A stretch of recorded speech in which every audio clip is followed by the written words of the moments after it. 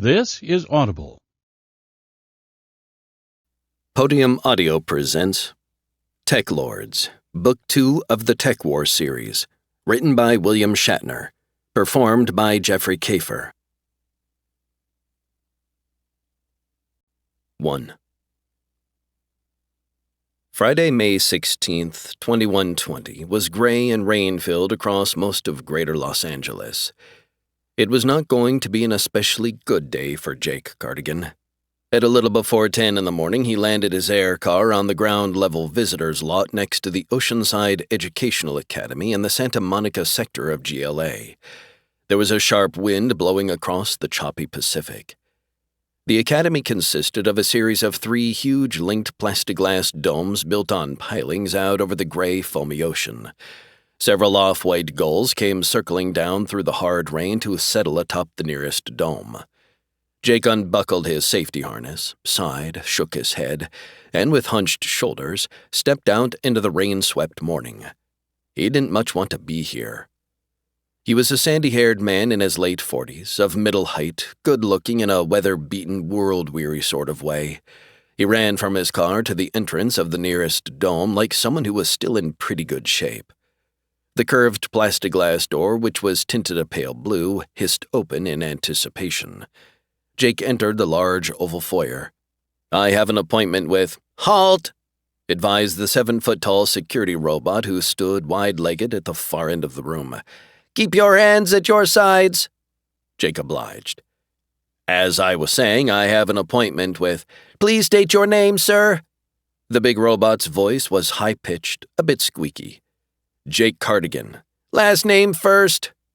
"Cardigan Jake." He walked a few paces closer. "Look, I'm supposed to see the dean about my—" "Cardigan Jake." The gunmetal robot had 3 rows of tiny lights implanted across its wide chest. Several of them began flashing in sequence as he checked out Jake's name. After less than 10 seconds, he made a disapproving clucking sound.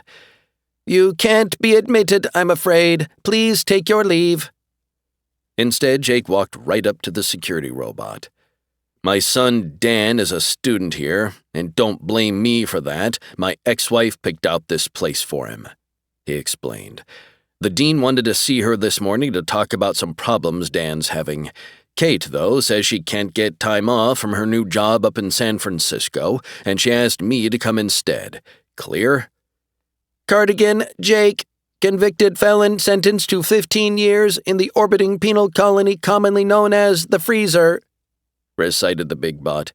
"It is the opinion of the Academy that convicted felons tend to have a bad influence on the developing minds of our students, and therefore there's a rule against—" "I was up in the freezer," Jake cut in to admit. "However, I was released after just 4 years. And as of a few weeks ago, I was given a full pardon. All the officials and toadies in our great state of Southern California, not to mention every damn official in the greater Los Angeles government as well, now firmly believes that I was framed and wrongly sent to prison. So unless you want to be dismantled piece by piece and donated to the nearest scrap heap, you'll let me in." "Are you threatening me, sir?" Jake gave a bleak grin. "I am, yeah." "I'm designed to withstand assaults." He held up his metallic right hand, each finger of which was tipped with a different-colored light bead. "Built into this hand alone are several formidable weapons, any of which is capable of—" "Maybe you ought to check with your bosses," suggested Jake. "Since I'm here, I'd like to keep the appointment with the dean." After making a few rattling sounds, the robot shut its metal eyelids. Various sorts of whirrings came out of its skull and broad chest. The tiny lights flashed. "Wouldn't you know it?" he asked when he snapped his eyes open. "Our files weren't properly updated. You aren't, Mr. Cardigan, a felon at all. Allow me, therefore, to extend you a cordial welcome to the Academy." He held out his left hand, and a slip of yellow plas paper eased out of one of the thin slots in his palm. "Take this pass and travel along Corridor A2, following the green floor arrows to door A-2/203. "Thanks." Closing his hand on the pass, Jake stepped around the bulky robot and crossed the threshold to the corridor. A loud hooting commenced, pouring out of a row of small overhead speakers. "Whoa there, hold it!" The robot spun, grabbed out, and caught Jake by the shoulder. "You ought to have informed me that you were carrying an illegal weapon." "I'm not." Jake tapped the shoulder holster he wore under his jacket. "I have the proper permits for this stun gun." "I have to have a look at them." The robot ran his left forefinger up and down each of Jake's arms, around his torso, and then, bending with a faint creak, he frisked his trouser legs. "I don't note any other weapons." Jake took his ID packet out, flipping it open to his gun permits and his license as an operative of the Cosmos Detective Agency. "I'm a private investigator these days with all my papers in order." "That must be a fascinating line of work," remarked the big robot as he scanned the material with his plaz eyes and his left thumb. "I bet it beats standing around in a drafty foyer all day." "The work is usually a little more interesting than that, yeah," Jake acknowledged. "Everything is in order, Mr. Cardigan. You can proceed." "Much obliged."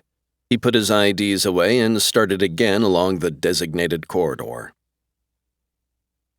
The dean's office was large, and its one see-through wall offered a view of the rough gray Pacific. Strung out along the horizon were several robot scows. The dean's desk was made of licorice-colored plexiglass, and seated behind it was a copper-plated robot wearing a conservative business suit that was the same color as the rainy sky outside.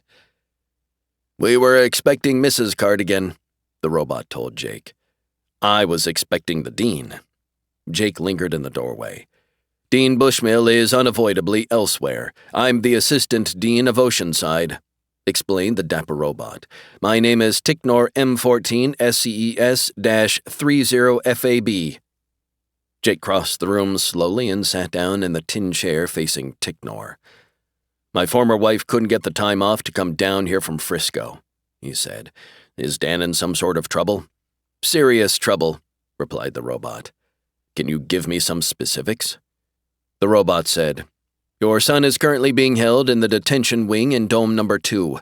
He is suspected of using the highly addictive electronic drug popularly known as Tek, pending further investigation into the— Wait." Jake was on his feet, frowning.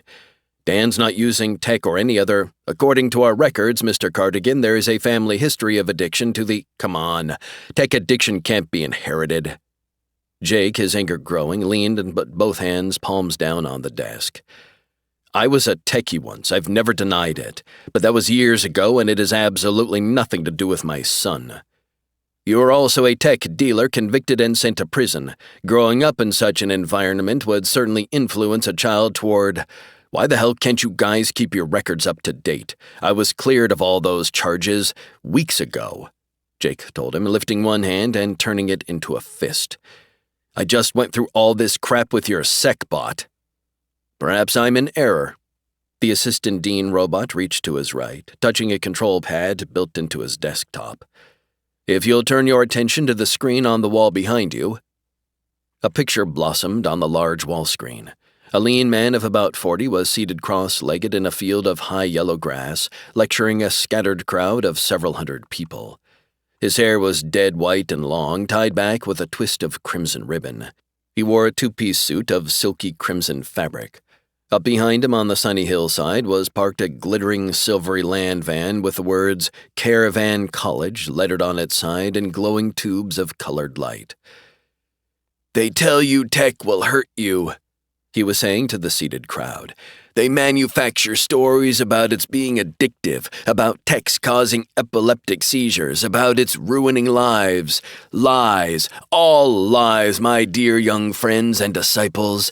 Tek is, if you want the truth, simply the most important discovery of our 22nd century. Important because it has liberated the imagination, freed the mind of its fetters, and most importantly, enabled poor docile ciphers like you and like me to discover the true nature of ourselves and of our souls. Trust me when I tell you that Tek cannot at all harm you and can only liberate the—" The robot had touched the panel again and the image of the sunlit field died. "I assume, considering your background, that you know who that is." "Sure, it's Professor Joel Frieden, a nitwit who travels around the country advocating the legalization of Tek." Jake said again. What's he got to do with Dan? We found the vid-Ks you've just seen, explained Assistant Dean TekLord, in your son's sleep cubicle hidden away in his property locker. You did, huh? Jake stood again, walking around the desk to stand next to the robot's chair. And Dan gave you permission to search? Of course not. Our periodical random searches of the students' belongings for subversive materials, pornography, and illegal substances wouldn't be effective if we were to warn them in advance of our intention to. Under the existing laws in SoCal, TekLord, you violated my son's civil rights, Jake told him, keeping the anger out of his voice as best he could. On top of which, even if your search had been legal, all you've proved is that Dan has dubious taste in what he watches on his vidcast machine. Having a copy of a lecture by a dimwit like Prof. Frieden doesn't make anybody a techie. I'm assuming you didn't find a brain box or any tech chips when you ransacked Dan's stuff. Well, no. The important point, however, is that he was in possession of a vidcast that openly... I think I'd better talk to the dean. Fairly soon, mentioned Jake, the bleak grin touching his face again. Since Kate seems to think, God knows why, that this is the school Dan ought to be attending, I guess he'd best stay here for now. So I want your dean, not a robot, not an android, but somebody with a pulse, to drop all the charges and reinstate my son. He paused, taking a slow, deep breath. Otherwise, I'm going to start a lawsuit against you folks. Well now. The robot raised his hand and made a calming gesture toward Jake. Then he shut his eyes. Allow me to check up on a few things, Mr. Cardigan. His coppery skull began to produce humming sounds. Every few seconds he nodded, and after nearly 2 minutes he opened his eyes and said, Dean Bushmill is unable to leave the golf tournament he's playing in up at his satellite country club. He does, however, agree with you that a grave mistake has been made in the case of your son. Daniel Cardigan will be released from detention immediately and all charges erased. Dean Bushmill wasn't aware, by the way, until just now, that you were such a highly thought-of member of the staff of the Cosmos Detective Agency, a very prestigious and influential organization here in Greater Los Angeles. Which proves that even deans can learn something new every once in a while. The robot rose up. I assume you'd like to visit with your son while you're here? Jake hesitated a few seconds before answering. Yeah, sure, he said finally. I would. 2. The sound of the rain was kept out of the visitors' lounge. It hid silently at the curved, see-through walls. Jake sat alone in the large, quiet room. Down near the arched doorway, a small cylindrical servo mech was aimlessly polishing the nearwood flooring. The silvery mechanism wasn't functioning just exactly right, and it kept bumping into the wall, backing off, polishing a small circular area, bumping into the wall again. Jake got up, stared out at the ocean. A lone gull came diving down, skimming the churning water and plucking up something in its beak. The servo mech bumped into the wall again. Jamming his hands into his trouser pockets, Jake started pacing. He was very uneasy about meeting with his son. The polishing mechanism bumped into the wall, but this time it tipped over on its back. Jake strode over to it, crouched, and righted the thing. Sounds like you're on the fritz, he said. Always butting in on something, aren't you? Jake stood and faced his son in the doorway. How are you doing, Dan? Dan was leaner than Jake, an inch or so taller already, and he had the same color hair. How the hell do you think I'm doing? Everybody here knows you're a tech head, so they figure I must be one too. Dan, I haven't used that stuff since... Okay, never mind. I'm fine. I'm great. Isn't that what you want to hear? Nope, what I want to hear, first off, is what's been going on, Jake told him. Did you really have the vidcast of that asshole Frieden in your locker? You still playing cop? Did you? Professor Frieden is an honest, intelligent man, and while I don't exactly agree with his views of tech, I think he has some interesting things to say about our society. I just wanted to make sure the damn thing wasn't planted on you. Oh, yeah, that's right. People have a tendency to frame the poor Cardigans. First they framed you and shipped you up to the freezer. Now they try to get your only son shipped out of this shithole. Don't you like the academy? I love the place. It's absolutely terrific. Is that what you came to talk about? Jake put his hand on his 15-year-old son's shoulder. I came here because they'd tossed you in detention. Dan jerked free of his father's touch. If Mom could have kept the appointment, you wouldn't have come at all, so don't bullshit me." "Maybe I wouldn't have come, Dan. The few times I've seen you since we got back from Mexico, you haven't acted especially—" "What did you expect? You came down to Mexico and fouled up everything." "I found the people I was hired to find, Professor Kittredge and his daughter Beth. I helped break up one of the bigger tech cartels." "Well, you got your reward, didn't you? I hear you're shacking up with Beth Kittredge." Jake paused and met Dan's eyes. He said quietly, "I'm seeing her, yeah." After a moment, Dan looked away. "Well, is there anything else you want to chat about? Want to see a printout of my latest grades?" "Dan, I didn't plan to get myself sent up to the freezer. I know I went away at a time you needed me, but—" "Jesus, don't go trying to give me the same crap the school robotherapist hands out. Loss of the father at a crucial point in the development cycle." Dan turned away, kicking out once at the wobbly servo-mech. "As for what happened down in Mexico, I didn't know at the start that your mother was tied in with any of it," Jake told his son. "And I also didn't know that Bennett Sands was going to turn out to be connected with the tech trade." Turning, Dan faced him again. "I'll tell you something about Bennett Sands," he said. "He wasn't, I guess, the most honest guy in the world, but he was more of a father to me than you ever were." Jake let out his breath suddenly, shaking his head. "Come on, Dan, don't keep trying to hurt me just because—" "I'm not trying to hurt you. I'm just trying to tell you the goddamn truth," his son said. "You got Bennett Sands nearly killed, then you—" "Listen, Dan, Sands was in cahoots with a guy named Sonny Hikori. Hikori was one of the worst TekLords going. Well, Bennett Sands was also looking after Mom and me. Now she has to work that stupid job with that vid ad agency up in Frisco. We owe that to you, too." "This probably isn't a good time to debate about what went on down in Mexico," Jake said. "I had a talk with the assistant dean. They're dropping all the charges against you, reinstating you in—" "I already know. The bot who escorted me here told me that." "If you need anything else, call me." Jake moved toward the doorway. "I'm sorry we always—" "I don't need you for a damn thing. You've already screwed up my life just about beyond repair," his son told him. "The best thing you can do is just stay away from me. Can you please do that?" Jake stared at Dan. Finally, he nodded. "Sure. Why'd you come back at all? Christ, I wish you'd served the whole 15 years up in the freezer." Jake walked out of the room. A few minutes later, he found himself outside again on the parking lot. The rain seemed colder and more penetrating than it had when he arrived. 3.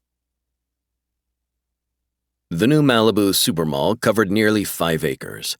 Built of crystal-clear plexiglass and silvery metal, it rose up 10 levels above the ground and also offered 10 below-ground floors. The Supermall sat just across a wide slot roadway from the ocean. At a few minutes after 1, Jake was hurrying along an Ag Level 3 walkway. He was supposed to meet Beth Kittredge for lunch in a Mexican restaurant in Ethnic Row, and he was nearly 10 minutes late. Off to his left stretched Pastry Lane, and as he weaved his way through the afternoon shoppers, the sense of fresh-baked cakes and pies, all piped out of an overhead bank of smells simulator nozzles, briefly engulfed him. He dodged a string quartet that was set up at the side of the walkway.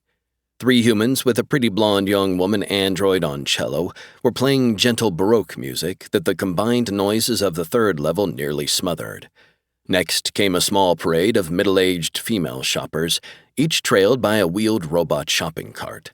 Skirting them, Jake nearly collided with a wandering robot balladeer who was playing a popular tune from the late 20th century. He had an enameled surface that was painted in rainbow stripes, and his out-of-tune electro lute was giving off faint swirling wisps of brownish smoke. As Jake passed a boutique that specialized in moon-base fabrics, 3 large gunmetal security robots came bursting out. They were dragging a veteran of the Brazil Wars, a gaunt young man still wearing the tatters of his old uniform and clutching a large handmade sign that announced, "Broke and Hungry." "No begging allowed on this level," said one of the secbots in a thick, rumbling voice. "Jesus, I fought for you guys down in Zill," the one-time soldier told them. "I made it safe for you and your families. All I want now is—" "Here." Jake handed him a $5 banknote. $5? What the hell can I buy with that?" "Move along," another of the robots advised Jake. "No begging, no contributing to beggars." $5, repeated the young man as he crumpled the note and stuffed it into a tattered pocket of his coat. Have you priced any of the food in this shithole?" Shrugging, Jake continued on his way.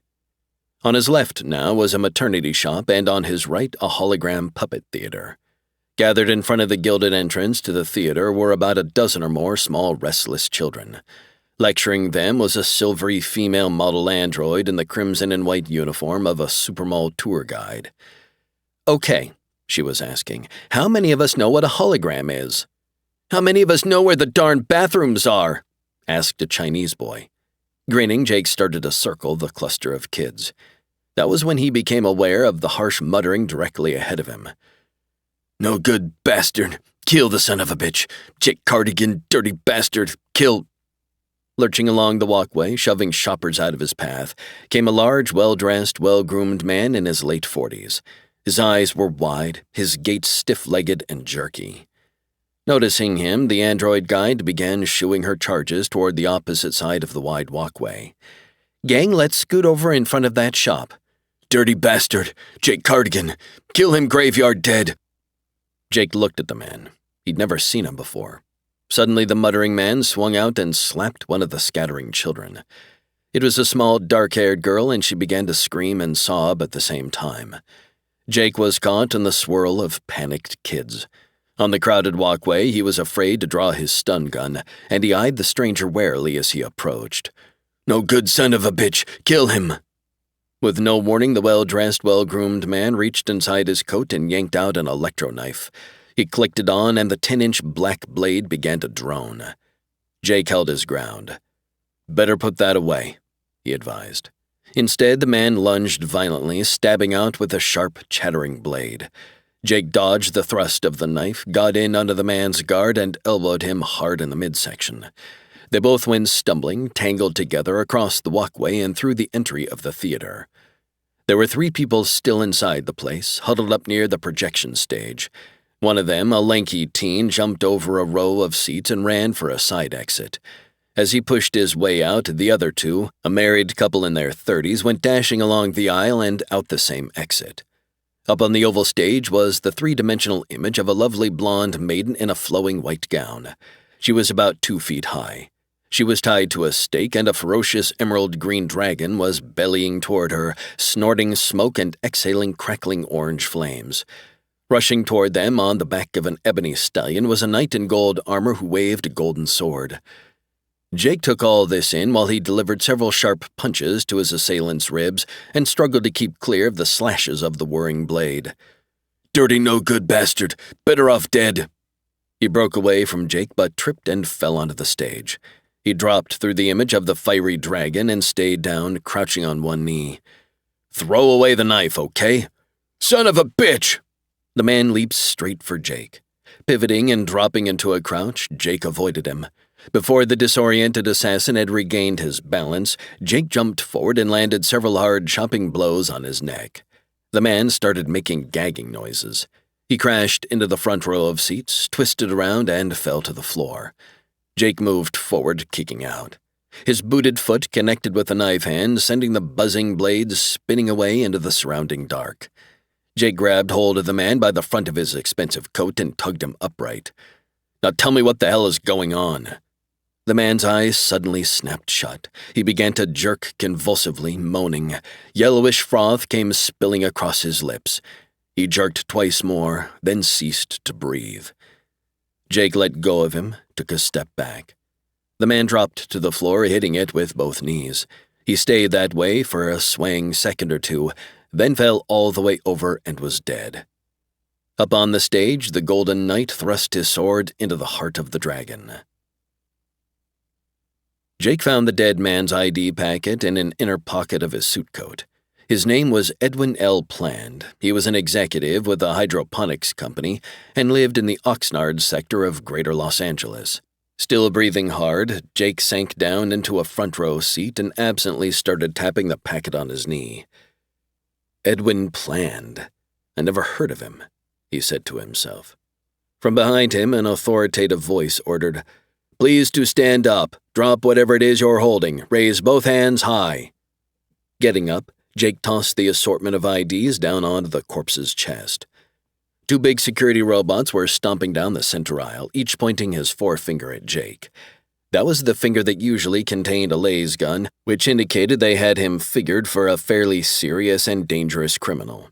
Lifting both hands, Jake explained, "I'm Jake Cardigan, a licensed operative with the Cosmos Detect. Move away from the victim, please." "You've got that wrong. I'm the victim, or was supposed to be. This guy was. You have the option of remaining silent until the law officers arrive on the scene," recited one of the secbots as he frisked Jake. "Or you can make a full confession to either of us." "I'm the one, see, who was assaulted, so a confession isn't, 'Hey, I've got a permit for that.'" The robot, having found his stun gun, was easing it free of the shoulder holster. "That will be settled after the police arrive, sir." The other security robot knelt next to the body. "Victim is dead," he announced. Jake nodded at his stun gun. "I already showed my permit to your doorman down on level 1. Just contact him and ask him if—" "Jake, are you all right?" It was Beth, standing at the back of the small theater. "Yeah, I seem to have survived whatever sort of attack this was supposed to be." "Miss," warned the robot who'd confiscated Jake's weapon, "I'll be forced to shoot you down if you take another step." "Why would you do something like that?" "Because you're armed." Beth frowned at the stun gun in her hand. "So I am," she admitted. "I got restless waiting at the restaurant, Jake, and decided to come hunting for you. I pulled this out when I heard the commotion in here." "Please, miss, surrender your weapon." Lowering her gun hand to her side, Beth came up to the stage area. She was a slender, dark-haired young woman. "You're certain you aren't hurt, Jake?" "Outside of a few bumps and bruises, no." As she passed the bot, she handed him her gun, grip first. Moving close to Jake, Beth put her arms around him. "I'm glad you survived," she said softly. "I feel pretty much that way myself." Smiling, he kissed her. "Please stand clear of the prisoner," warned the robot. "Why is he a prisoner?" demanded Beth. "They think I killed this guy who was trying to kill me." "What did kill him?" Jake shook his head. "No idea. He just died. Some kind of fit, maybe." Letting go of him, Beth went over to take a look at the dead man. "Nobody I've ever seen. Who is he, Jake?" "I don't know." "It's not someone you arrested back when you were a cop? A crook with a grudge against you?" Grinning, Jake replied, "He had a grudge, all right." "Fellows, I'd like a word with you." A tall, raw-boned man had come into the theater and was making his way down through the shadows to them.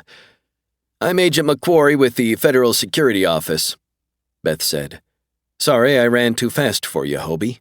I would have kept up if I hadn't gotten entangled with a robot gypsy violinist and several shopping carts." He showed his ID packet to the standing secbot. "I'm one of the government agents assigned to look after Miss Kittredge. I'll vouch for her and, with some reluctance, for Cardigan here." After the robot scanned their credentials, he returned the stun guns. "Forgive us for interfering with a government operation." "This isn't a government operation exactly," said the FSO agent, glancing over at the dead man. "He was trying to kill you, Jake?" "So he said." "Why?" "No idea." "Know him?" "Not even casually." "You working on a new case?" "Between jobs." "Something left over from your work down in Mexico a few weeks ago?" "The Hokori cartel's defunct as far as I know. So is Hokori himself." "Interesting. Beth, do you know this guy?" "No, anyway, it was Jake he came after, not me." The kneeling robot got up. "This man, based on my prelim diagnosis, was poisoned." Jake frowned. "You sure?" "All the indications point that way, sir, meaning your beating of him didn't contribute to his death." "I tend to beat anybody who comes at me waving a knife." Beth took hold of Jake's arm. "This doesn't make much sense," she said, "unless it is some leftover from what went on across the border." "All the survivors," he reminded her, "are accounted for." Just then, a large black man in civilian clothes pushed into the theater by way of a side door. "Well, it's Jake Cardigan," he said as he joined the group. "Had another falling out with one of your tech-dealing buddies, did ya?" This was Captain Hambrick of the Southern California State Police. He'd been Jake's boss once. "You know damn well," Jake told him, "that I was cleared on all those tech charges." "I heard about that, Jake, but it's funny. I still can't shake the notion that you're tied in with the TekLords," said the policeman. "Sooner or later, I can feel it, trust me. Sooner or later, I'm really going to get something on you." He bent over the corpse. Maybe today'll be the day. 4. Jake and Beth were sitting in the shadowy last row of the small theater. The young woman, hand resting on the back of Jake's neck, was massaging it gently. He was looking straight ahead, eyes narrowed. A half-dozen seats over, Agent McQuarrie was lounging in an alert way. Up front, Captain Hambrick was supervising a crew of 5 that included 2 men from his forensic squad and a white enameled Metabot from the SoCal coroner's office. "You really don't know the dead man?" Beth asked in a whisper. "Nope." "I don't like this. I was hoping we were through with the whole tech business." "No way yet of telling what prompted Planned to make a try at killing me. It could turn out he's simply a freelance loon." "Who just ran into you here today by chance?" "Okay, somebody had to plan this little assassination attempt," he conceded. "But that doesn't mean anybody in the tech trade is involved. There are several— Cardigan!" Up near the stage, the captain was making a come-here gesture with his left hand. In his right, he dangled something in a plastic sack. Jake went down to his one-time boss. "Yeah? You know what this is?" He held the small sack up. In it was a silver disc, about a half-inch thick and roughly 2 inches in diameter. There were smears of blood across one side of it. "Looks like some kind of parasite control box," he said. "I've never seen one that small, though. This is a variation on the sort of parasite control gadget they use in prisons in some of the less enlightened nations of the world." Hambrick swung it back and forth a few times. "Attach one to somebody and he becomes docile and obedient. This version here is a lot more sophisticated." "Meaning it took over Planned, made him come gunning for me?" "Exactly. You, of course, wouldn't know anything about that." "I've never heard of this kind of parasite before." "This one is also capable, from what the coroner's office tells me, of delivering a fatal dose of fast-acting poison." "That's what killed him?" "Pretty certain it was. It can be activated from a distance. That eliminated Planned as a source of information." "Have you checked him out?" "Legit businessman, no criminal record. He had a couple of run-ins with the SoCal Revenue Service about his taxes. Outside of that, nothing," said the policeman. "He seems to have taken off from his office in the Oxnard sector a few minutes before noon. Was supposed to meet a client over in the Westwood sector for lunch, but he never showed up. His air car is parked outside the supermall in lot 13J. Beth had come down the aisle. "May I?" She took the plastic sack from Hambrick, held it close to her face, and studied the disc. She frowned, nodded once, handed it back. "Thanks, Captain." "Ever seen one before?" "Not exactly like that," Jake asked. "Have you, Hambrick?" "As a matter of fact, I have. This happens to be the 3rd one we've encountered in the past few weeks," he replied. "We call the poor bastards who wear them zombies." "Any idea who's behind them?" "Not yet, but the other 2 victims of our zombies were both tech dealers and, unlike you, they both died." "Did the other zombie assassins die too?" The captain nodded. "Yep, just as soon as they finished their chores," he said. "Odd, isn't it, that the other 2 targets were known tech dealers? But you say you're completely out of that now, so I was never in it." Anger flashed in Jake's voice. "You know I was cleared of— Captain, would it be okay if we left now?" asked Beth, very politely. "Unless Cardigan would like to stay around and explain what's really going on." Jake took a slow, deep breath. "We'll go," he said. Beth had insisted on piloting his air car. Rather than assuring her again that his tussle with the zombie hadn't done him any serious damage, he'd settled into the passenger seat. They were flying across the afternoon toward Beth's beach condo in the Laguna sector. The rain wasn't as heavy now, but a thick gray fog had started drifting in from the sea.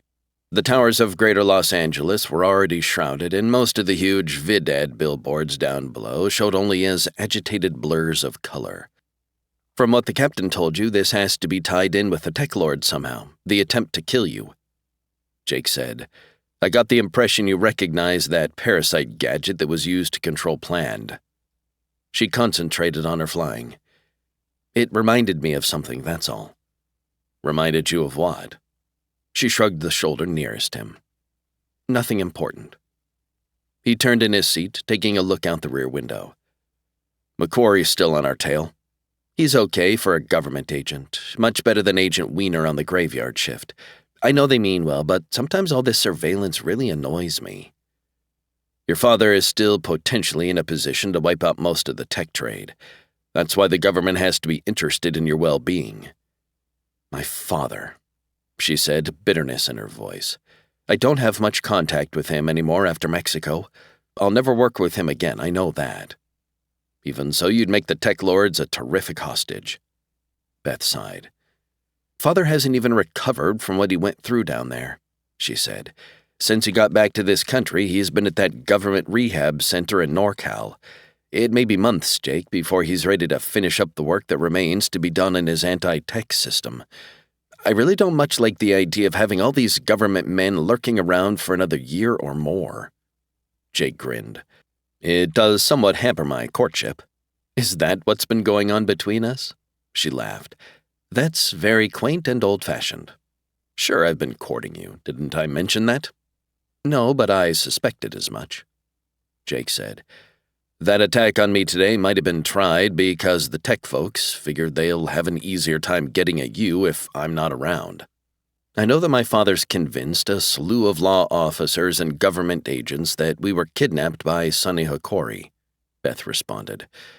I was there, though, and I can't help feeling that he'd made some kind of deal and was ready to sell out to Hokori. I've been digging into that, Beth, but so far. The point is, I'm pretty certain the tech cartels could simply bribe Dad to delay his researches or halt them altogether, Beth said. They wouldn't have to kill him or kidnap me. But that's a max security facility he's recuperating in, Jake reminded. Be tough to get a bribe to him there. You've been very patient with me. Reaching over, she touched his hand. I know I must have told you about my concerns over my father 100 times now. 116, actually, but who's counting? Smiling, she asked. Can you stop a while at my place? Not now, no, answered Jake. There are some things I have to find out first.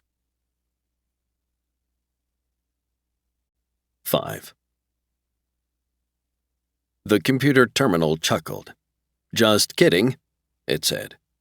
Jake tapped the fingers of his left hand on the arm of his desk chair. Anytime you feel ready to continue, Roscoe. Roscoe 227NFS was displaying a drawing of an enormous stack of papers and memos on its 3-foot square screen. When you asked for a list of people who might still have it in for you, I couldn't help whipping up this little cartoon, it said, or I might have simply started running off pages of any one of the GLA VidPhone directories. The overall notion being that in your years as a SoCal state cop, you made considerable enemies, Jake. Okay, just tell me what you've got on the Hokori tech cartel. A picture of an ebony urn appeared on the screen. Here you see all that remains of Sonny Hokori. And his whole organization is definitely out of business. A succession of full-color mugshots began to show up. The remnants have been split up between these 5 gents. According to all our Cosmos sources, the Hokori cartel is no more. Jake was sitting at his desk high up in Tower 1 of the Cosmos Detective Agency building in the Laguna sector of Greater Los Angeles. He leaned forward slightly in his chair. None of these lads has sworn to get even with me for being involved in smashing Sonny's operations. Let me double-check. The terminal, which sat on the right side of his desktop, hummed a middle 21st century show tune, showing him a picture of a mountain lake. Here's something soothing for you to look at while I'm digging, boss. Roscoe, why'd they design you to be such, okay, here's the dope. There's not a single indication that any of Hokori's former business associates are planning to bump you off in revenge. What about friends and relatives? A naked blonde lying on a floating air mattress with her buttocks thrust high appeared next. She was smiling over her bare shoulder at whoever had taken the vid footage. Next 3 shots are of Sonny's other recent known mistresses, explained Roscoe. Interesting birthmark on the second one, huh? The whole set of them has made other arrangements, shedding nary a tear nor vowing to get even with you, the International Drug Control Agency, or any of the others involved in the recent Mexican rub-out of Sonny. Relatives? None left above the ground. Sonny did have a sister, picture in a sec. A slim, attractive young Japanese woman showed on the screen. She wore a dark pullover and slacks, was sitting in a large red wicker chair and smiling quietly. "Here you have Frances Hokori, also known as Tora," said Roscoe. "That's Japanese for tiger. Sweet-looking lass, but had an even longer criminal record than her big brother." "She's dead?" "As of nearly 5 months ago, killed in a maglev railroad accident just outside of Tokyo. I'll round up a pic of her urn in a—" "You can forget that," Jake said. "Now check on Bennett Sands." "Coming up," responded the terminal. "Says here he's still basking in the Huskow, Jake, still locked away in the hospital wing at the Fed Maxsec prison up in the Walnut Creek sector of the Bay Area. Soon as he's in good enough shape, the docs are going to fit him with a cyborg arm to replace the one you lopped off the poor bugger down in I didn't do that. Nobody would blame you if you had, pal. The guy was making it with your missus off and on for years. He helped set you up to take that fall that landed you in the freezer. Then the guy— Has Sands had any visitors? You can't have friends and well-wishers dropping in at that particular penal spa," the computer terminal pointed out. "Are you still carrying the torch for your used-to-be wife? Just between you and me, it looks sort of fishy that she's resettled up in Frisco. In case you're fuzzy on your NorCal geography, San Francisco is just a hop, skip, and a tube ride from Walnut Creek." Jake leaned back in his chair. "Next, I want whatever you can get on a couple of recent killings here in the GLA area. The zombie murders, the police are calling them, and— Here's something screwy." "What?" "Being faster than lightning, I started digging for info as soon as the word zombie popped out of your kisser." "And?" The screen turned deep black. "I can't tap into any of our usual sources of police information. There's a sec lock on that zombie stuff, Jake." "Can you go around it?" "Not without an order from our legal department. Want I should request one?" "Nope, I'll try some other sources first." "Because you don't want the local coppers to know you're nosing around?" "That's one reason, yeah." A door panel came whispering open. A dark, curly-haired man about 10 years younger than Jake strode into his office. Spotting Jake, he smiled broadly. "Amigo, I'm glad I located you." He settled into the seat across the desk from him. "In this most unlikely spot, here at work." "Hi, Sid, how come you look so cheerful?" "Can't help it, it's genetic," said Sid Gomez, Jake's partner. "As to why I'm glad I tracked you down. A new case, maybe? See, and we have to get to work muy pronto." Gomez popped to his feet again. "Come on with me, we've got just about enough time to get to the funeral." Gomez, as he guided the agency air car through the rain-filled twilight, observed, "In the long-ago era when we were both dedicated SoCal State cops, you always struck me as an exceptionally jolly fellow. Today, though, you're nothing but gloomy." "That's appropriate for attending a funeral, isn't it?" Jake was slouched in the passenger seat. "Whose funeral is it, by the way?" "Don't get too emotional and tearful when I tell you, amigo," cautioned his partner. "But we're en route to Kurt Wintergild's obsequies." Jake sat up. "That son of a bitch. I'm glad we decided against having you deliver his eulogy. I never even heard he was dead. For reasons best known to themselves, the International Drug Control Agency hasn't released the news of Wintergild's death to the media," said Gomez, "even though he was field director for the whole damn western United States. I don't imagine he died of natural causes." "Apparently not. Our client is going to provide details." "At Wintergild's funeral?" "Bascom implied as much when he handed me this job for us. He did pause to voice concern that you might not be able to give this investigation much enthusiasm. Just because I tangled with that asshole Wintergild down in Mexico doesn't mean I can't— See, I told the chief you're a dedicated pro. Sure, you decked the guy and he in turn tried to get you reinstalled up in the freezer, but you wouldn't let that hold you back." "What exactly is the assignment?" "Judging from the minimum of details Bascom handed out, I'd say we have to find out who killed Wintergild." "Hell, the IDCA will take care of that." Gomez shook his head. Our client is of the opinion that the drug boys are going to proceed muy slow on this one." Nodding, Jake didn't say anything. When they were near the Greater Los Angeles spaceport, the air cars started to descend. "You never got around," reminded Gomez while punching out a landing pattern, "to explaining the cause of your gloom." "A combination of things, including a visit to Dan at his school this morning. Are you two mending your differences?" "Not so you'd notice." 6. The departing moonliner was rising up through the dusk, etching a fiery line across the growing darkness. At one edge of the GLA spaceport sat the Eternal Rest Depot, which resembled a 19th century English cottage. It had a believable slanting thatch roof, imitation wooden shutters, and a profusion of ivy clinging to its stone walls. Grazing on the Plaz turf were 5 fleecy holographic sheep. Parked to the left of the undertaking parlor were 3 gray and black land vans.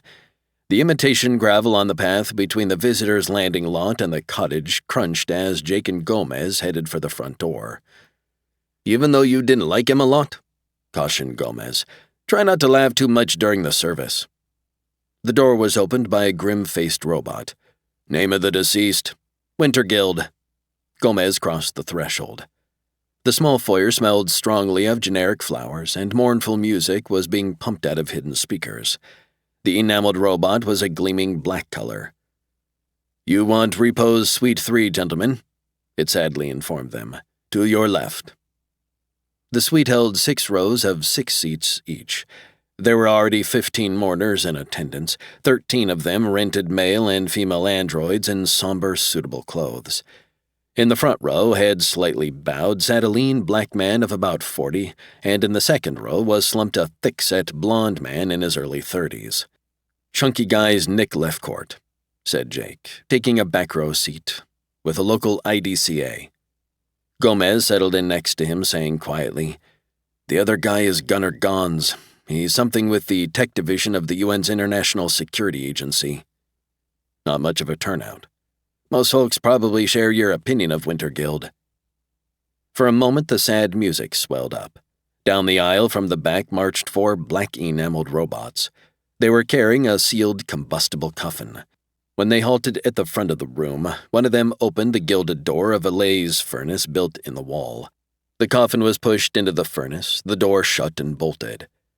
30 seconds later, a see-through urn filled with sooty ashes came popping out of a slot just below the gilded door. The robot caught it, turned, and carried the urn in both metal hands. It slow-stepped along the aisle and out of the room with the other 3 bots following behind. The androids began to cry. After approximately 60 seconds of that, they rose up one at a time and, still sniffling, filed out. The blonde drug agent left next, giving Jake a very brief nod on his way by. As Gans passed, he slowed for a few seconds to toss a small parcel in Gomez's lap. Then he was gone. "Oof," remarked Gomez. "Hit me square in the crotch." "What the hell is it?" "Something, so Bascom informed me, that we're supposed to take back to the agency and take a look at." Grimacing, he got to his feet. Jake followed his partner. "So Gans is our client?" "Apparently so, amigo." "Couldn't he simply have delivered this package to us at Cosmos?" "Sure, probably," admitted Gomez. "But I figure getting you to attend Wintergild's last rites made him feel good." Jake grinned and slapped Gomez on the back. "Thanks a lot, pal," he said as they walked outside. The 2 men were enthusiastically making love atop the floating oval airbed. One was lean and black. His partner was a muscular bald man with a single rosebud tattooed on his tanned scalp. As they thrashed and moaned, the section of the peach-colored wall directly beyond the hovering bed started to shimmer. Then quickly it was glowing red. The lovers became aware of what was happening. The black man, crying out, leaped free of the oval bed. The other sat up, went bouncing across the bed, and reached toward the nightstand. A doorway-sized section of the wall turned to glowing dust and crumbled away. Through the fresh opening stepped a plump woman, gray-haired and plainly dressed. "No good bastard! Kurt Wintergild doesn't deserve to live." The naked man was struggling to get the table drawer open. Get the hell out of here, you old bitch! From her lumpy purse, she took a silvery laser gun and fired haphazardly. The bald man yanked his own laser gun out of the drawer. But before he could swing around and aim it at the wide-eyed and muttering woman, the beam of her gun sliced off his right arm just below the elbow. He screamed a continuous scream as blood came pumping out of the severed stump. The plump woman fired again. This time, the beam from the gun lopped off the top third of his skull. Grimacing, muttering, the woman let her arm swing down to her side and dropped the gun. "Son of a bitch," she said. She started jerking convulsively. Froth bubbled out over her slightly parted lips. A sudden look of puzzlement and despair flashed across her weary face before she fell to the blood-spattered floor. Someone started sobbing. Then the picture faded from the big wall screen. Gomez said, "Jesus." "Yeah," agreed Jake. After a moment, Gomez slouched in his chair and continued. "Gans or Wintergild must have liked to record their interludes in the sec. I guess we're lucky we've got a visual ID on Wintergild's killer." "Very efficient operation. They used a disintegrator on the bedroom wall," Jake said quietly. His partner mused. "I'd guess the sweet old granny must have been what the cops are calling a zombie." "She's a zombie, all right." Jake stared hard at the screen. 7. The rain had ceased about an hour earlier. Fog was still rolling in from the sea, and the surface of the chrome-plated guard robot at the gateway of Beth's condo complex was misted over. "Evening, Mr. Cardigan." It held out its right hand, palm up. "Evening." He placed his hand flat out on the metal hand. The guard said, "Well, sir, you've passed the first hurdle. You've sure got Jake Cardigan's fingerprints." A small panel in its chest clicked open, and a jointed silver probe came snaking out. The tip rose up to take a look into Jake's left eye and then his right. "Ret patterns match. You're really Jake Cardigan." "It's sure a relief to find that out." The high metal gate behind the robot rattled once before swinging open. "How about this rain we've been having lately?" asked the robot, stepping aside. "It's really something, all right." Jake hurried up the curving ramp that fed to the second level. He couldn't actually see any of the government agents who were looking after Beth, but he sensed he was under surveillance.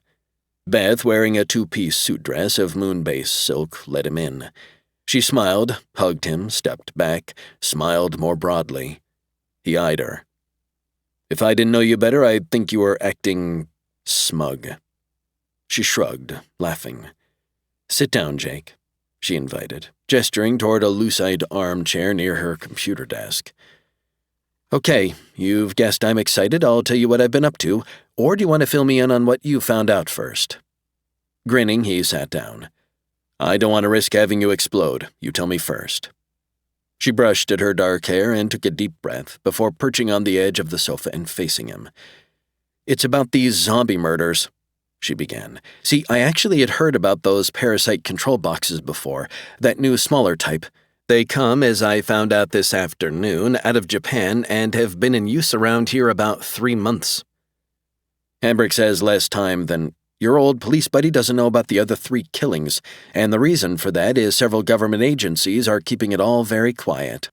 Jake frowned at her.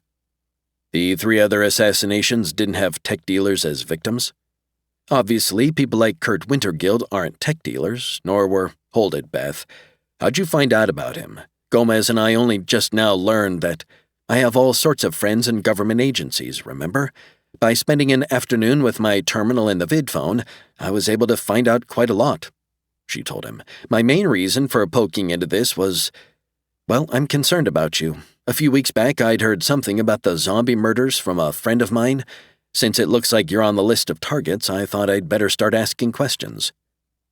"Wintergild and I were on the list of targets. Who else besides the tech dealers?" Beth said. "The first victim was a woman who is a professor at SoCal Tech. She's been with the Neo-Bio department for several years, but a decade ago she was doing secret government research. How do you know about the secret stuff?" "She used to be a friend of my father's. Now quit heckling. The second victim was a retired U.S. Army colonel. He was assassinated by a zombie down in the Baja sector of GLA.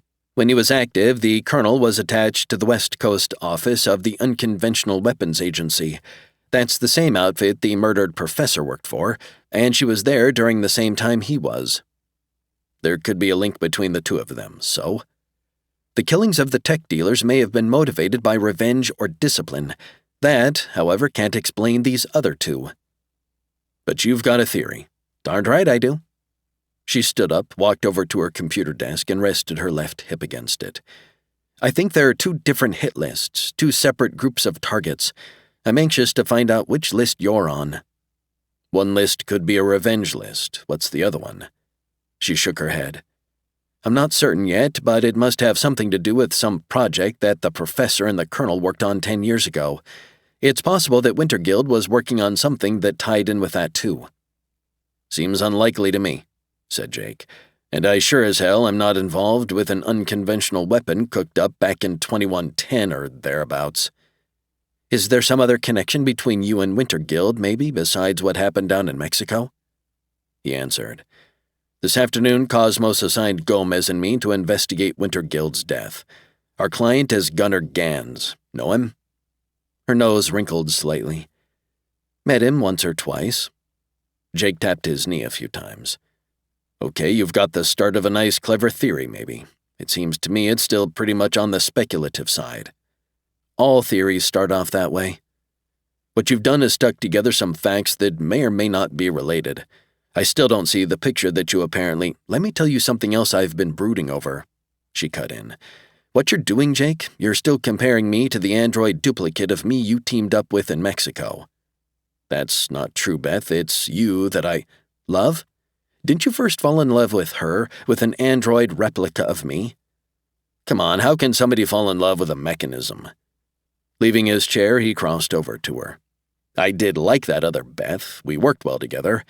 When she died, that is when she was destroyed, keeping that android kamikaze killer from doing me in. Yeah, I cried. But, Beth, I knew all along she was nothing but a machine. She was also, and keep this in mind, a very close approximation of you. I didn't have to be much of a detective to figure that if the simulacrum was that bright and attractive, then the real Beth Kittredge was going to be someone special. I suppose, sure, I was like some college kid who falls in love with the image of a vid-movie actress. I was interested in you before I even found you hiding out up on Moonbase. Don't get the idea, though, that I thought more of the android than I do of you. That's very nice to hear, but I've still got the idea that I have to prove to you that I'm as efficient and competent as my android sim. I'm telling you there's no contest. I'm going to keep right on working on this business, whether you like it or not. Maybe I really don't have to prove anything to you, but I can prove to myself that— The vid phone sounded. Stepping over to the phone alcove, Beth clicked on the screen. Jake's ex-wife, looking tired and worried, appeared. I hate to bother you, Miss Kittredge, she said evenly, but is Jake there? He is, yes. I have to speak to him. Jake came over, sat facing the phone. Kate, what's wrong? Is it Dan? He's fine. Well, no, he's not exactly fine, but he's not sick and he's safe. I don't understand. Danny ran away from the academy right after you visited him this morning. I thought they'd have notified you by now, though if you haven't been home, you wouldn't know. Do you know where he is? Yes, Danny's right here with me at my place in Frisco. He hopped an Airbus. And physically he's okay? She nodded. But Jake, I do think maybe it would be a good idea for you to come up here right away. You could talk to Danny. Between the two of us, we can probably persuade him to go back to school. Not yet, Kate. He isn't ready to listen to anything I have to say. Yes, I see. Kate's smile was thin. And I imagine you're right in the middle of a new case anyway. Matter of fact, I am, but that's not the reason. Same old Jake. The screen went blank. 8. I'm terribly sorry about the androids, apologized their client. It is unfortunately yet another discomfort one must put up with. This is an emergency sublet, and they happen to be replicas of the owner. He is some sort of popular singer, I believe. Romo Styx, identified Gomez. Is that the fellow's name? Yeah. He's apparently in the habit of storing the wretched things throughout the house when they're not being used to substitute for him at lesser personal appearances and the like," said Gunner Gans.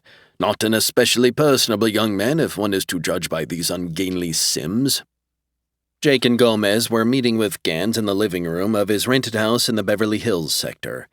The mid-morning sunlight came slanting in through the high, wide windows to illuminate the 11 life-size Romo Styx androids that were seated and sprawled around the large, beam-ceilinged room. Styx was a frail youth with blonde hair that was nearly white. Each mechanical replica was clothed in a tight-fitting glow suit. All of them were in the inactive mode. "First off," suggested Jake, "suppose you tell us why you don't trust the IDCA to clear up Winter Guild's murder." Gans, who was sharing a glass sofa with 2 dormant Romo Styx Andes, sighed. "Like any other dedicated and extremely efficient man, Kurt made enemies within the agency," he explained. "Frederick Greenber has just been appointed acting field director, and I regret to say Freddy was not especially fond of poor Kurt. He's assured me that the murder will be solved, avenged, and so on. Yet one doubts that."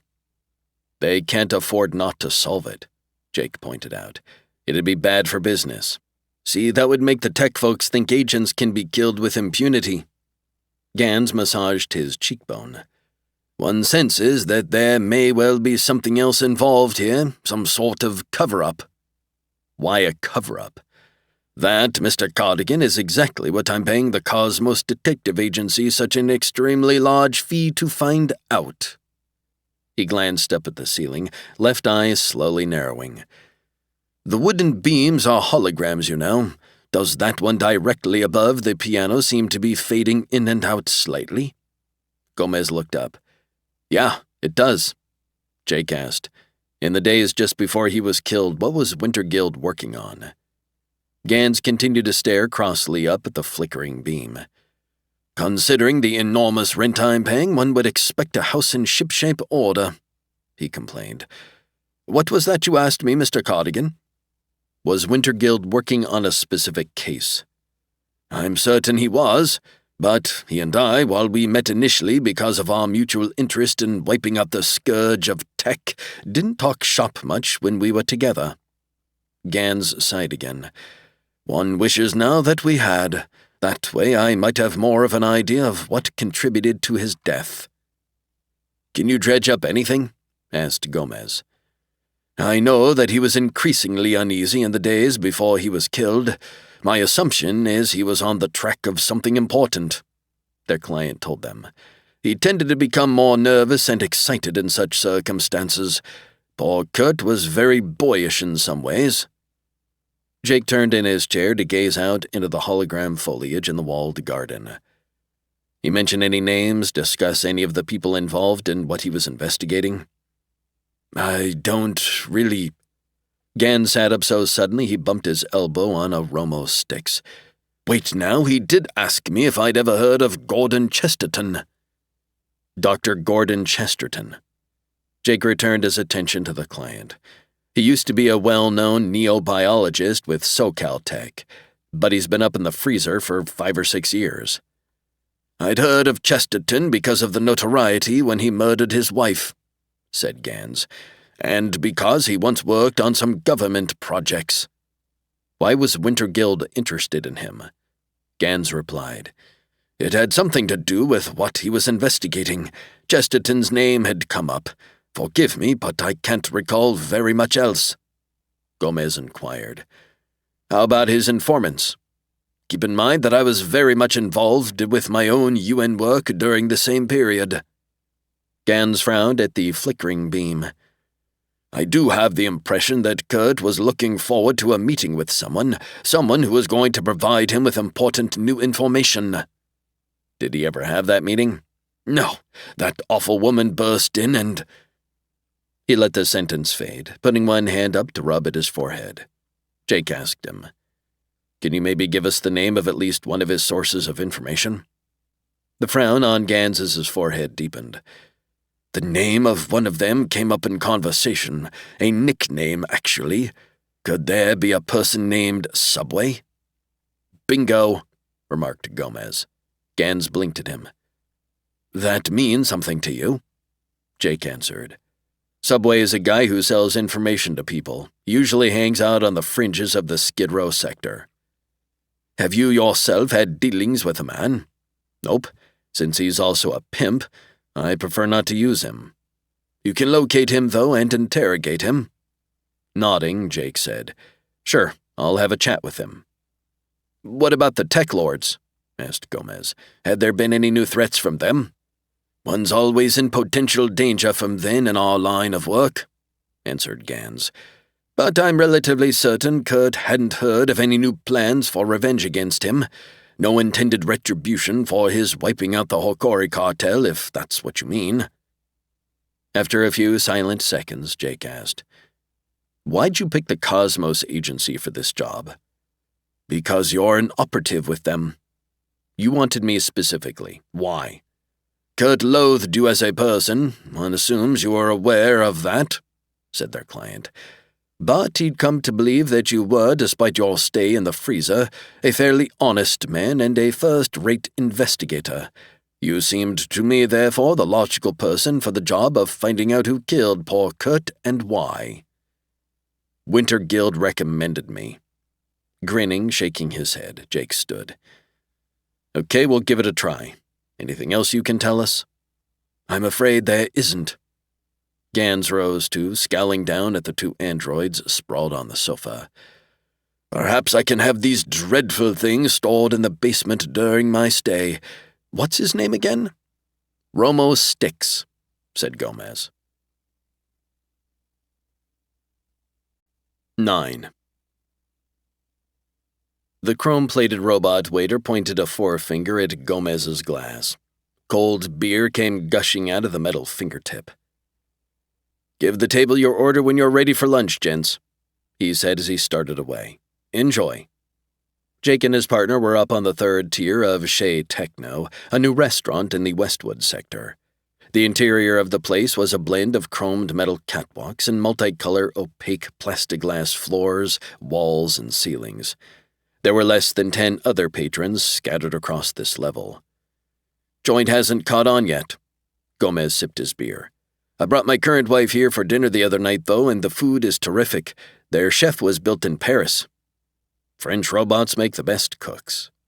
Jake was drinking mineral water. When our client mentioned Dr. Chesterton, you did a take that was perceptible to one with my trained eye. Know the gent, amigo? Beth came up with some interesting stuff yesterday. It struck me that it might tie in with Chesterton. He filled his partner in on the other zombie murders and the victim's connection with a secret government project some 10 years earlier. When he finished, Gomez remarked, If Chesterton, who also did sneaky work for the U.S. government, was involved with the same project as the deceased, we might have something. We might, yeah, though I'm not sure what the hell it would be, Sid. Gomez said after another sip of beer.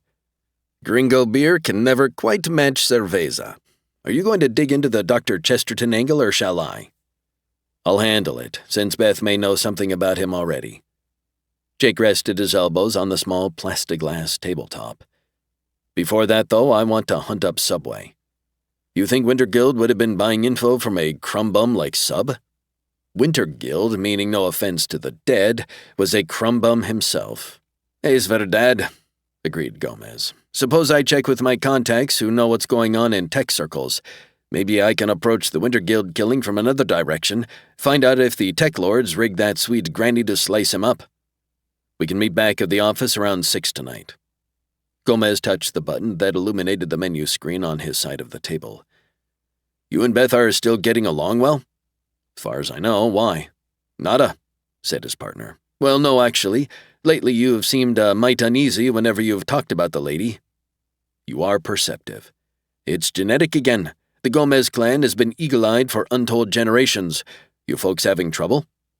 Not exactly, no, but Beth pointed out something to me yesterday, and maybe it's valid.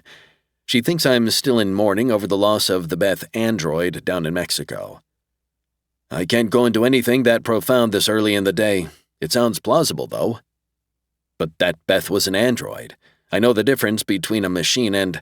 Unfortunately, amigo, you can't approach everything in this world rationally. What you feel is more important than what you think sometimes. My marriages, for example, can be used to illustrate the folly of mixing illusion with reality and... Let's order lunch.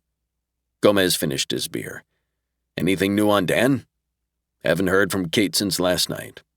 Whatever you do, don't go up there to Frisco yet. I wasn't planning to. I found that ex-wives are much more enjoyable at a safe distance. Do I have time for another beer? No.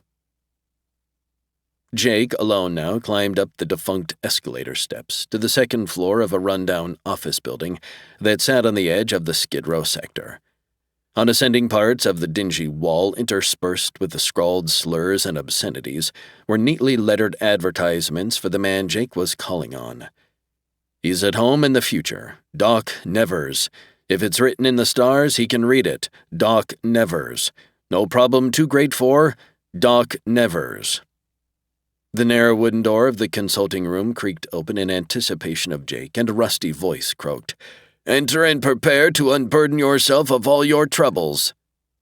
The outer room was dimly lit, smelling of incense and rodents. Jake crossed it, knocking on the door marked, "Doc Nevers, Accredited Mystic." From up near the shadowy ceiling, the same rusty voice said, "The initial fee for an illuminating visit with the fabled Doc Nevers is..." "Jesus, is that you out there, Jake? My vid monitor is a little fuzzy. I thought those bastards still had you on ice up in the freezer." "Hey, you're supposed to know everything, Doc." "Ah, I do, my boy, but I don't summon up specific dope unless I'm asked for it, and nobody's asked after you of late. Are you out for good, free as a bird?" "Yup." The door opened. Seated in a lopsided white wicker chair in the center of the small brown room was a chubby man of near 60. He had traces of gray stubble on each of his chins and was wearing a wrinkled black robe and bedroom slippers. "We'd better start off speaking of fees, Jake." "What is it currently?" He took the only other chair, a shaky metal-legged one. "Are you still a cop, my boy?" "I work for the Cosmos Agency now." "A private peeper? Shit, we all of us take a tumble from grace before it's over, huh? It's in our stars from the day we're born." "How much for some information?" "Since you're not a copper, it's only $200. Jake watched the pudgy man for several seconds. "Maybe. You know what the rent is on this benighted hovel?" "I'm looking for Subway, and I've been having a tough time so far." Doc scratched his nether chin. "Make the fee $300. "Why the inflation?" "Because it's dangerous just now, my boy, to know anything about our mutual pal Subway." "Explain that, Doc." "Simple. Certain rotten people are pissed off at him." "Tech people?" "They harbor the opinion that he shouldn't be sharing insights and snippets of news with IDCA agents." "Agents like Winterguild?" "That name has figured in certain of the discourses that the stars have revealed to me." "Okay, where's Subway hiding out?" "You might wander over into the Little Asia sector, Jake," suggested the mystic. "Browse around the corner drugstore, and soon a course of further action may present itself to you." He held out his plump hand. Rising out of the rickety chair, Jake passed him $100. "The other $200 I'll send over after I talk to Subway." "So be it." His fingers closed on the money. "In this lousy business, you learn to be a stoic." The corner drugstore was in the middle of the block, a 6-story complex sitting between the Forbidden City Automat and the Sci-Fan Bordello. On the walkway in front of the drugstore's main entrance, a robot in bright oriental robes was snapping a picture of an uneasy tourist couple, and a 15-year-old Chinese prostitute was arguing with 3 sky sailors. Glow signs floating over the entry announced, "If it's a legal drug, we have it. The best pot that can be got. Free needles with every purchase." "Bullshit, I'm not gonna do all that for a rotten $500. The slim hooker was explaining to the spokesman for the Sky Sailors as Jake pushed through the street crowd to enter the lobby of the drug emporium. The lobby was large and circular and rose up the entire height of the building. The various shops were on tiers of balconies that circled it. On the ground level were a pot shop, a meth store, 2 different sin speed outlets, a brain stim parlor, a nose pop shop, and a tobacconist. Jake made a slow circuit of the crowded lobby, glancing into shop windows, dodging tourists and more serious customers. A generic Oriental music was being played on the drugstore sound system. A strong teakwood incense was being pumped out of the air circ system ducts. "Howdy to you, Jake." Standing beside him, smiling slyly, was a Japanese cyborg. He was lean, in his late 20s, wearing a long white sin fur overcoat and a plastiglass Stetson. Instead of a right hand, he had an antique silver-plated six-gun. "Howdy, Hash Knife. Right nice to lay eyes on you again, pard." Jake nodded, saying nothing. "If you was to mosey into that nose pop shop yonder, you might now just find somebody who wants to palaver with you." Touching the brim of his cowboy hat with the fingers of his real hand, he went sauntering away. Much obliged. The nose pop shop had a display of snorts in its window. Above the neat stack of bright glow-pack containers of the product hovered a 2-foot-high holographic projection of a well-known air soccer player. "Snorts is my favorite nose candy," the athlete was saying. "I swear to God you'll think it's real Coke, yet it's absolutely 100% legal, kids." Jake entered the shop, causing the door to produce a short, tinkling tune. "Ever see that jerk-off play?" inquired the fat lady behind the counter. "If you mean the jerk-off floating in your window, the answer is no." "That dork never actually snorted snorts in his life," she said, while picking her teeth enthusiastically with her plump little finger. "Saw him go up against the Moonbase team on the vid wall the other night, and he was zozzled to the gills on real cocaine, if I'm any judge. What can I sell you?" "I'm Jake Cardigan." After picking her teeth for roughly another 10 seconds, she said, "Damned if you aren't. Go on into the back room."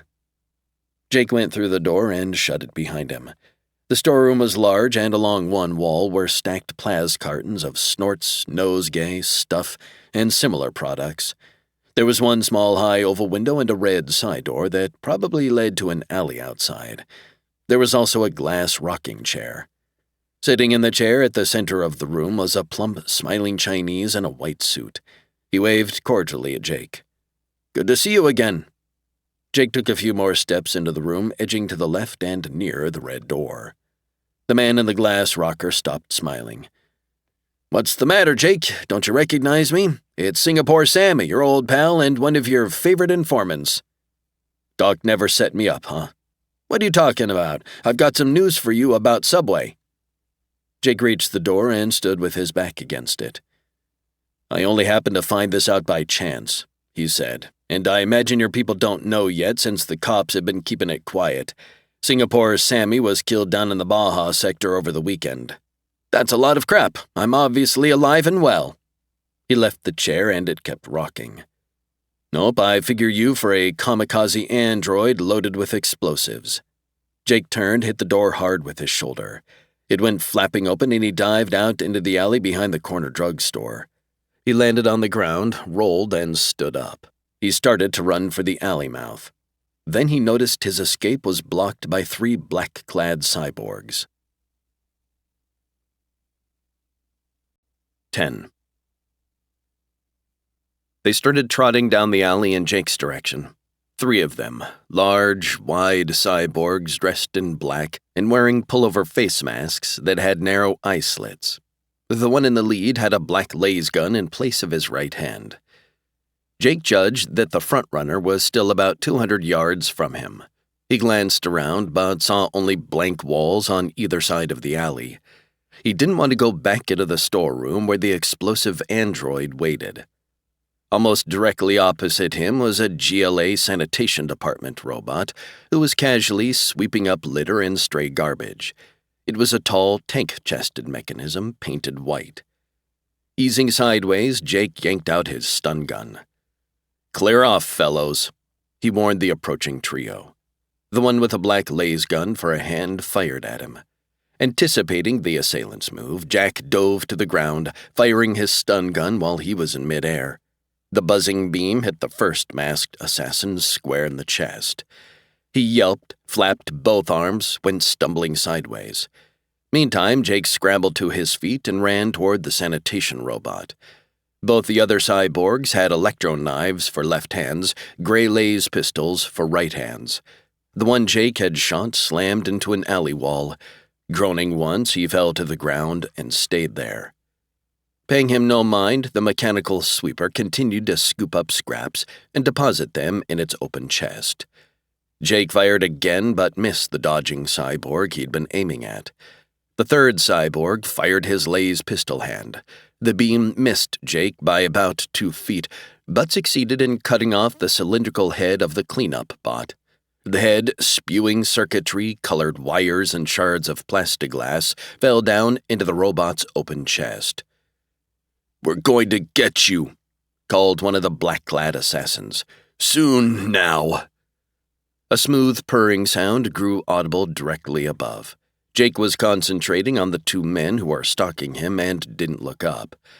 Then a sizzling beam of crimson light came slicing down slantwise.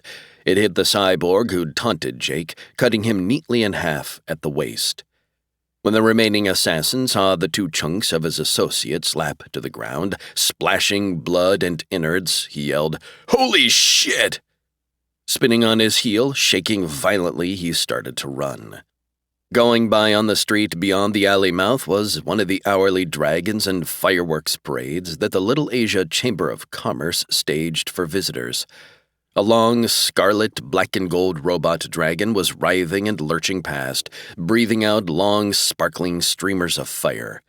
Firecrackers exploded all around it. The running cyborg had to halt at the edge of the passing parade. The beam from above came crackling down again and caught him. It lopped off his head, hood and all. The head went spinning away, bouncing down on the street directly in the path of the zigzagging dragon. "Geez, it's a good thing I got here when I did," remarked an amplified voice from above. Jake, stun gun still in hand, looked up at the rainbow-hued air car that was dropping down from an alley landing. Piloting the multicolored vehicle was a demure-seeming teenage girl dressed in the green shirt and tan jumper that was the uniform of a very exclusive private school in the Bel Air sector. The car settled down near him and the passenger side door popped open. The dark-haired girl leaned and smiled across at him. "I don't think you could have saved your ass without my intervention, Jake." "Playing hooky today, Mary Alice?" "Zish, is that the thanks I get for pulling your nuts out of the fire?" He told her, "I think I was winning the contest on my own, and if—" "Congratulations on surviving, Jake." Singapore Sammy had stepped into the alley and was coming toward him with his right hand held out. "Let me shake your hand." Jake hopped into the passenger seat. "Take this thing up." "Somebody you're avoiding?" "Think he's a kamikaze." "Zish!" She whapped the control panel with one small fist. The rainbow air car shuddered once, then shot straight up into the afternoon. "Is that any way to treat a pal?" shouted Sammy, jumping, shaking a fist. When the air car was 200 feet up, Mary Alice put it on hover. "Might as well defuse that schlep." She flipped a toggle. A beam of intense green light shot down out of the belly of the air car. At the same time, the car started to climb higher. 5 seconds after the beam touched Sammy, he exploded with an enormous whumping boom.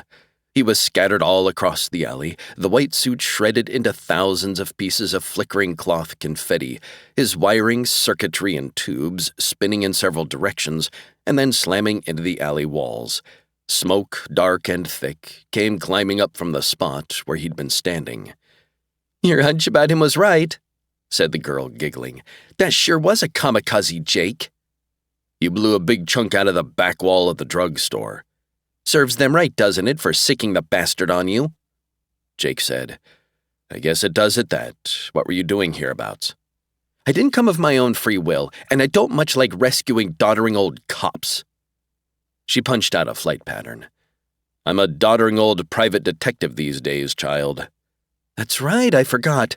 Same thing," she said as the air car swung southward. "My uncle wants to meet with you." Jake shook his head. "Not just now, Mary Alice, I'm working." "He knows you're working. That's what he wants to see you for. Catch?" "Okay, I'll accept the invitation." He grinned and settled back into the passenger seat. The Donnelly estate was underwater. Protected by a vast, watertight plastiglass dome, it covered 3 acres off the coast of the Malibu sector. Leo Donnelly was sitting with Jake on the terrace that overlooked the tennis court. He was a tall, slender man, graying, and he controlled the mafia in SoCal. There were globes of white light floating at various spots, but the sunlight that came down through the water dominated and gave everything a pale blue-green tint. On the tennis court, two pretty blonde young women were playing. "Androids," explained Nellie, noticing Jake's glance. "You can tell the Andes from Uncle Leo's human girlfriends," said Mary Alice, who was sitting, legs crossed, on the stone railing that circled most of the flagstone terrace. "Because they're over twice as smart." "Go do your homework." "Did it." "Then sit quietly, be a nice girl, don't interrupt." "Zish?" Jake asked. "What did you want to see me about, Leo?" "You've never thought much of me, Jake." "If he's like most people," put in Mary Alice. "He loathes and—" "Go away," suggested her uncle. "Okay, sorry, I'll be as silent as one of your mistresses." She clapped a hand over her mouth, winking at Jake. "I was a cop when I first met you," Jake reminded him. "That automatically made us opponents." "Yeah, but right now we have the same enemies, the TekLords." "True, but that's not a hell of a good basis for a friendship, Leo." Dinelli leaned forward, resting his hands on his knees. "You know, we've been putting a lot of money into developing coke," he said. "To our way of thinking, and market research tends to back this up, Jake, coke is the best synthetic drug available today." "Yeah, but it's still illegal." "True," admitted the mafia chief. "Our biggest problem is that tech continues to outsell us in every new sales region we enter. My brother Gig still insists tech is just a fad that'll fade away, but I don't agree. Still, with coke, I think we've finally got a product that makes a good addition to the more traditional hard drugs the mafia is noted for distributing." "If you'd ever bother to watch those Prof. Frieden vid tapes I loaned you, Uncle Leo, you'd realize that there's more to tech than simply getting high or—" "Jake, you did a damn good job against Hokori down in Mexico. Anything further you can do to help smash the tech cartels would be— Anything I do won't be so you guys can then move in and peddle coke, Leo. Hey, I'm not asking you to endorse our product." Dinelli looked again at the tennis game. "Although, of all the so-called dangerous drugs, coke is the safest. If we could only legally advertise the stuff, explain to the public that here they have a product which—" "Is this all you wanted to talk about?" "No, I got a couple of other things." He left his chair, went over to lean against the railing. He seemed to turn a deep shade of blue for a moment as the fluctuating light from above touched him. "Jake, we've been picking up reports that the tech bastards have put out orders to have you killed off." "I already suspected that. Do you know why they're gunning for me?" "All we know so far is that they want you put out of the way as quick as possible." "Does it have something to do with what happened to Sonny?" "Not sure, but it looks like the orders came out of Japan." "From who?" Dinelli gave a negative shake of his head and returned to his chair. He leaned back and gazed up at the brightly colored fish that seemed to be flying by above. "Can't answer that one yet, Jake." "What about Wintergild?" "That son of a bitch. I never got along with him." "Did the order to kill him come from the same people who want me extinct, or did you folks have him taken care of?" "Nah, we don't operate that way, Jake. Rubbing out government agents is unlucky," said Dinelli. "All we know about the Wintergild kill is that he was getting too close to something big the TekLords have in the works." "Something new they're planning?" "That's what we suspect. Have you heard anything about it?" "Nope." "When you find out, let me know." "Come on, Leo, I work for the Cosmos Agency. Anything I find out, I pass along to our client. I could arrange to see that you were paid, say, an honorarium, something around $250,000 for just keeping us in the loop." "Zish, Uncle, don't you realize yet that you can't bribe Jake?" "An honorarium isn't a bribe. Go feed your dog." "I already did. He's 8 pounds overweight as it is." Jake stood. "I have to be moving along, Leo." "I appreciate your taking the time." He rose. "I can, with no trouble at all, put some of my people to looking after you. From what Mary Alice was saying, you can use a little extra protection these days." "No thanks." Mary Alice hopped down off the railing. "I'll run you back to your office, Jake," she volunteered. Her uncle inquired, "Don't you have studying to do?" "All done."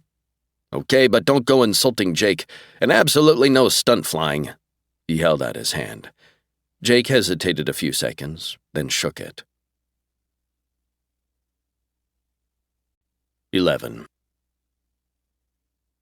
He heard the brawl before he saw it. Jake had landed his air car on the ground-level lot below the Beachtown area of the Santa Monica sector. He was due to rendezvous with Gomez here in about 10 minutes. While he was walking across a yellow stretch of simulated sand toward the ramp leading up to the boardwalk, he started hearing considerable raucous noise from up above. "Oof!" cried somebody.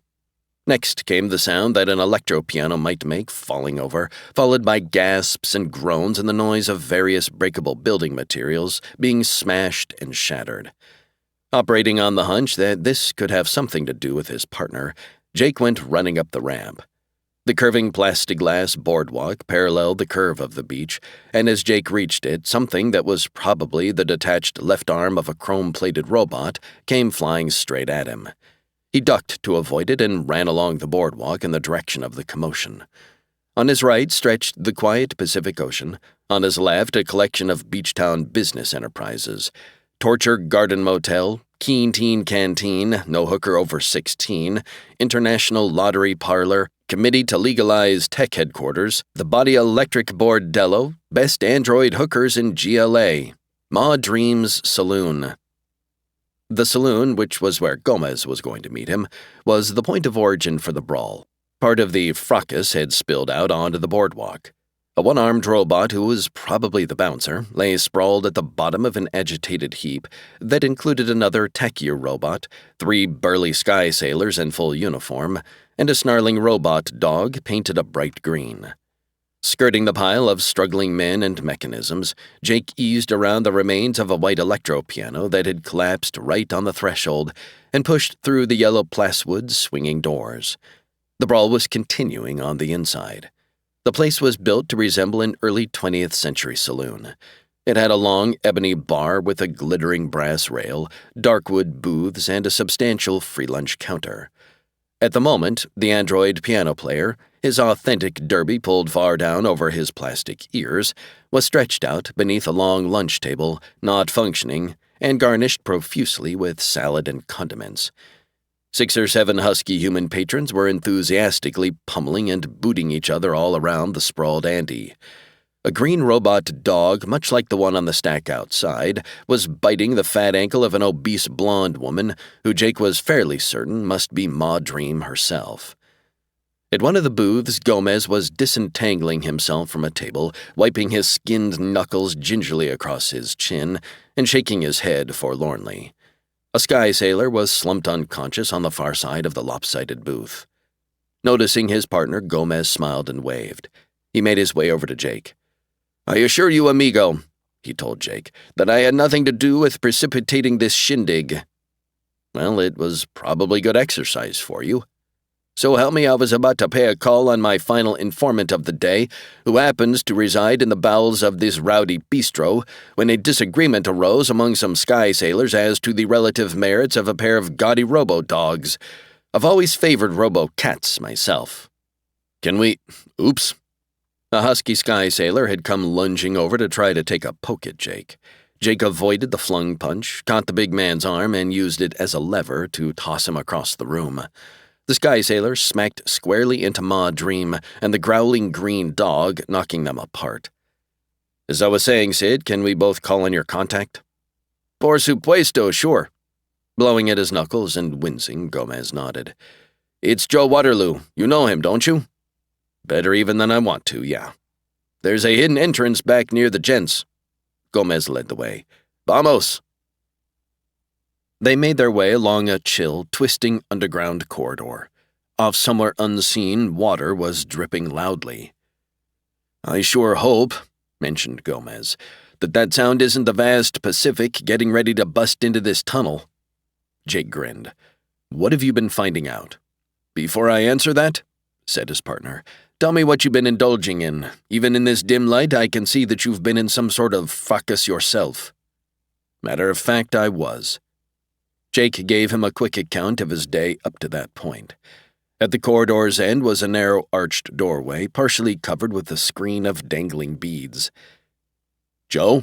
called Gomez. "I still haven't succeeded in my chief labor, Gomez, if that's what you dropped by to inquire about." I do have some inquiries, but not about your prime project." He parted the strings of beads and allowed Jake to precede him into a vast, cluttered workshop. "I brought my colleague along with me." Initially, it looked as though several naked young women were lying about on the work tables, but they were actually only androids. Joe Waterloo was a heavy-set man in his middle 30s, mustached and balding. He had on a frayed blue smock, was holding a solder gun, and slowly circling a table on which was outstretched a naked female android face up. He ignored Jake and talked at Gomez. "They seem to wear out faster than ever these days and need more frequent repairs," he said. "This particular hooker is from Vegas, too. What part do you think wears out first?" Gomez said, "Joe, the answer is obvious." "It isn't, Gomez, because actually the ears go first. You know why? Because half of the nitwit customers just talk to them. They pay their fee and then they tell these mechanical bimbos their problems, their secret sorrows, their dimwit hopes and dreams. Blab, especially incessant blab, uttered close to the delicate hearing mechanisms, futzes them all up. Nobody wants a deaf whore." Jake folded his arms and leaned against the wall. Gomez said, "I'm in need of some information, Joe. I trust you still have your sideline?" "You know what my greatest problem is?" "Tell me." "All I have in this world is sidelines. I repair android hookers for the mob. I provide hard-to-get info for a select list of clients. I repair appliances and servos for my friends, of which I have, bless Bess, precious few. Do you think that's why we were put on Earth?" "Yes, I do, Jose. As I see it in your case, at least, providing information to others is a sacred calling. Now, what I need to know about is, I've got to tell you, Gomez, that I'm really close to success with my major project, my magnum opus, as it were." "Wouldn't it be better, and I've mentioned this before, if you left this cavern and found a real human lady friend? Building one of your own seems to me is too much like the repair work you do all the time on these. I'm not building myself a floozy." When Waterloo scowled, his mustache rose and fell. "I am building, keep in mind, my ideal woman. She's based in part on Doris Dinkins, my childhood sweetheart. I say in part because Couldn't you simply go out and hunt up this Doris Dinkins? Be a lot simpler than starting from scratch and risking. The real Doris Dinkins despises me and has for years. Besides which, she's a flabby matron of 36 now and lives with her half-wit husband and 3 half-wit children out in the San Bernardino sector. No, my android creation will be a lot better than her." "Well, I'm here to help finance your great work. I stand ready to pay you the usual fee for information." "The price has gone up." Waterloo set his solder gun down near the bare foot of the damaged android hooker. He looked over at Jake. "What do you think, Cardigan?" "About what?" "I understand you were shacking up with a very high-class android down in Mexico. Then you replaced her with the real dame she was based on. What I'd like to know is—" "Joe," cut in Gomez, grabbing hold of the fat man's arm. "We came here to talk business, not to speculate." "I'll bet you," said Waterloo, "I'll bet you, Cardigan, that you got along a hell of a lot better with the android. Real women, see, they can't help but have quirks and mannerisms that'll annoy you sooner or later. Take Doris, she was—" "How high have you raised your prices?" asked Gomez. 25%, answered Waterloo, turning away from Jake. "The cost of everything is going up."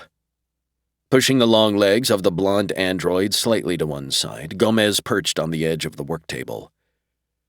"I'm interested in the recent bumping off of Kurt Wintergild." Picking up his solder gun again, Waterloo shook his head.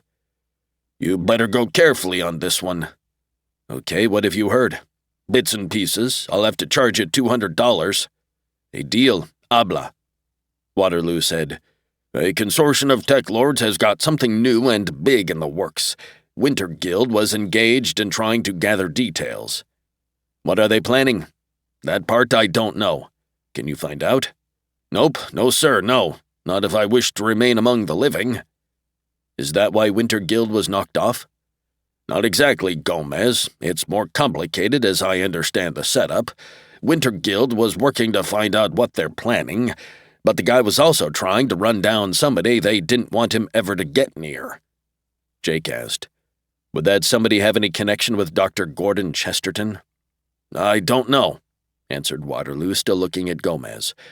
"But I've never heard of Chesterton." Gomez asked, "What cartels have teamed up?" "I'm not aware of that either. However, I do know something that'll help you find out," said Waterloo. "And if you do the nosing around instead of me, Gomez, there's much less likelihood of my getting put to rest before my great work is completed." "Tell me then. Tomorrow, so I hear anyway, there's going to be a very important meeting." "Of the TekLords involved?" "That's it exactly." "Okay, so where are they gathering?" Waterloo pointed ceilingward with the barrel of his solder gun.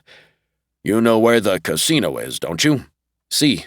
It's an orbiting gambling joint, a flying tourist trap. Is that going to be the setting for this get-together?"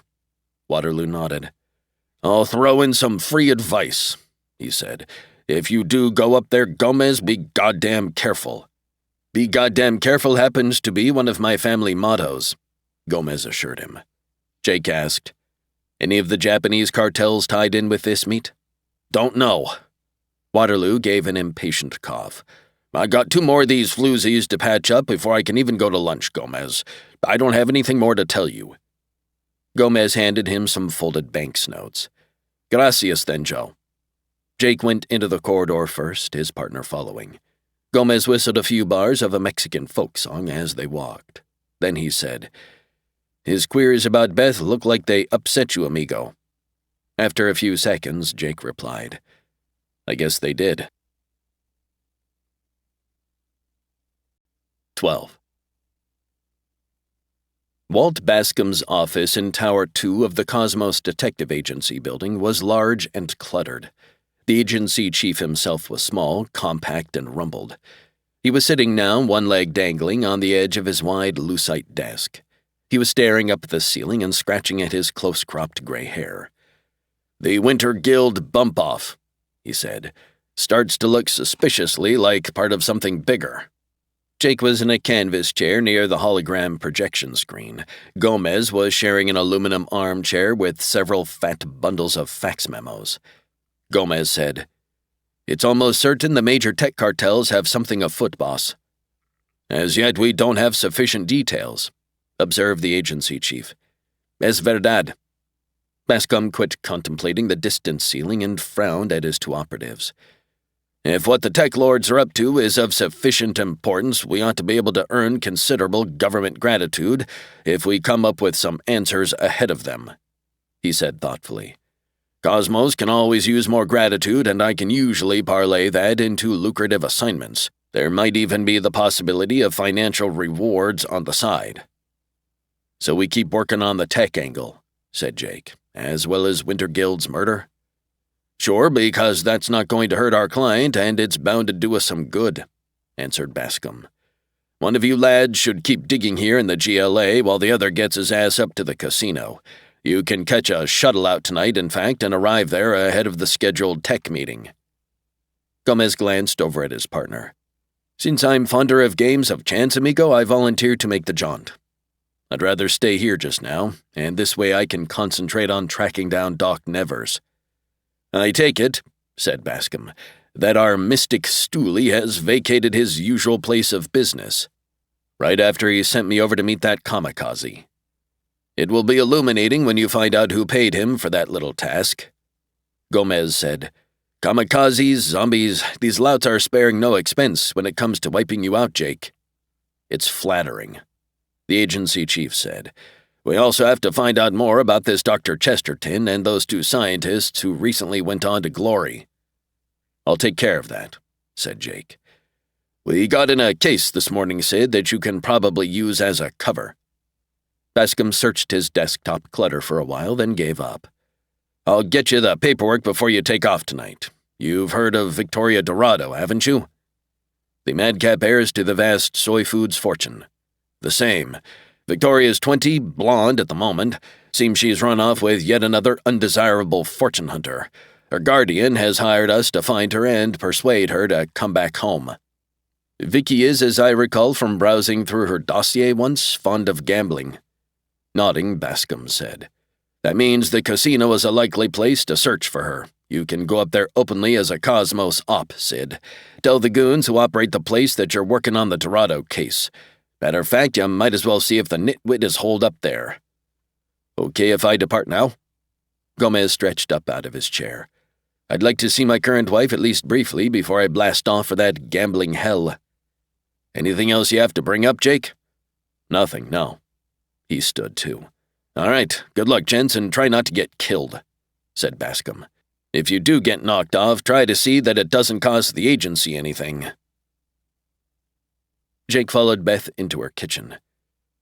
Is it okay if I don't answer your question? All I asked was how things went today. She sat on an orange stool watching him. Wrong line of inquiry, huh?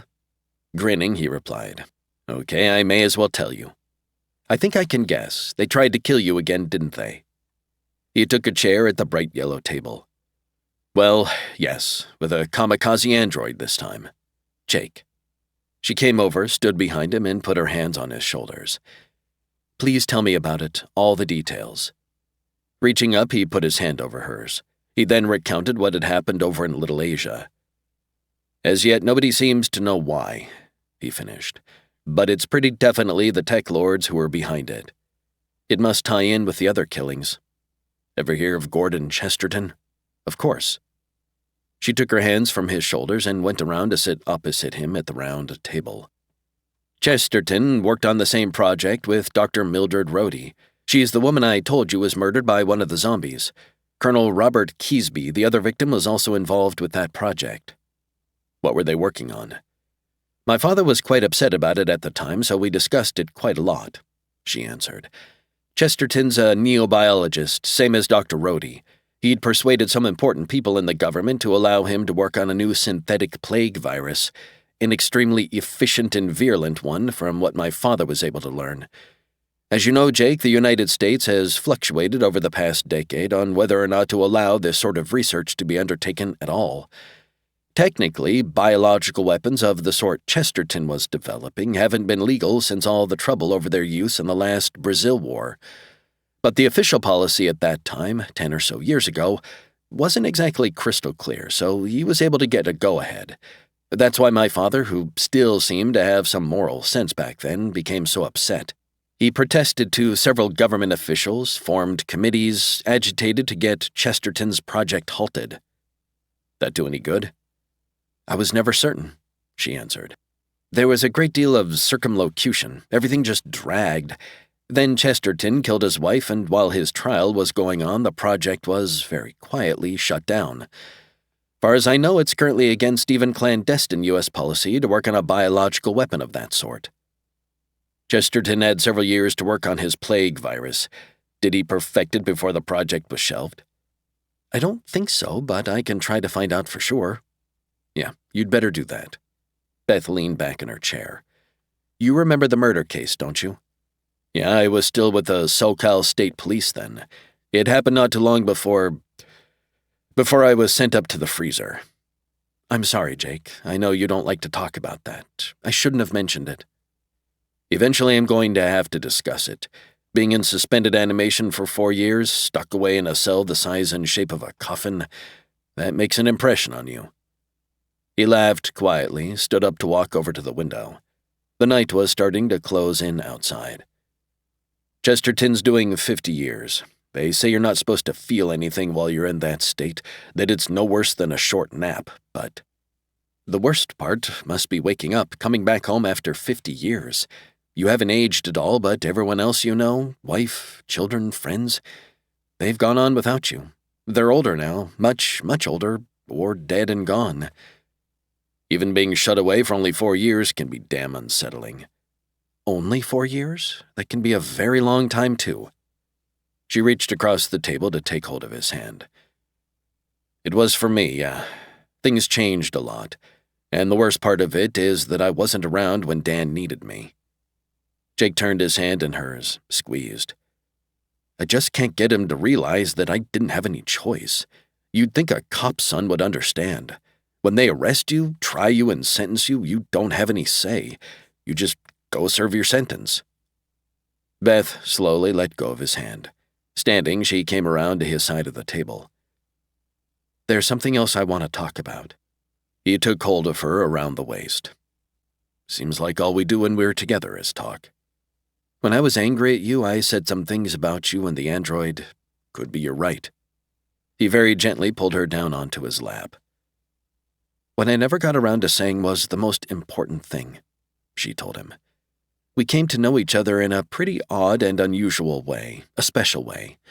You knew Beth the simulacrum before you knew me. You liked her, and so when you met me, you liked me too." "Like isn't anywhere near a strong enough word, Beth." "Don't interrupt, just listen, Jake. You still don't seem to have accepted the fact that it was me, the, far as I know, authentic and original Beth Kittredge, who made the choice to fall in love with you." "I know." He kissed her. Putting her arms tight around him, she kissed him back. The vid phone sounded.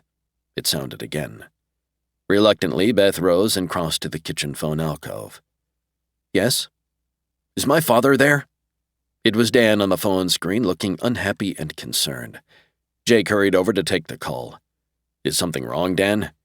"I've been trying to find you all over," his son said. "Then I thought you might be there." "You look very upset. What is it?" His son said, "You don't have to do anything about this if you don't want to, but I thought I'd better call you. Mom's sick." "What do you mean?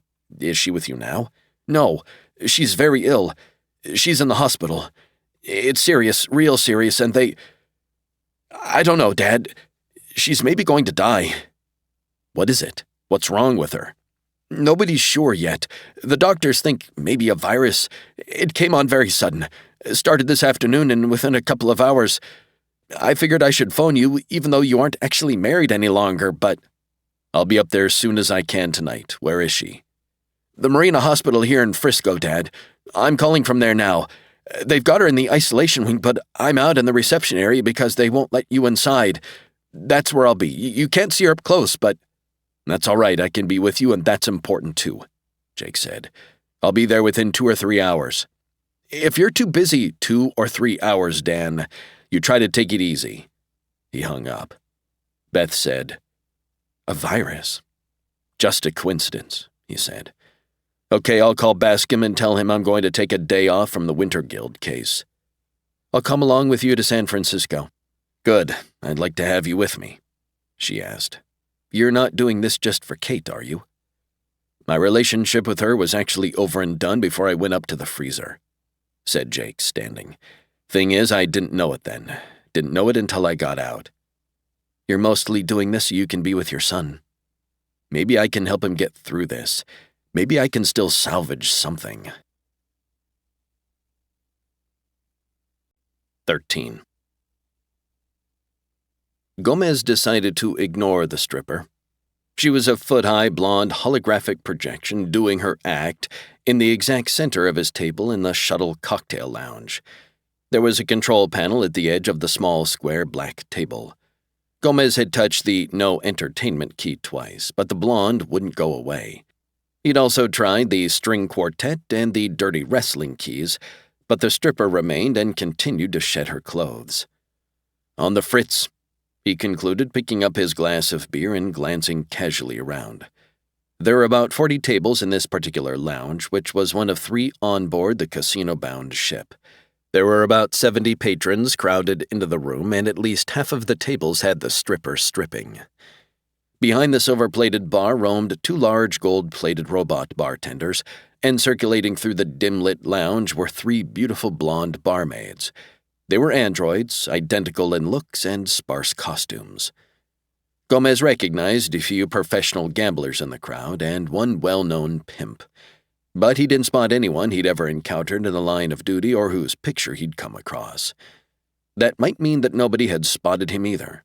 His cover story was a mite risky to bring off, since he had to pose not as somebody else, but as himself, working on a spurious case. He sipped his beer. The shuttle had departed from the GLA spaceport a little over an hour ago, and Gomez had, casually and unobtrusively, already checked out the other 2 cocktail bars. He'd come across nobody suspicious there either. Setting his glass down, he gave the control panel another try. The stripper didn't go away, but 2 greased wrestlers joined her. Perhaps our technological society isn't as perfect as I've been led to believe, he said to himself. 3 tables over, a plump tourist with a full red beard suddenly fell clean off his chair. Hitting the plastic glass floor with a rubbery thump, he started laughing. Close to Gomez's right ear, someone said, "Well, why is a top Cosmos operative heading up to the casino? Are you planning to crash the TekLords meeting?" Dan came running across the reception area to Jake. Jake held out both arms to his son. The young man pulled up a few feet short of him, out of reach of an embrace. "Where's your girlfriend?" "Waiting downstairs. Any news?" The 15-year-old's shoulders slumped. He shook his head forlornly. "Nothing, Dad. They just keep giving me the same old bullshit," he answered. "Maybe you can get them to tell you. I'm afraid she's gonna die or something." "I'll find out what's going on, Dan." The reception area for the isolation wing was large, gray, and white in color. One wall was a one-way see-through plexiglass looking out on the dark San Francisco Bay and a scatter of bright-lit floating restaurants. 2 walls contained rows of cubicles, and in each was a patient monitor screen. Dan gestured at the monitors. "We can go look at her if you'd like, on one of those screens over there." "Yeah, let's." He followed the young man to an empty cubicle. Dan touched the keyboard beneath the 3-foot square view screen. "Mom's in room number 134, he said. She looks really bad." Jake's ex-wife appeared on the screen. She was lying on her back in a narrow floating airbed, covered to the waist with a thin white plas sheet. Her face was deeply flushed, perspiring. Her eyes were closed, underscored with dark shadows. A white enameled Medibot was in the process of administering a shot with a needle gun that was attached to its wrist. Dangling down from above was an intricate tangle of colored wires and tubes, all attached to Kate's body, sticking into her arms, her side, her throat. Breathing gear was attached to her chest. A plas mask covered her nose and mouth. Jake watched the sad image on the screen. Dan said, "All those things sticking into her, they must hurt." "It's standard procedure." He put his hand on his son's shoulder, squeezed. The boy didn't move away. "Can I talk to her, doctor?" "All you can do is hit a number and talk with a hospital Andy. Her real doctor is named Habib, but I only saw him once just after she was brought in. That was really rough, Dad. It took a hell of a long time for the Sky ambulance to get to the apartment. Waiting for it and then trying to explain what was wrong. She was unconscious by the time they finally got there. I don't know, maybe if I'd acted faster." "Sounds like you did fine, Dan. Don't blame yourself for the way the hospital handles things." "It's just that I don't want Mom to die." He moved clear of Jake's hand, lowered his head, and turned his back to the screen. He pressed his lips tight together, hesitating on the edge of crying. "How do we go about talking to somebody?" Dan sniffled once, wiped at his nose. "Here, I'll do it," he offered, turning to the keyboard again. "You just have to hit MD and then 134. Kate's image popped off the screen, replaced by a picture of an empty white desk. After about 10 seconds, a very handsome blond man in a white medical jacket hurried into the scene, seated himself at the desk, and smiled. "I'm Dr. Redfield. How can I help you? Oh, and I'm required by NorCal state law to inform you that I'm an android practitioner, not a human." He tapped the tag on his jacket pocket with his forefinger. It read, "And MD. Jake Cardigan. I'd like a report on the condition of my former wife, Kate Cardigan." "That would be Kathleen McRobb Cardigan you're inquiring after, sir." "Christ," muttered Dan. "I already told this asshole all this." "That's her, yes," said Jake. "Can you tell me exactly what it is she's—" "Mrs. Cardigan was admitted at 4:45 p.m. this afternoon." "What's she suffering from?" "Her condition is serious. We are doing the best we can. Because of the nature of Mrs. Cardigan's illness, she is allowed absolutely no visitors." "It's the nature of the illness that I'm curious about." "We can make no statement about that at this time, sir." "Dr. Habib already told me it was a virus," said Dan. "Is it a viral illness?" Jake asked the android. "We can make no statement about that at this time, sir." "Okay, then can you switch me to someone who's authorized to make a statement?" "Not at the present moment, sir." "What about Dr. Habib? Where can I find him?" Because of his caseload, Dr. Habib is unable to leave the isolation wing. Is there anything else I can do to be of assistance, sir?" "Nope." The smiling doctor faded, replaced by Kate. She was alone in her room now. "I thought you could maybe find out something, Dad." "I will, but I'm going to have to make a few calls first. Put a little pressure on the hospital crew." "Phones are just over there." Dan pointed across the room. "She's not... You saw her. You don't think she's going to die?" "No, don't worry, I don't think she's going to die," he told his son. But he lied. 14. The director of the isolation wing was not happy. A tall, thin man of 50, he sat impatiently behind his white desk, frowning across at Jake and Beth. "I don't mind saying," he said, "that I dislike being manipulated." "We realize that," said Beth, smiling faintly at him. "But since you refused to see Mr. Cardigan even after several of his influential contacts suggested it, I decided I had to step in." "Simply because you happen to have gone to school with the daughter of our chief of staff doesn't really—" "Suppose I just ask my questions, Dr. Gudavagan," put in Jake. "You can answer them and then we can break up this meeting." Gudavagan aimed a scowl at Jake. "Very well, but keep in mind that I am only doing this because I was ordered to by— I want to know about my former wife. She's extremely ill." "That I saw. Can you tell me what it is she's suffering from?" The doctor paused to glare at Beth. Finally, he said to Jake, "It had been decided after discussing the entire situation with the local and state governments to keep this whole situation quiet as long as possible. But since I'm being pressured, your wife, Mr. Cardigan, has fallen victim to a very dangerous and highly contagious virus." "What is it?" Dr. Gudavagan rubbed at the side of his nose. "We don't know. It appears to be something no one has encountered previously, not even the disease monitoring stations around the world." Jake leaned forward in his chair. "Is it a synthetic virus, something cooked up in a lab?" After a few seconds, the doctor nodded. "It appears to be yes, though thus far we haven't been able to identify it." "But Kate isn't the only one who has this, is she?" Turning away from them, the doctor replied, "During the past week, there have been over 100 cases brought into this hospital alone. Every other medical facility in San Francisco has admitted similar numbers with these identical symptoms." "What are the symptoms?" "The victim is stricken with a sudden and extremely high fever. Dizziness and then disorientation follow, along with, in most cases, severe vomiting. Within a few hours, the majority of them fall into a semi-comatose state and remain that way. The respiratory system is also affected, and normal, unaided breathing becomes impossible." Beth asked, "Have there been cases elsewhere, in other states or in other parts of the world?" "Except for a few spillover cases across the bay in Marin County and down on the peninsula, no," Jake said. "That means that the virus, whatever it is, has only been turned loose in Frisco. That's our present suspicion. Any idea who's behind it, or why? We assume it's the work of a terrorist group." Dr. Gudavagan shook his head. "As yet, however, no one has claimed responsibility or made any demands." Beth nodded at Jake. "Dr. Chesterton," she said quietly. "What's that?" asked the doctor. "Nothing," Jake asked him. "What about a cure?" "So far, nothing we've tried works," answered Dr. Gudavagan. "As of yesterday, there have been 47 deaths throughout the city, and no patient has shown any sign of improvement.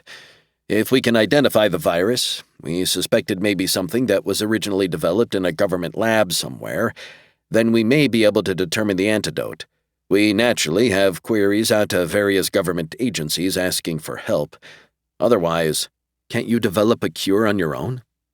"The whole idea of a synthetic virus, Miss Kittredge, the reason they were developed to use as weapons, is that the enemy you use them against won't be able to come up with a quick cure. These are planned diseases designed to outwit researchers. Given enough time, weeks at least, we can almost certainly come up with something." "But how long do the victims live?" asked Jake. "It varies with the patient," answered the doctor. "We've had some who managed to survive for only 2 or 3 days. In the case of your wife, Mr. Cardigan, where the patient is relatively young and healthy, we anticipate she will live for as long as 10 days or 2 weeks. Keep in mind, though, that we haven't had much experience with this and our calculations may be off." He shrugged, leaning back in his chair. "You mentioned that this was highly contagious," said Jake. "What about my sons catching it?" "I'm glad you brought that up," Dr. Gudavogen said. "We've just decided, in fact, I was called away from that staff meeting to come here. We've decided that anyone who's had prolonged contact with a plague victim ought to be kept here in our observation wing. That way we can monitor them."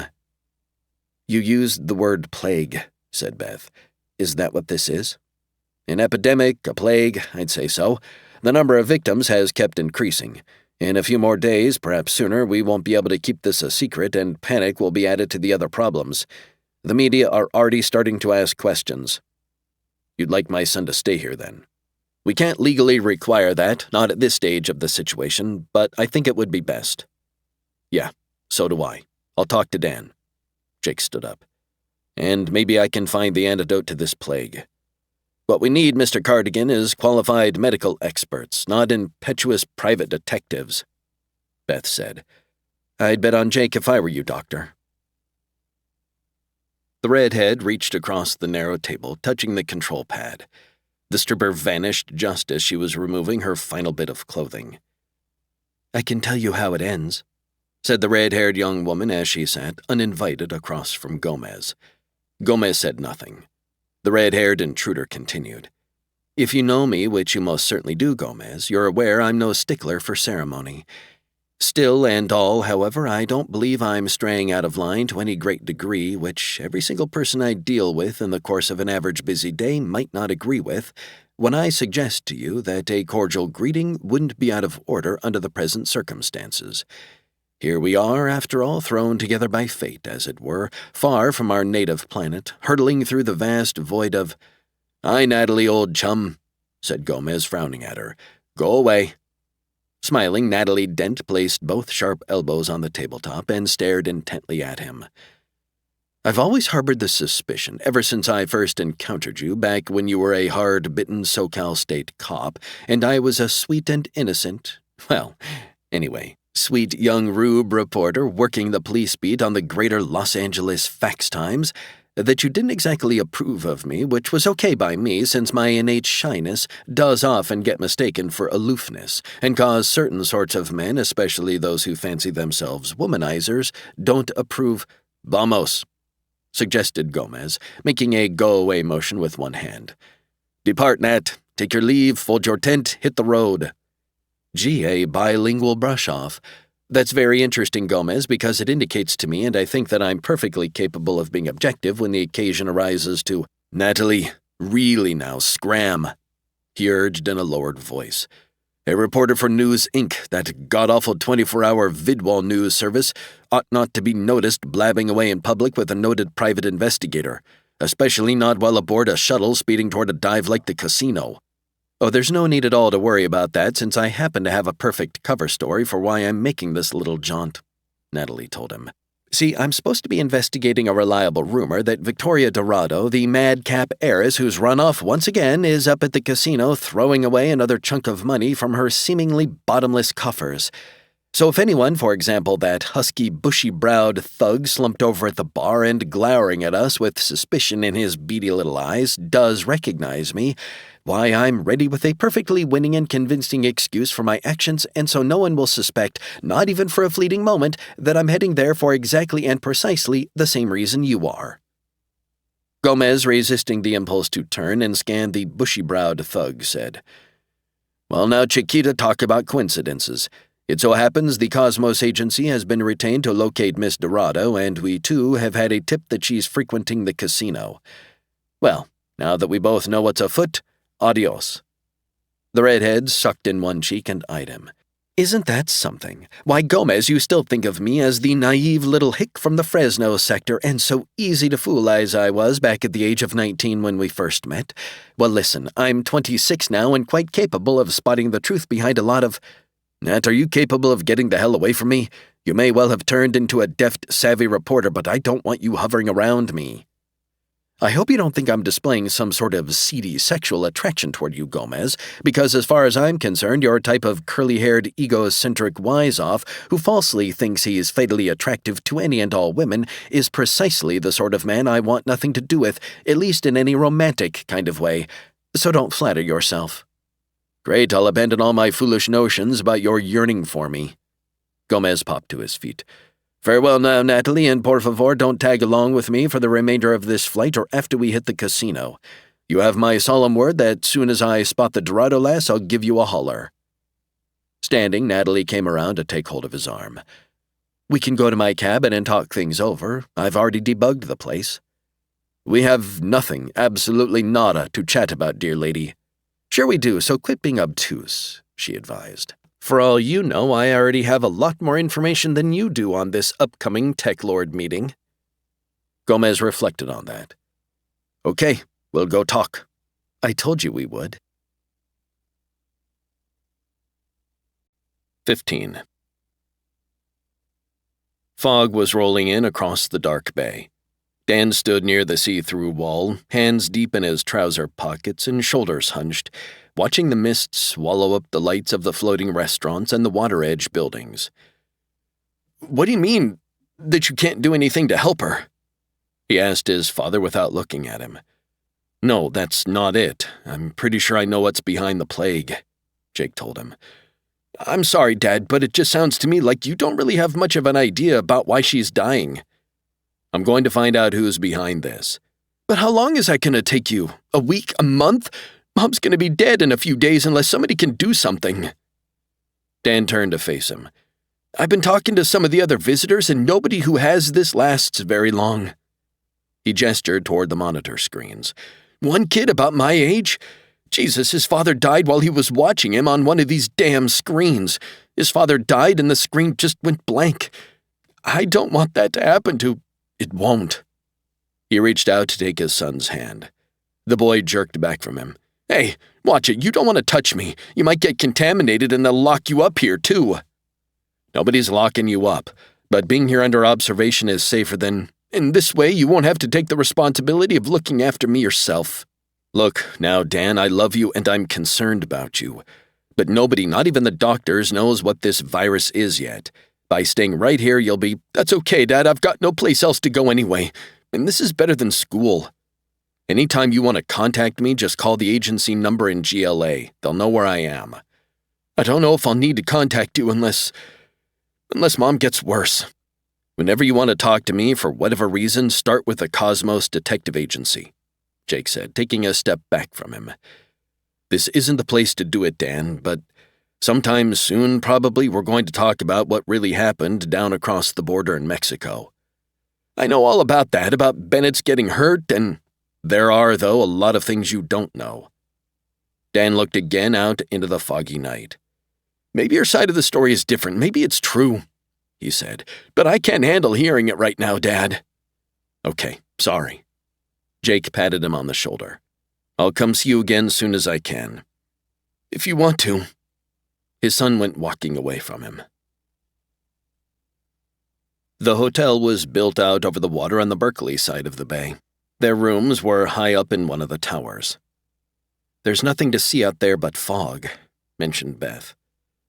I didn't notice. Jake came away from the living room window. He sat in a black armchair. The plague has to tie in with Gordon Chesterton some way, she said. What? Chesterton's biological weapon must be responsible for the plague that's hit San Francisco. Jake stood up again, went to the window, and stared out. I've got to tell you something. That's allowed? Well, when I saw Kate lying there with all those medical gadgets hooked up to her, looking so close to death, Beth, I really didn't feel anything. Crossing over to the black chair, he sat again. There was the woman I'd been married to for 15 years. She was dying. Sure, I felt some pity, a little sadness. That was about all. What did you expect to feel? I'm not sure, just more than I did. I loved her very much once. Once isn't now. I just feel that Because of Dan, I ought to have showed more." He shrugged, sighing. "Why would you want to put on an act for your son?" "To impress him, to make him like me again."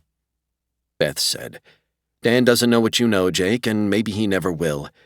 Your wife's lover, Bennett Sands, helped frame you and get you sent up to the freezer for what was supposed to have been a 15-year sentence." "Yeah, and I'm near certain Kate helped him set me up for that. So it doesn't really seem unnatural to me that you wouldn't exactly love her any longer. I don't want Dan to find out about any of that, but I can't exactly pretend I feel about Kate the way I did before the freezer." "But that's still the father he remembers," she said. "Working all this out, though, and getting to know you again is going to be as much Dan's job as yours. I'm anxious to help that happen, to speed it along. You probably can't. The way he looked at me over at the hospital, Beth, when I told him he'd have to stay there, it was pretty rough. I'm probably not the best person to be giving you advice on this," she said, "since I don't especially get along with my own father these days. In your case, you're pretty much convinced he was in cahoots with Sands and Hokori." "I believe he was, yes," she said. "What you have to keep in mind about Dan is that he feels betrayed by you, same way I feel about my father." "But I never betrayed him, or what he feels and what you did don't have to match exactly. From what you've told me, he was very hurt when you were arrested, tried and sentenced to the freezer. To him, up to then, you'd been perfect, a hero policeman, loving father. Then it turned out you were supposed to be a crook, a tech dealer, and worse. That must have been devastating, especially to a boy of 10 or 11. I was framed. I've been cleared, and Dan knows it. Jake, logic and what the revised record shows now don't have much to do with this," she pointed out. "It's what Dan went through back then that's important. Eventually, hopefully, he'll see that you weren't to blame. Going to take time. We may not have time. It's possible Dan has the virus, too." "You don't know that. Nobody does." Jake took a deep breath. "Okay, the best thing I can do is get to work on finding who's behind the plague. It has to have something to do with Dr. Chesterton, with the zombie killings and all. I don't believe this is a coincidence. If someone got hold of Chesterton's synthetic virus and decided to use it, they'd want to silence anybody who knew how to come up with a cure. That would include Dr. Mildred Rhodey and Colonel Keesby. And probably Wintergild, since he was starting to follow up rumors about this, apparently. But why try to kill you? They may have done that for some entirely different reason. Or they might have figured when you started looking for Wintergild's informants that you were on the same trail. What we have is the TekLords turning loose a man-made virus on San Francisco. They wanted to make sure anyone who could stop the spread of the plague was out of the way," said Jake. "Why are they doing it? Terrorism doesn't need a motive, does it? It does, sure. It may turn out to be a crazy reason, but there's always a motive." Jake stood, began pacing the large, oval living room of their suite. "The TekLords want something. They figure if they kill enough people and then promise to stop that, they'll get what they want." "But what do they want? It can't be my father's anti-tech system because they must know that's a long way from being ready to go." "I wouldn't rule that out, but my notion is that, yeah, they have a more immediate objective." "Then why haven't they made it known?" "They're not ready. Not enough people have died." "What's the next step for us?" "I'll contact Bascom, since I'm sure this is linked with the Wintergild case, and tell him I'm going to stay here a day or so," Jake said.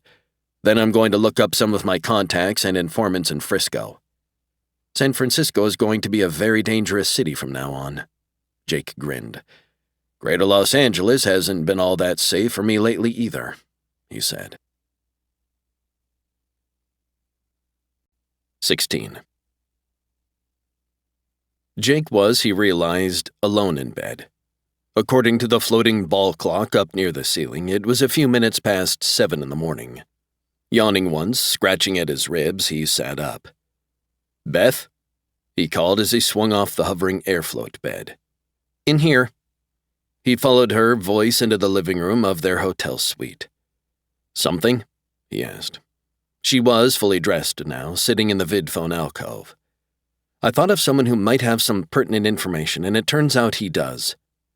Smiling, she left the phone. Friend of mine who teaches at UC here in Berkeley in the Neo-Bio department. A guy? Yes, and handsome too, but that isn't why I left your side at such an early hour to contact him. She came over, put her arms around him, and rested her head against his bare chest. He used to know Gordon Chesterton down in GLA, and he suggested we look up a neobiologist named Jordan Belarski. Jordan and Gordon, muttered Jake. Where do we find him? Well, that's the problem.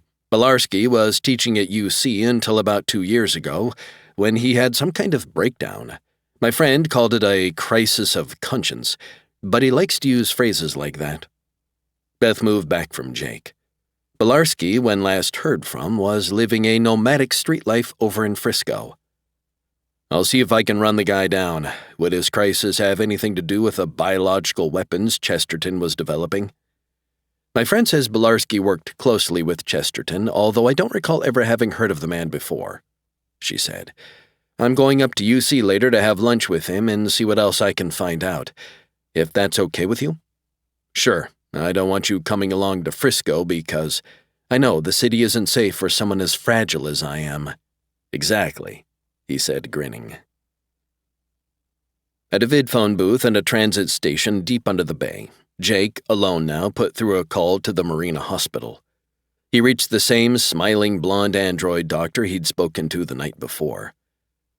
How's my former wife doing? He asked, after identifying himself. There has been no change in her condition, Mr. Cardigan. What about my son? He's still in observation and no symptoms of infection have developed. We would, however, suggest that he remain here for at least another 2 days. Jake let out his breath.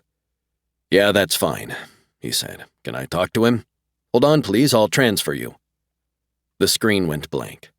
There were few people in the gray and black underground station. Not more than 10 or so waiting for the next tube train to San Francisco. The screen remained blank. A fat man in the next booth was arguing loudly. I tell you, Francis, I don't think it's safe for me to hop over there to Frisco. The stories I've been hearing... Listen, just because they're friends of mine and not friends of yours doesn't mean they don't know what's what. It's bubonic plague or worse. Of course I'm fond of your goddamn mother, but we can buy the old biddy a present someplace where I won't run the risk of... Dad, have you found out anything? Dan, looking pale and weary, was on the screen. I think I'm getting closer, but I still don't have the answer. But you really think there's some kind of cure for what Mom has? Jake nodded. Sure, and we're getting closer to finding it, he said. Keep in mind, too, that a lot of other people are working on this. Glancing off to his left, Dan lowered his voice. Do you believe that Mom is really still alive? Of course she is. Why would you suspect...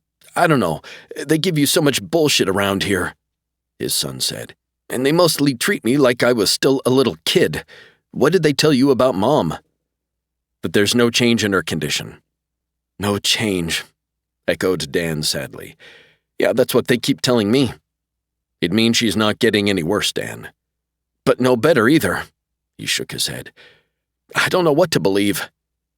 Jake said, I have to catch a train. I'll call you soon again. Can you help Mom, do you think? Her and everybody else who's got this. It's too bad that I'm not really a kid anymore. Back then I still used to believe you'd keep all the promises you made to me. I'll keep this one. I hope so. He ended the call. A minute and a half later, the 5-car train came gliding silently to a stop at the gray platform. Jake stepped into the nearest car, which held only 3 other passengers. One of them was a priest dressed in black. Jake sat down just as the train started up again. We'll be all right, Raymond, a thin woman across from him was saying. We'll call Dr. Reisberson just as soon as we're back home at the condo. The man beside her was slumped, his face darkly flushed, speckled with perspiration. No, there's not going to be enough time. His head fell forward, hitting against the back of the next seat. He began retching, his body shaking violently. My God. The woman pressed her hand against his back, trying to comfort him. Ma'am, said the plump priest, leaving his seat to walk over to her. You'd best move away from him. He's my husband. He's terribly sick. What he's suffering from is very dangerous. You can catch it, too. I'm not afraid of that. Trust me, ma'am. Just step aside now and I'll summon the train's Metabot. If I can only get him home, he'll be fine. We'll call our own doctor to look after him. Dr. Reisberson lives right in the same tower as—" Her husband stopped vomiting, stopped shivering. He made a sad, keening noise before falling to the floor of the rail car. His wife started to kneel down next to him, but the plump priest caught her by the arm and pulled her into the aisle. "It really is best if you touch him as little as possible." "I've got to help him." She pulled free, dropped to her knees beside the fallen man. "Raymond, we're more than halfway home now. You can hold on until we get there. I'll help you sit back up in the seat and—" "Ma'am, he's dead," the priest told her. "No, he's not. Stop talking like that," Jake suggested. "Why not go fetch the Medibot and leave her alone? My profession calls for aiding the troubled. She can't use any aid from you right now." "Perhaps you're right." The priest turned, walked along the aisle to the middle of the car, and touched a white wall plate with a red cross glowing on it. A shrill wailing sound started.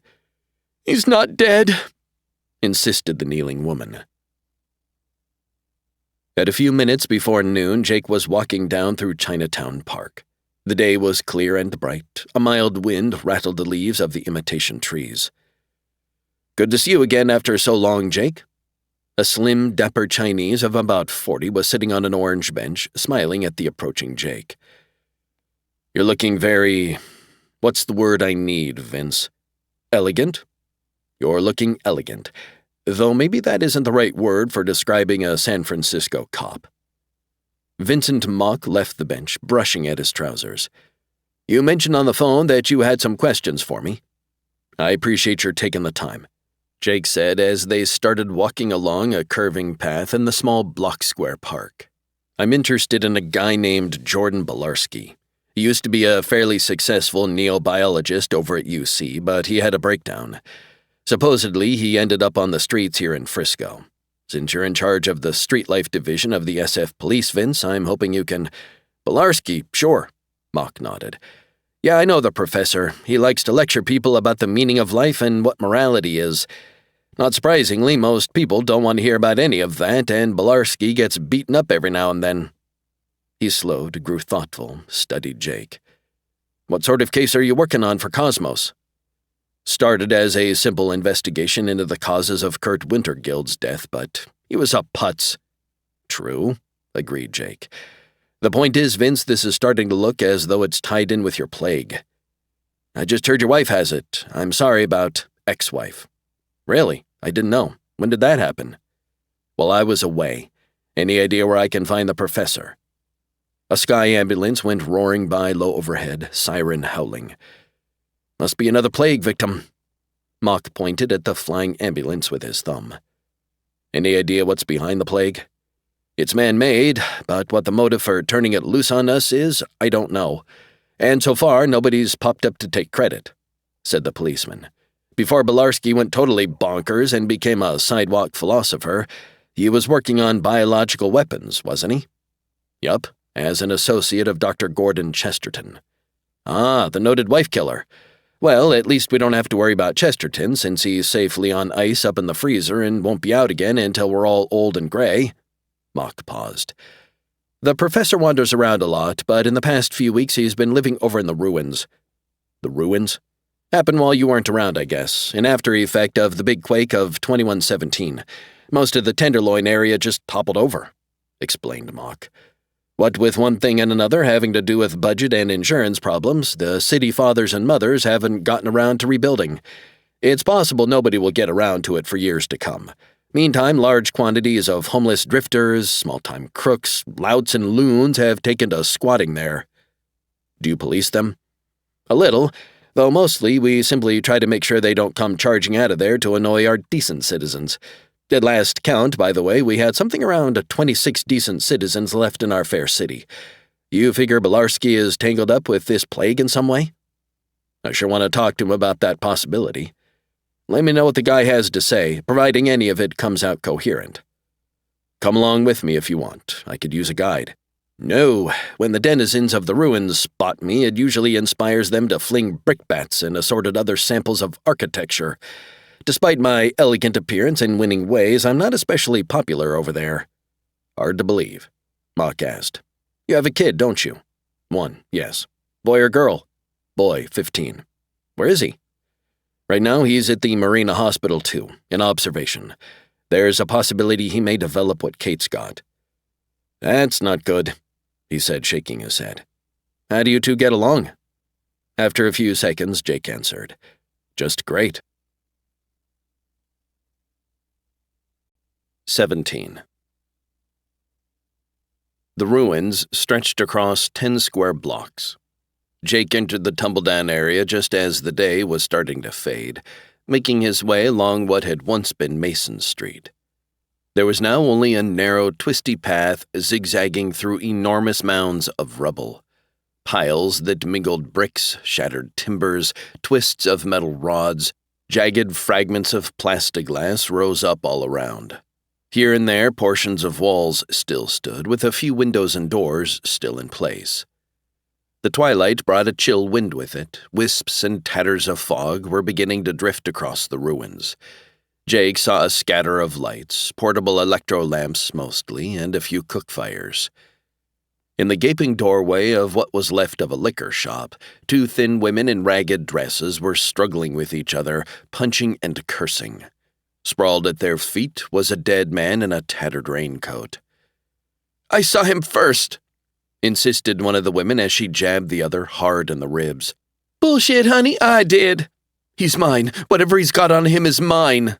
Oh, you don't really want him, dear. Look, he's puked all over himself. I bet he's got the plague. Plague or drunk, I want what's in his pockets." Jake continued on his way. Near a great tumble of debris that had a light sign reading Elm Hotel protruding it from midway up, three lean boys of about 11 or 12 were cleaning a bird that was probably a seagull. A small cook fire sputtered nearby. Halting, Jake said, "I'm looking for Belarski." "Go sod yourself," suggested the smallest and dirtiest of the trio. $5, said Jake. "Sod yourself twice," said another. The third boy straightened up, wiping his bloody knife on the leg of his tattered gray trousers. "Make it 10. If you take me to him." "Horse shit! I ain't going off alone with you, buddy. You look to me like the sort who comes into the ruins so we can bugger sweet young tykes such as me." "Just tell me where to find Belarski, then," said Jake. "You mean the professor, don't you?" inquired the smallest and dirtiest. He was still holding the gutted bird by its neck. "That's the one." "Always spouting a lot of crap about the dignity of man and the meaning of life." Jake nodded. "Where is he?" "Not far off." Dropping the bloody bird to the ground, he held out a dirty hand. "Pay me." "For $10, said Jake. "I need a little more in the way of directions." The boy said, "You go straight along this passageway for about a half-mile, see? You'll come to a piece of a building that's got a sign out front saying Pete's Barbershop and Whorehouse. Right around the corner from that, there's what's left of a public fountain and a bit of grassy park. The professor's usually there this time of night, preaching away." Jake passed him a bank's note. Then, as the two other boys closed in on the smallest, said, "I'll be coming back this way, fellows. He'd better still have his money." The boy with the knife smiled thinly. "Oh, sure, we won't pick on Danny." "That your name?" asked Jake. "Maybe." "Not a bad-sounding name." "Mine's Wally," volunteered the one with the knife. "Not bad either." Jake resumed walking. "Don't hurt him, Wally." "Sure. Oh, sure, you got my word." Laughter followed Jake.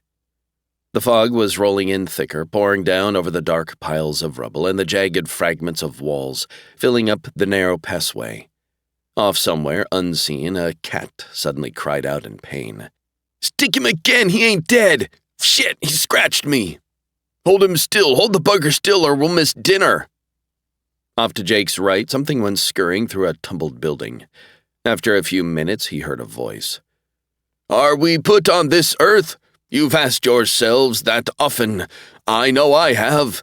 Well, I've thought a lot about the answer. The purpose of life is to be kind to one another, to help each other." Jake saw him now. It was, judging by the few photos he'd been able to dig up, Jordan Belarski, formerly of the University of California at Berkeley, and prior to that an associate of Dr. Gordon Chesterton. The man was tall, gaunt, with curly blonde hair that stood up high. He was wearing faded pants, at least 5 ragged sweaters, one on top of the other, and around his long, thin neck was wound a new-looking scarf of bright crimson.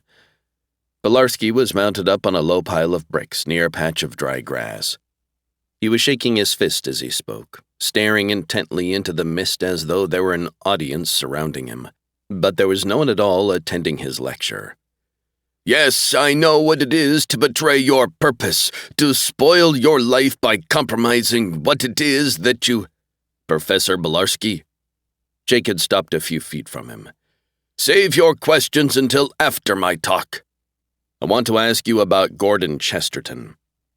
Belarski executed a quick ducking motion. He started blinking rapidly, shaking his head slowly from side to side.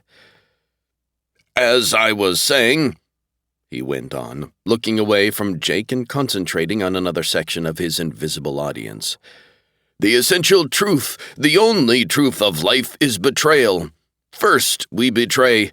This is important." Jake moved up close to him. "You may be the only one left who can help. A lot of people are going to die otherwise." A look of pain touched Belarski's face, and he made a brushing motion at the swirling mist.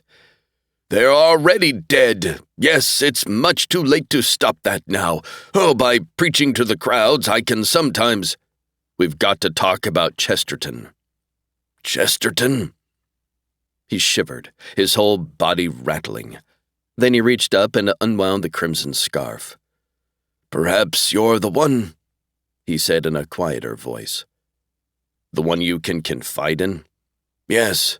I've concluded that I ought to explain to someone about the awful things I've done." "Along with Chesterton?" Belarski wrapped the scarf around his left hand. "They told me it was my duty, but they were wrong. Gordon tried to—" "Did you say you knew Gordon?" "Only by reputation." "An evil man. I found that out much too late, but extremely convincing. Gordon swore to me that XP-203 was essentially a good thing." He stopped talking, turned his head away, and stared into the fog. "I seem to have forgotten so much. Maybe that's what life is about. Forgetting." "Please," said Jake, "try to remember about XP-203. "They told me it was the sort of biological weapon that would, of course, never actually be put to use. Yes, one that would only serve to frighten and intimidate the enemy, whoever the enemy might be at the moment." He sighed. "They used it in Brazil, did you know that?" "No." "We killed 3,648 people, children among them. 964 children under the age of 10. XP-203 got out of hand, they explained. It was only supposed to kill a few troops as a demonstration of its potential. Got out of hand. 964 kids." Jake asked him, "Is XP-203 Chesterton's synthetic virus?"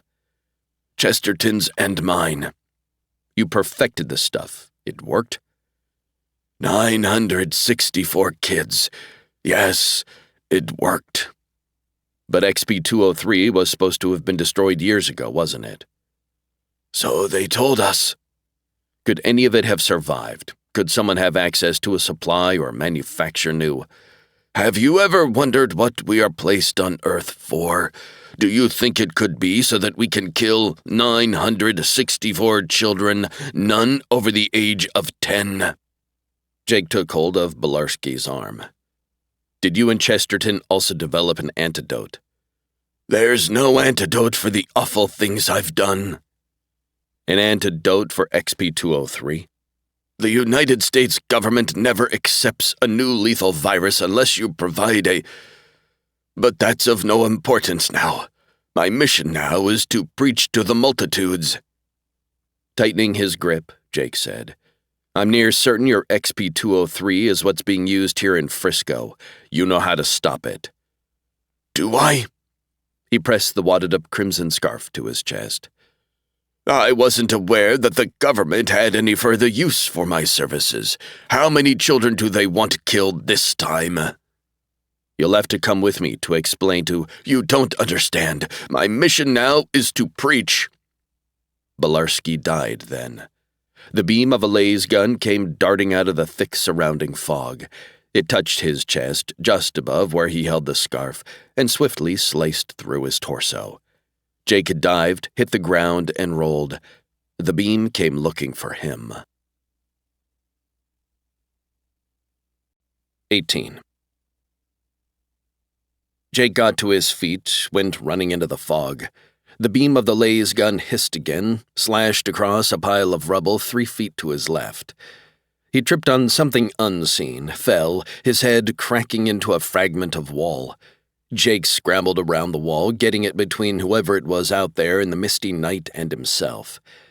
This had been a small church, back before the big quake.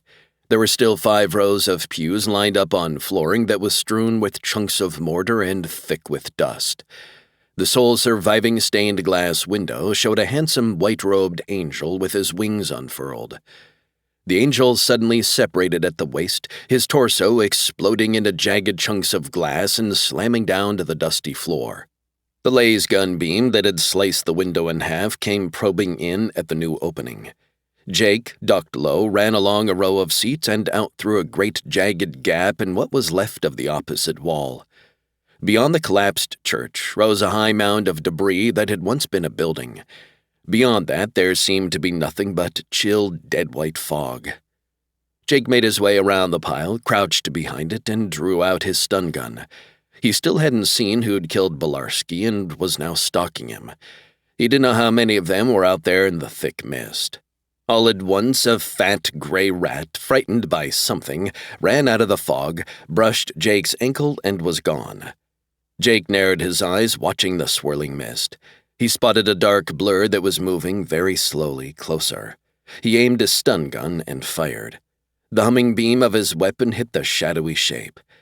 There was a cry of pain, a shuffling sound of feet scraping on dirt. Someone fell against a pile of bricks, wooden beams, and plexiglass. Jake waited where he was, watching and listening. A minute went by. Jake stayed there for another full minute. Then he started moving, circling the great mound of rubble. He listened as he went, straining to hear the faintest sound of pursuit. Another partial building loomed up out of the fog. The entire front wall of Sherry's Cafe stood, its front door hanging lopsided and half open. When Jake was level with the door, it snapped all the way open, hitting his gun hand and sending the stun gun spinning away into the fog. A wide black man lurched out. "Kill the bastard. Jake Cardigan." He held a needle gun clutched in his left fist. "No good bastard has to die." Jake backed slowly, hoping he'd trip over his lost gun in time to use it on the zombie. A knife sailed by Jake's head and hit the big man in the chest. The zombie gasped. His needle gun went off, sending 24 sharp silver darts into the ground. With his right hand, he made a grab for the hilt of the knife that was sticking in him. He missed, staggered. He made a second grab and missed again. His hand dropped to his side, and spitting out blood, he fell flat out on the ground and died. "That's worth 20, said a young voice. "At least." Jake turned. Wally, one of the boys he'd met by the cook fire, was walking out of the night mist. "I've been following you," he said as he stooped to retrieve his knife from the dead man's chest. "Thanks. Pretty good toss of the knife, wasn't it?" "Expert." Jake saw his stun gun lying nearby and picked it up. "You want an escort out of the ruins?" Wally wiped the knife blade on the side of his trousers. "Quiet a minute." Jake was looking back the way he'd come. "There were only 2 of them." "Sure." "The one you decked, he had the laser gun. This poor sod he brought with him," said Wally, kicking the dead man in the side with his battered shoe. "That's a lot." Jake kept his stun gun in his hand. "Here," he said, fishing out $10 in banknotes with his other hand. "For an additional 25, I'll see you all the way home," offered the boy. "I can handle it alone." Wally stared at him a minute, then shrugged and walked away. The cyborg chef whispered, "Quick, along this way." Natalie, clutching a small vid camera to her chest, crouched and entered the metal-walled tunnel first. Gomez, stepping around a large drum of soy flour and ducking, followed the red-haired reporter out of the galley pantry. The chef, a fat blond man with a silver right arm, came last. "Tiptoe, please, make no noise," he urged in a nervous whisper. The tunnel, which was less than 5 feet high, slanted downward. There was no light except what drifted in from the partly open pantry panel behind them. After they'd covered roughly 1,000 feet, the tunnel ended at a thick metal door. "Excuse me, coming through," whispered the uneasy chef. He oofed around Gomez, squeezed by Natalie, to the door. "I have a key someplace." With the forefinger of his flesh hand, he pressed one of the buttons that ringed his metal wrist like a bracelet. Darn, that's not it. An egg beater had replaced the silvery metal fingers. "Hold on, patience. There." A large brassy key replaced the egg beater. The heavy door whirred slightly as it swung open inward. "That made too much noise," whispered the anguished chef. Beyond the doorway was a warm, musty room full of darkness. The chef slipped inside first, followed by Natalie and Gomez. The detective said, "Can we turn on some lights now?" "Not so loud, we could get killed if any—" "Spike," cut in Natalie. "I appreciate you letting me bribe you to let us in here, but if you don't mind my saying so, you're really making much too much over what is essentially a simple eavesdropping excursion." "When I shut the door, Gomez," said Spike, "touch that light panel on your left. See." The door was shut. Gomez touched the panel, and after 3 or 4 seconds of blackness, light blossomed overhead. The small room had a bank of 10 small vid screens in the far wall, with 3 chairs facing them. "Some years ago, when the management was even less scrupulous, this place was used to monitor the activities in the more expensive suites aboard the casino," explained the jittery cyborg, gesturing with his silvery metal fingers at the screens. "The meeting you're interested in watching is taking place in the Imperial Suite." Natalie was already at the wall, studying the screens. "That'll be screen 7. She reached out, touched a button.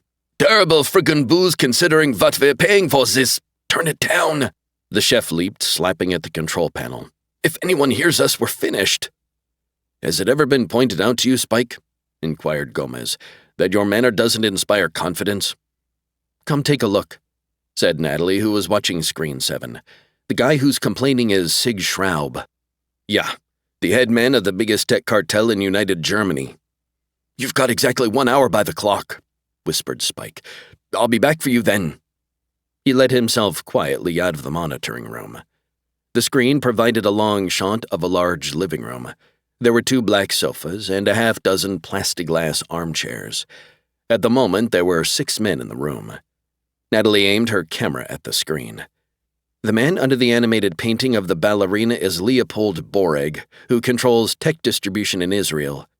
Also in attendance are Klaus Ruvi of Finland and Manuel Parafuso of New Brazil. Both important TekLords. Let's listen." He upped the volume a bit. "Screw her," Ruvi was saying. "There's no reason for her to think she can run our whole damn setup." Boreg said, "She did, after all, come up with the basic scheme, Klaus, and Tora also arranged for us to acquire a sufficient supply of XP-203. "Tora?" Gomez frowned. "You know the name?" "Yeah, but it's supposed to be inscribed on a tombstone over in Japan." "The purpose of this meeting," said Parafuso, "is to select the next target city, isn't it?" "How about Rio?" suggested Boreg.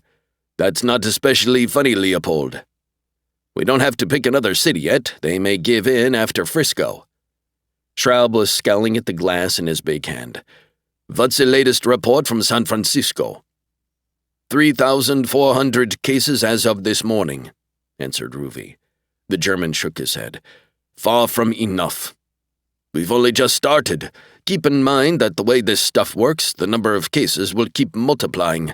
By this time next week, there should be 15,000. The next week, that'll jump to 45,000, at which point we make our first statement." Boreg said, "That's waiting too long."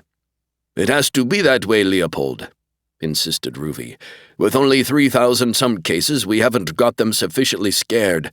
In 2 weeks, there'll be not only 45,000, but according to the figures I've been provided, 20,000 deaths as well." "I agree," said Parafuso. 2 weeks from now, they'll be ready to concede. Then they'll agree to halt all interference with our distributing tech and... It's going to take more than 20,000 dead San Franciscans, said Schraub, to get the United States to lay off and to get them to persuade the rest of the world to go along. That's why we need a second target city, said Boreg. A city in Europe somewhere. How about London? Said Parafuso. A very smug city and much too cold.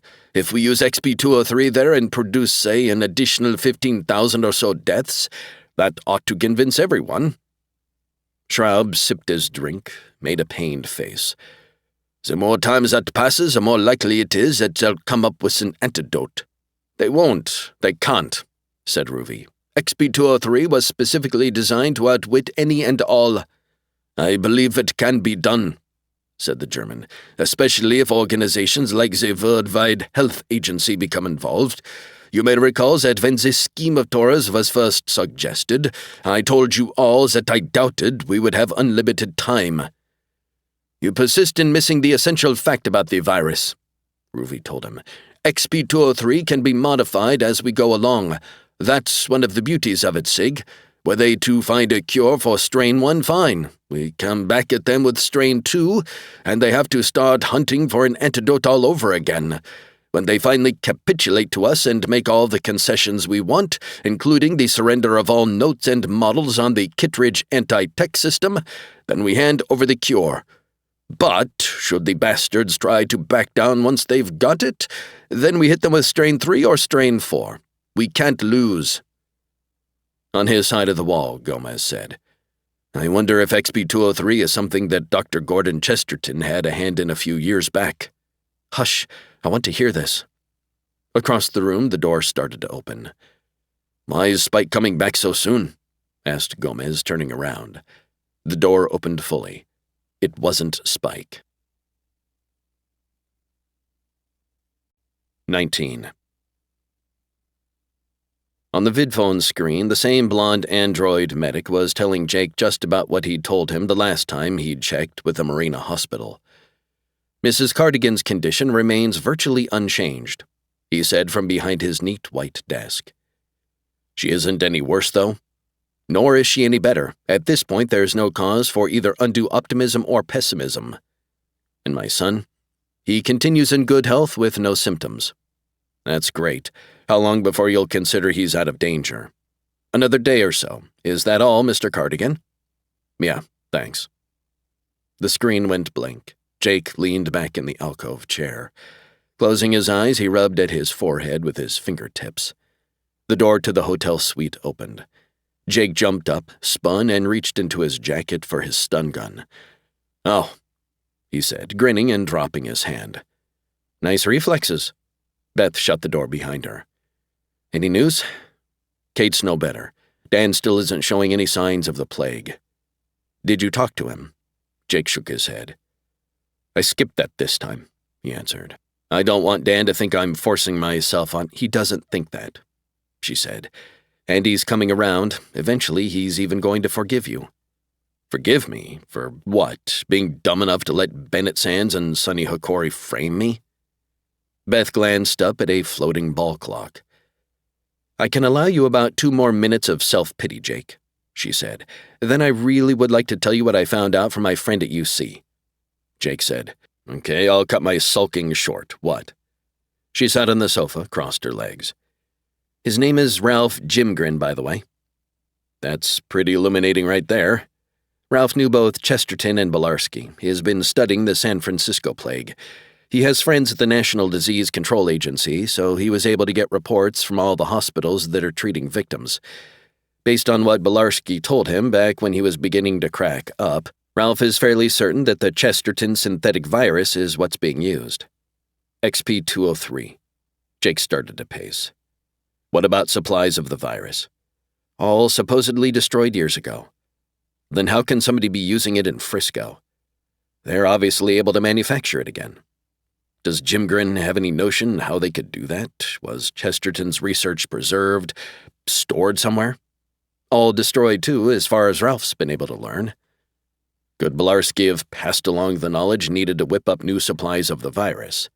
It's possible, but Ralph doesn't believe, considering what Belarski's moral stand had become, that he'd do anything like that. He could have been forced, said Jake. What about the antidote?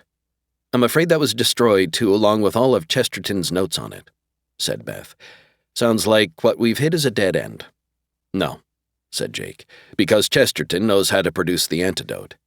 But he's up in the freezer and... Oh, yes, I see. He can be revived and questioned. I'm going to talk to Bascom. He'll finagle us a reanimation order, and then we'll go to the freezer. Are you up to doing that? She watched his face. That's not a place you... Yeah, I can do it. I have to. A pounding commenced on the door. Open up, Cardigan. I know you're in there. Come on, come on. It was a woman's voice, but not one he recognized. Another voice sounded in the hotel hallway. Miss, step away from there, please. That was Agent McQuarrie. Now very slowly bring your hands up and lock them behind your head. Dimwit, I'm an agent with the National Disease Control Agency. Even so, miss, raise your hands while I frisk you. You're going to find yourself providing security for minor politicians during their tours of obscure Central American republics no later than this time tomorrow, dim bulb, if you so much as touch one finger to my person. Here, look over my ID packet and put that stupid stun gun away. Jake placed the voice finally. Mixon, he said. Oneida Mixon. She's really with the NDCA? Oh, yeah, he answered. And there are two things in the world she hates, germs and me. The man who stepped into the casino monitoring room was just a shade over 5 feet tall. He was thin, swarthy, and wore a tight-fitting sky-blue suit. His right hand was made of gunmetal. Directly behind him came a lean black man carrying a laser rifle. Then 2 large, wide men in suits the same color as that of the small man entered. They were dragging Spike, the bribed chef. Gomez said, When they assigned me this cabin, they assured me I'd have undisturbed privacy while I shut the fuck up, suggested the small man. He glanced from Gomez to Natalie. You don't have much in the way of tits, sister. If you broke in here just to tell me that, I already knew. The redhead lowered her vidcam and edged near to Gomez.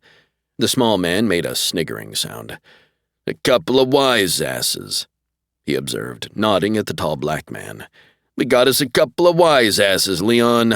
What do you think of our having a couple of wise asses, Leon? Not much, Buzzer. Buzzer gave a rueful shake of his head. Leon doesn't think much of you 2 wise asses. I suppose we can trade badinage like this all the livelong day, said Gomez. But why don't you gents simply tell us, shut up? Buzzer touched his wrist, then poked the curly-haired detective in the side with his metal forefinger. Hey!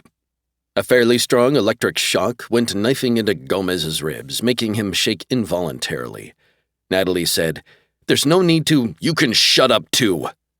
Buzzer gestured to the 2 men who were holding the shivering Spike. Bring the asshole over here. You don't understand, said the chef, whose lips were cracked and caked with blood. I'm telling you, Buzzer, I never took any money from these— Don't talk.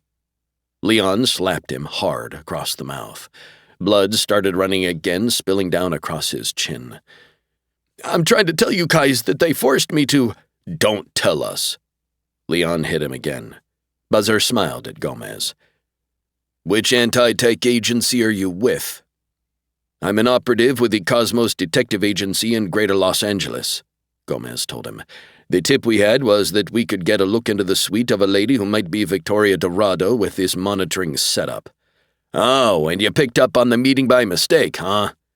Must have, yeah. We were about to switch to— These assholes think I got shit for brains, Leon. That's not so, Buzzer. Leon says I don't have shit for brains, said Buzzer, and only somebody like that would believe your half-assed story. You're smart, I'm dumb, said Gomez.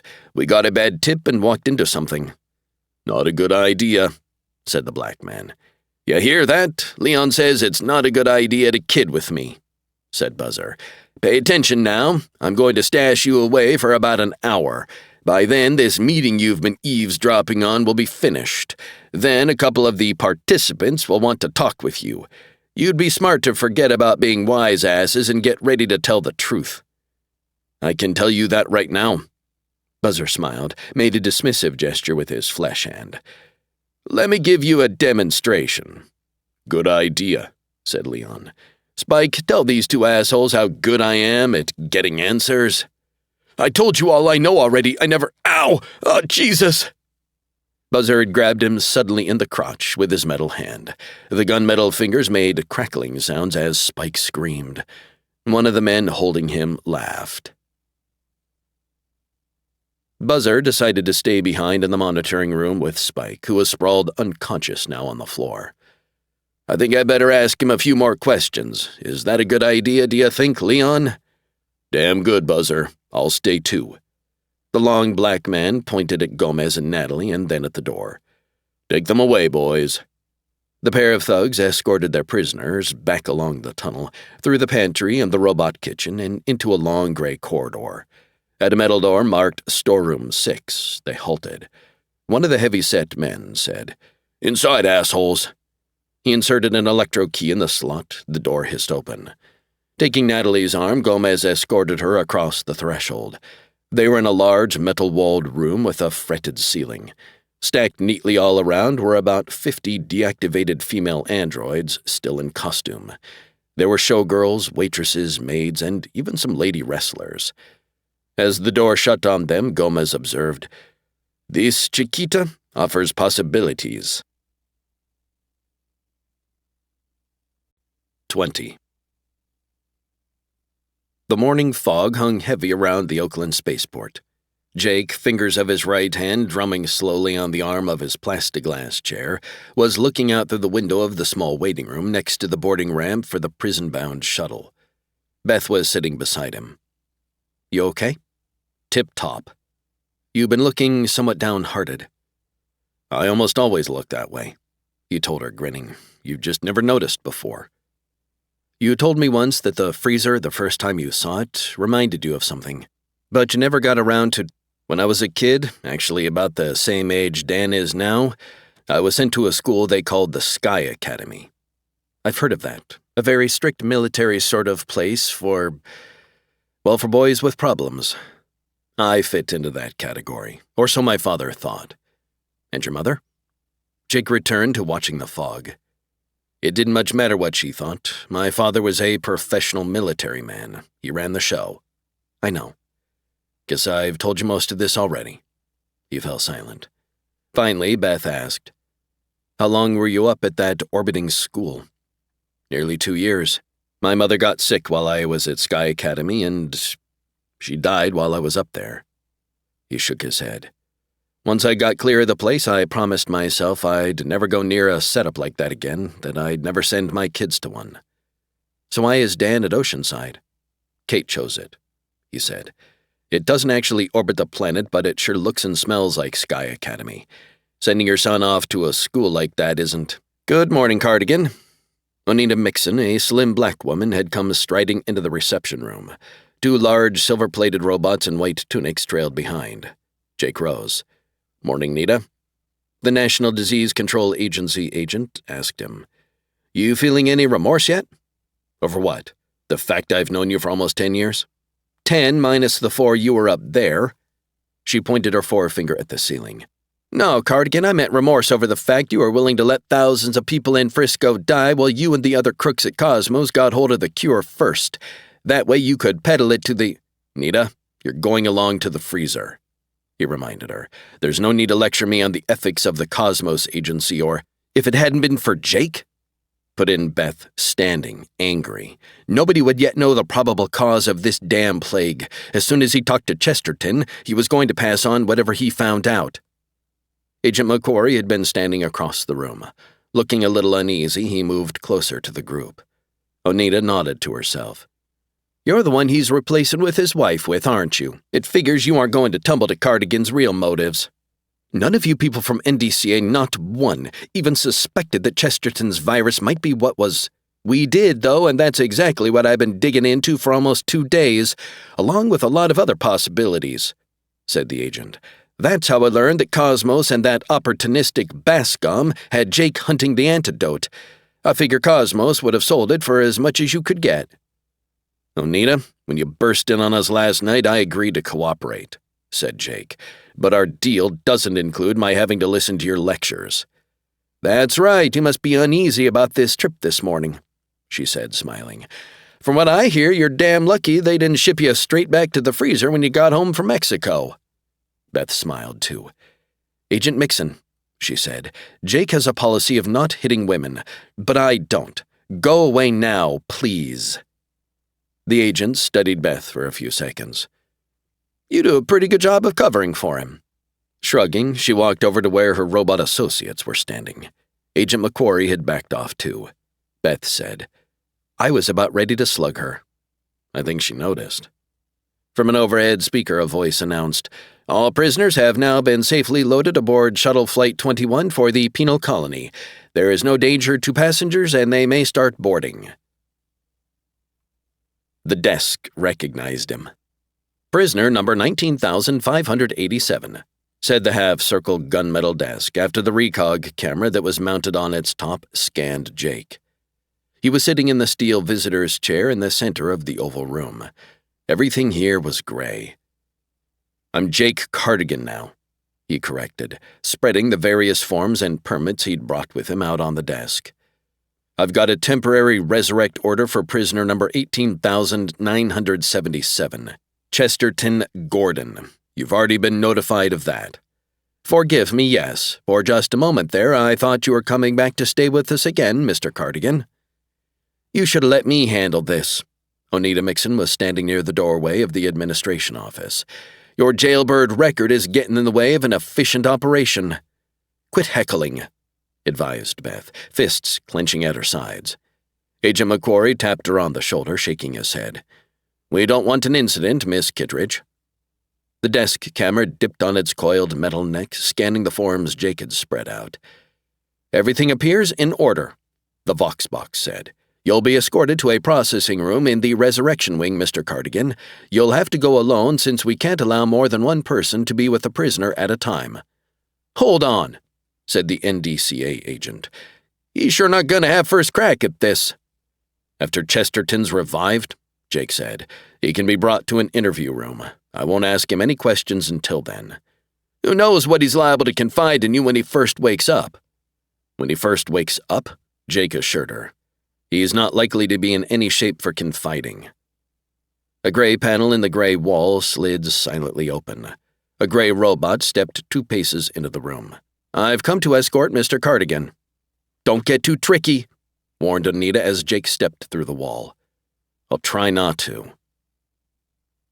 Jake hesitated for just a few seconds on the threshold of the small processing room. Although it wasn't the same one, it was very similar to the chill, metal-walled room he'd awakened in just weeks ago after his 4-year stretch here in the freezer. "Something wrong, sir?" inquired his robot escort. "Nothing, no." He went on in. There was a white metal table at the room's center. Dangling above it was an assortment of wires and tubes. There was a large gunmetal robot standing next to the table, and in the far corner, a single gray metal chair. Jake felt some momentary tightness in his chest as he crossed the small, cold room. His escort had remained in the corridor. "If you'll be seated, sir, the body of prisoner number 18,977 will be brought here immediately, and the revival proceedings can begin." "I'll stand and wait." He leaned against the chill wall.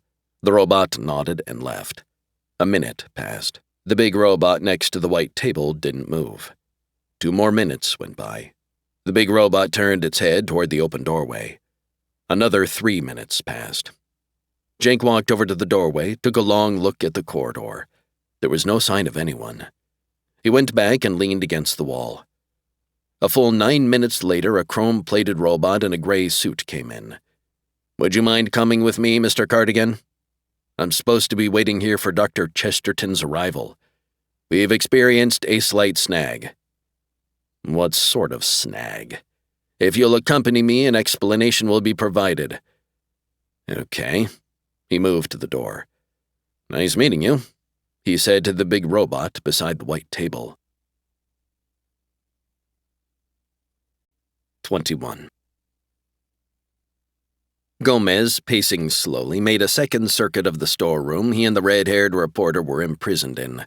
Shoulders slightly hunched, he stared in turn at the walls, the ceiling, and the small gray disk he had resting in the palm of his hand.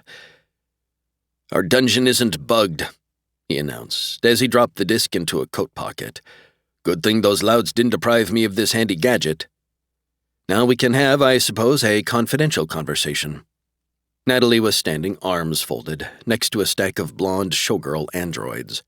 Privacy is all well and good, but since we're on the brink of extinction, it's not, you won't mind my saying, the topmost concern on my— "Do you have a nail file?"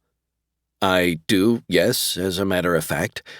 But again, Gomez, personal grooming isn't very important when you're— "May I, por favor, borrow the thing?" He made an impatient give-it-here motion with his left hand. Natalie handed it over. "What are you intending?" "You know Joe Waterloo?" Gomez quickly scanned the room, then went walking to where 3 hefty android lady wrestlers were stacked face up, one atop the other. "Since we don't have much time, I'll start with the sturdiest available. I found in my few dealings with him that Joe is a relatively reliable informant, but Joe's allowed me to watch him at work whilst he reactivated worn-out androids." Gomez hefted the topmost lady wrestler, a husky blonde in crimson tights, off the pile. He dumped her as gently as possible onto the storeroom floor. "The lessons that I learned at Joe's knee, coupled with my own natural mechanical neck, ought to enable me to revive a few of these ladies." He knelt and, using the borrowed nail file, pried off a small flesh-colored plate in the anti-grappler's back. "I've got to reanimate them, then modify a little to get them to follow our orders." "Do you think you can accomplish that?" "Before an hour has passed, Kara will know one way or the other." Gomez sounded angry. His voice was raised. "Listen, Chiquita, I've covered cases all over the world, on dozens of satellites and space colonies, and even on the moon. Until I hooked up with you, I never had— Keep in mind that I've won prizes for my clever outwitting of all sorts of scoundrels," cried Natalie, hands on hips. They were standing near the door of their storeroom prison, facing each other and seeming to argue. "I sure wouldn't hand you a prize." "Don't you try to tell me I don't deserve my awards and honors." The door hissed open, revealing the lean black Leon and the 2 thugs who had escorted them here an hour and 5 minutes ago. "Oh, see, you might get an award for being the most annoying bimbo in the universe." "You are, as I've long suspected, a dreadful person." The angry redhead swung out, slapping Gomez across the cheek. Watching the quarrel, Leon didn't notice the big blonde android wrestler inching her way along the wall at the left of the doorway. He didn't become aware of her until she was hurtling through the air straight at him. Her name, according to the engraving on the buckle of her wide golden belt, was Tessie the Torpedo. Before the startled Leon could even touch his shoulder holster, Tessie had him down on the floor and was bouncing her broad backside on his narrow chest. The 2 thugs allowed themselves to be diverted by this for roughly 3 seconds, ample time for the 2 other lady wrestlers that Gomez had reactivated and modified to jump them. The other blonde was known as Moonbase Minnie. The third Andy, and the burliest of the lot, was called Kill Crazy Maisie and had hair of glowing red. Maisie drop-kicked her selected hoodlum square in his chin. That caused him to grind his teeth, hop 2 feet into the air, and flap his arms several times. Maisie caught him before he touched down, lifted him up, and executed a graceful airplane spin that ended with his flying into the far wall. He slammed it with a rattling thunk. When he hit the floor flat out, he was unconscious. Tessie had by that time succeeded in breaking Leon's right arm and by whapping his skull repeatedly against the metal floor, knocking him out cold. Moonbase Minnie lifted the second thug in a crushing bear hug. He gasped, yelped, gasped again, and passed out. She let go of him, stepped deftly aside as he toppled over. Spitting on her hands and then rubbing them together, Minnie turned to Tessie. "I can hear you wheezing from here, dearie. You need an overhaul." "I thought you were waltzing with your guy, sweetheart. He probably just passed out from fright after getting a gander at you." "Listen, dearie, if I'd wanted to—" "Ladies, bastante," cautioned Gomez. "Keep in mind that I'm the leader of the group. Right now, what we have to do is vamos." Crouching behind the fallen Leon, he took his stun gun, his laser gun, and the labeled electro key to one of the casino's private shuttles. Nodding toward the doorway, Natalie asked, "Can you ladies escort us to where they've got their ships docked?" "A cinch, Skinny," said Maisie, "unless they've moved things around since they put us out to pasture." "Pasture?"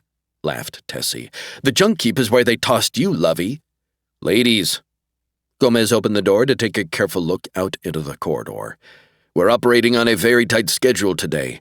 It looks safe outside, so let's make our way to the dock muy pronto."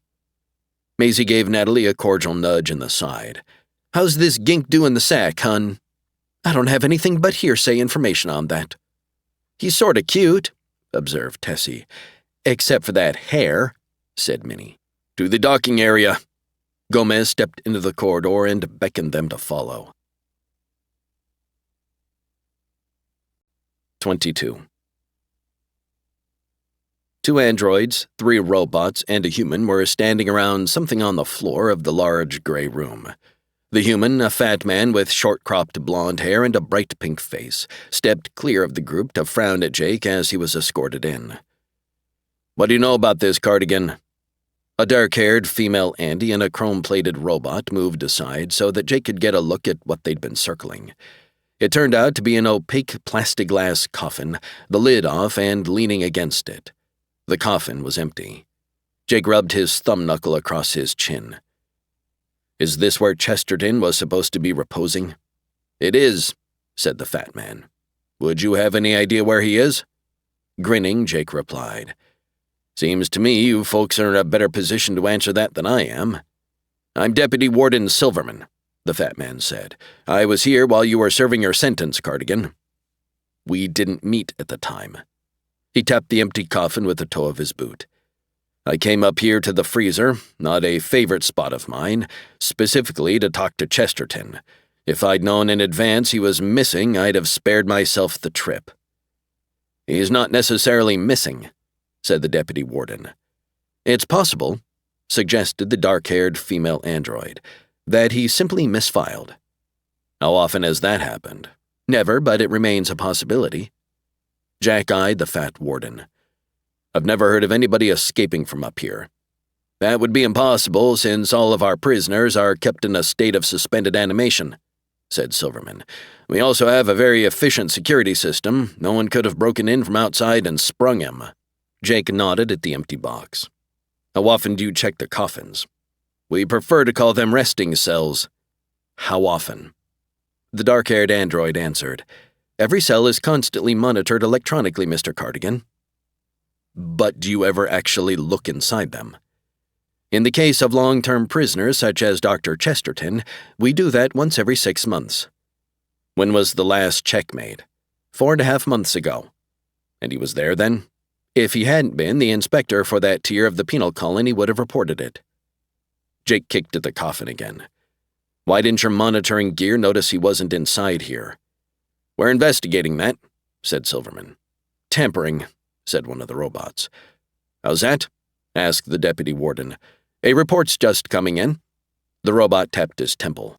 "The monitoring equipment connected to the resting cell of prisoner number 18,977 has had a diverter box attached to it." "Feeding in fake information," observed Jake, "for the last 4 or 5 months." "This is extremely serious." Deputy Warden Silverman frowned deeply. "It's starting to sound as though this prisoner has been smuggled out of here, something that has never happened before." "As far as you know, it's never happened before." "We won't be needing you any longer," Silverman told him. "Should we determine the current whereabouts of Gordon Chesterton or his remains?" "What do you mean by that?" "Several people who were associated with Chesterton down on Earth have died lately," Jake said. "It could be that somebody wants him dead too." "But the man was as good as dead already. 50 years up here is a long time." "Yeah, but it's not quite as permanent as death." Jake headed for the doorway where the robot who'd brought him was waiting. "It goes without saying that if you find out anything about what's become of Chesterton," said the deputy warden, "that you inform us at once. I'll tell Cosmos, they'll tell you." Jake and the robot started along a gray corridor. Just around the first bend, a wall panel slid quietly open on his right. "Jake," called a faint voice, "I think I can help you." Kill-Crazy Maisie had straight-armed the first guard. He went skittering backwards, dropping his stun rifle on the ribbed walkway and slamming into a metal wall. Moonbase Minnie had, meantime, grabbed the second and third guards at the private docking area and bonged their heads together. "That's not fair, honey," complained Tessie the torpedo. "You didn't leave any of them for me." "Onward," urged Gomez, stepping over one of the unconscious guards. He and Natalie ran out into the glass-walled docking area. There were 3 silvery shuttles resting there in launching cradles. Gomez consulted the key he'd borrowed from the slumbering Leon. "We're seeking FSG-3, he said, scanning the row of shuttles. "Ah, a key." He realized that he was standing beside the spacecraft he wanted. "We've really appreciated your help," Natalie told the trio of android lady wrestlers. "I hope that by aiding us you won't find yourselves in any trouble with the slugs who manage this." "Horse pucky, sweetie," cut in Tessie. "Save your goodbyes because we're fixin' to go with you." "But that wouldn't be—" "Arguing slows down our departure." Gomez unlocked the cabin and climbed aboard. "But, Gomez, I don't really think we can steal 3 androids right out from under—" "We're already stealing this shuttle," he settled after bouncing a few times into the pilot seat. "Actually, I look on it more as borrowing, since once we've reached GLA, we can arrange to have—" "Nat, seat yourself next to me and buckle yourself in," he told her. "Tessie, you and your sisters hop aboard and get ready. We've got to exit muy rapidamente." "Right you are, cutie." In less than 3 minutes, everyone was safely aboard. In less than 6 minutes, the shuttle was roaring away from the casino. 23. For nearly half a minute, Jake didn't recognize the person who had called to him. Just beyond the opening that had appeared in the wall sat a frail, gaunt man in a dark metal servo chair. The thin hands that clutched the arms of the wheeled chair were almost skeletal. His skin was gray. "How are you doing, Jake?" he asked in a dim, tired voice. Jake took a few steps closer. "Pete Goodhill?" "You haven't seen me for a while," said the frail Goodhill. "Not since I checked into the freezer 4 years ago. Are you still the prison psychiatrist?" The doctor's mouth twisted into something that might have been a smile. "Until they can replace me. What exactly is a rare sort of malignancy is what's killing me. One, unfortunately, there's still no cure for." Jake's robot guide said. "They'll be expecting us, sir, back in the administration." Dr. Goodhill had touched one of the buttons on the left arm of his chair. A thin, sizzling beam of orange light shot out of a small nozzle on the side of the chair. It hit the robot in the chest. With a rattling gasp, the mechanical man's eyes snapped shut, his arms dropped to his sides, and he stood rigid. "Come in here for a while, Jake. I need to talk to you." Glancing at the incapacitated robot, Jake stepped through the wall. "Still not getting along with your colleagues, Pete," he observed. "Same way you were when you worked with the SoCal State Police." "Back then, I didn't have to rely on a damn chair to take care of the assholes who annoyed me." Goodhill's chair rolled across the small room that was behind the wall and out into another corridor. "Just down this way. Excuse, by the way, my showing self-pity a moment ago.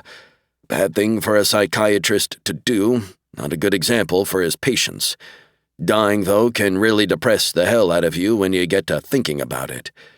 Anyway, Jake, I'm glad you finally got out of this place. I was sure all along that you'd been framed." "I know, Pete. A few other people were too, but nobody could prove it." A white door opened on their right. "My office." The servo chair carried the frail, dying man across the threshold of a large room with bright orange and yellow walls. "I had my chair do a little decorating for me. Warm colors, I find, cheer me up." "This colony isn't noted for being a warm place." Jake sat in a crimson chair. "Sometimes I think—" "Think what, Jake?" "I don't know, Pete, that I was actually frozen while I was up here, and that I still haven't completely thawed out." Goodhill touched another button on the chair arm. A thin silvery rod popped out of the chair, snaked up and wiped his nose with a plyo chief. "The after effects of a stay in the freezer have never been adequately studied. I've been planning a book that will— Shit, what am I saying? I won't be around long enough for that." "Isn't there anything that might—" Nope. This isn't Chesterton's virus, Jake. There's no cure." "You know about Chesterton?" "I know what you've been working on." "Any idea who swiped his body?" Goodhill touched a button on the right arm of the chair. Another metal rod swung up, this one pressing a small oxygen mask to his face. When it retracted, he said, "I don't have any concrete evidence of this, Jake, yet I know I'm right." A wheeze sounded in his thin voice. "What you have to do if you want to locate Gordon Chesterton is talk to the warden." "Warden Neuenhaus?" "Yeah, him. You won't find him aboard the freezer. He's most likely at home down in the Malibu sector of GLA. The prison makes him uneasy, all these poor bastards sleeping here. They're like dead men, Peter," said Dr. Goodhill. "Since I'm just about a dead man myself, I probably scare him too. Forgive me, more self-pity." "I've been accused of that myself lately," said Jake. "Must be a lot of it going around." "Having a rough time down there?" "You heard about my ex-wife?" "She's got the plague." "Somehow Dan, my son, thinks that I know Dan. Remember, I was at his 10th birthday party?" "Right, you did your magic act for them. Dan really—" Jake trailed off. "It's all right, Jake. It doesn't bother me to be reminded that I can't even blow my own nose anymore, let alone pull gold coins out of a kid's ear." All at once, Jake's head went forward. Bringing his hand up to his face, he started crying. It only lasted a few seconds. Then he took a deep breath, shaking his head. "Why the hell did I do that?" "Well, it might be you're sad at seeing me in this shape," said the psychiatrist. "And it also might be that you're starting to thaw a little more." Goodhill touched the chair arm and the door to his office slid open. "I better escort you back to your custodian now. No use having them come hunting for us." "Standing," Jake said. "Thanks for the tip about the warden." "I've suspected for quite a while, Jake, that he's arranged for a few choice prisoners to take unauthorized leave. Chesterton is sure to be one of them." As Goodhill rolled by him, Jake reached out to pat the ailing doctor's shoulder. "Good luck, Pete." "You're developing a sentimental side." Goodhill's chair took him out into the corridor. "Bothering to wish good luck to a dead man." Oneida Mixon came striding toward him across the administration office. "Damn it, you were supposed to send for me as soon as Chesterton woke up." She halted a foot from him, glaring. "At the moment, Nita, nobody's certain if he's awake or asleep. If you went ahead and questioned him without— What the hell are you talking about?" Backing off from her, he answered. "Dr. Chesterton wasn't in his coffin. Where is he?" That's what a lot of people, and mechanisms, hereabouts are trying to find out. The National Disease Control Agency agent, turning her back on Jake, walked over to the desk. "Why didn't you tell me about this when I was asking you what was delaying Cardigan?" "Because, ma'am, that would have been in violation of our security procedures," replied the Vox box. Oneida slammed a fist on the desktop. "Security my fanny! This is an important government investigation," she said. "I want to talk to the warden right now." "He's not available at this time." Beth moved up close beside Jake. "Is he really missing?" "And he is. Any idea where to find him?" "Yup." In a louder voice, he said. "Since we've hit a dead end, we'd like to take the next shuttle home." "One will be leaving in 17.5 minutes, the desk informed him. "Is the entire party intending to—" "I'm staying here until I find out what's been done with Dr. Chesterton." Spinning, Oneida came back across to scowl at Jake. "Do you know anything about what happened?" "That's what the deputy warden was just asking me," he said. "The answer I gave him was, nope, nothing." "I think maybe you do, though." She raised her right hand, about to prod him in the chest. "Didn't I mention," said Beth, grabbing her wrist, "that you are really starting to annoy me?" Using the angry agent's arm as a lever, she flipped her aside. Oneida stumbled, fell to the floor. One of her robot associates trotted over to help her up. The other closed in on Beth. Jake stepped in front of the young woman, holding up his hand. "The fracas is over," he said warningly to the white-coated robot. "You don't want to risk any danger to your own person." Getting up, Oneida ordered, "Lay off them, Ernie." "But they—" "Later," she promised, brushing at her skirt. "I'll get even later." "Be looking forward to that." Grinning, Jake escorted Beth out of the room. 24. There were 5 other passengers on the homeward-bound shuttle, not counting Agent McQuarrie. Across the aisle from Beth and Jake, a heavy-set blonde woman was crying quietly. 15 years, she was saying again. That's such a long time. No, it's not really, said the slender blonde teenage girl sitting with her. And Dad's already been there for 2. I'm going to be 61 when they let him out. That's not old. Not terribly old, anyway. But he'll still be 47. She shook her head. I don't know why we go up there once a month, just to look at a vid picture of him lying in that awful cramped box. It does you good, Ma. Does it? 15 years, Jake said quietly. A sad place. You got through the visit all right? Beth took hold of his hand. Not exactly. He told her about his encounter with the dying Dr. Goodhill, about breaking down and crying. Beth asked, Were you crying for him? Partly, he answered. But partly for Kate, partly for Dan, and maybe for myself, too. It could be Goodhill was right and you're warming up, Jake, said Beth. That seems to bother you, though, doesn't it? Having feelings, being vulnerable. When I was a cop, they called me, although I wasn't supposed to know it, Andy, short for android. He leaned back in the seat, holding her hand tighter. My father wasn't exactly a warm person. So I've gathered, she said.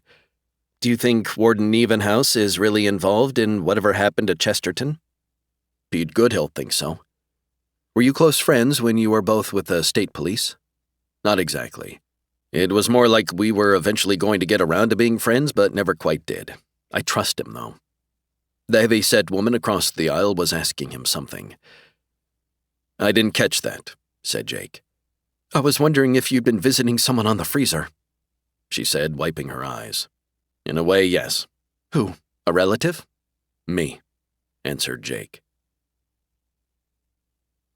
They caught Jake in the middle of the main building of the Oakland spaceport. The big, chrome-plated robot spotted him first, and turning the vid-cam mounted in his gleaming skull toward him, came rolling over. Are you investigating the plague too, Jake? The Time Life Media robot asked. Jake, with Beth close behind him and Agent McQuarrie trailing, had been heading toward a bank of vidphones. He wanted to make a call to the Marina Hospital. What plague, Scoop? He asked, halting. 3 human reporters joined the Time Life robot. Proctor of News, Inc., Gary Insatsu of the Japanese Shinbun Vid News Service, and a silver-haired young woman Jake didn't recognize. Quit shamming, Jake, said Proctor, a lean, dark man of 40. You know all about the vicious blight that's laying waste to San Francisco, turning the once glittering city into a pest hole where death holds sway and— Christ, Poc, cut in the silver-haired woman. Write your story on your own time, huh? Why were you up on the freezer, Cardigan? Did you go along with Agent Mixon? What do you think about the plans to quarantine Frisco? Asked Insatsu. Do you feel, knowing what you know, that such a move is justified? Folks. Jake held up his hand in a stop-right-there gesture. I was simply visiting a friend of mine who's ailing. And it's just a coincidence that Mixon, who's investigating the plague, was on the same shuttle you took up there? Asked the woman. That's right. She didn't return with you, though, said Proctor. Does that indicate she's pursuing some further link between this dreadful blight and the criminals who are incarcerated within the unyielding metal walls of— You want to find out what Nita's up to, Poc? You ask her. Jake took hold of Beth's arm. Right now I have to— We've been waiting for Agent Mixon for near an hour, said Insatsu. Word was she'd be coming home on the same ship with you. She didn't. Jake started walking again. Your own wife lies dying, a victim of this horrible and deadly scourge. Proctor walked along beside them. Yet you seem to be exhibiting little outward grief, and indeed, here you are, squiring an attractive young woman other than— Poc, go away, suggested Jake quietly. You're getting socked in the nose isn't news anymore, but it's close to happening again anyway. The silver-haired reporter was trailing them too. Did you divorce your wife before or after she was felled by the plague? Beth smiled sweetly over her shoulder. I take care of punching all the female news hounds, she said. Shoo. It would be best, Jake, said Insatsu, catching up with him. "For you to cooperate with us. This is too big a story to keep quiet any longer. If you help us out, we'll help you." Jake stopped again. "I'm just an operative with the Cosmos Detective Agency these days," he said, "and I'm working on a case. When I heard that an old police colleague of mine was sick, I took time off to visit him. That's all I have to say." Proctor warned, "You'd be well advised, Jake, to deal honestly and truthfully with us." "I am." He started for a doorway out. "The interview is over. For now." Proctor didn't bother to follow him any further. The other news people gave up too. Jake and Beth stepped out into the twilight. "A shame the story got out," he said. "That was inevitable. Too damn many things are." The sky car sped southward through the dusk. Beth was in the pilot seat. Jake sat next to her, using the vid phone that was built into the dash. "Marina Hospital," he was explaining to the gray robot who showed on the small phone screen. "I'm sorry, sir, we're unable to place that call." "Why?" "A state order issued 3 hours and 17 minutes ago forbids anybody emergency communications with all San Francisco area hospitals." "This is an emergency. My former wife is a patient." "We're in the process of setting up a special information number, sir. Once that's in place, you'll be able to—" "My son's there too, but only for observation. Can you put me through to him?" "I'm sorry, sir, but the same restrictions apply." "Okay, thanks." He blanked the screen, sank back in his seat. "Well, I better start pulling strings so I can override this—" The phone buzzed. Jake answered it. "Dan," he said when his son's image flashed onto the screen. "I've been trying to reach you." "I don't have much time," said his son. "We're not supposed to make any calls out of here, but a nurse who's a friend of mine—" "How are you?" "I'm okay, I guess. They tested me again this afternoon and everything was fine," answered Dan. "But I'm gonna have to stay here anyway. They won't let anyone who's in the hospital now get out, and you can't come in to see me either." "What about your mother?" "They told me she's about the same," said Dan. "Dad, listen, I saw you on the vid news a little while ago, so I knew you were back. It said you'd been up to the freezer and that it must have something to do with the plague. I was hoping that you'd found out something. That you'd found out some way to cure the plague." "I know what's causing it, and in general who's probably behind it." "But you can't tell them how to save Mom?" "Not yet, no." Jake shook his head. "But I'm getting closer." "I don't think there's too much more time to—" The screen suddenly went blank. "Damn," said Jake. "They cut him off." Beth said, "Sounds like he's thawing some too." "It does, yeah," admitted Jake. "But as far as he's concerned, I'm still letting him down." 25. "Don't," advised Jake. Warden Nevenhouse's right hand slowed, stopped in midair over the lucite table beside the deep, near-leather armchair he was sitting in. A black laser gun rested on the tabletop, barrel touching an ivory ball clock. "This is a very serious matter, coming into my home and threatening me with a gun." Jake grinned, keeping his stun gun aimed at the tall, thick-set man. "Let's talk about Gordon Chesterton." The warden dropped his hand to his knee. "Your Cardigan, the one who was up at the freezer earlier today making trouble."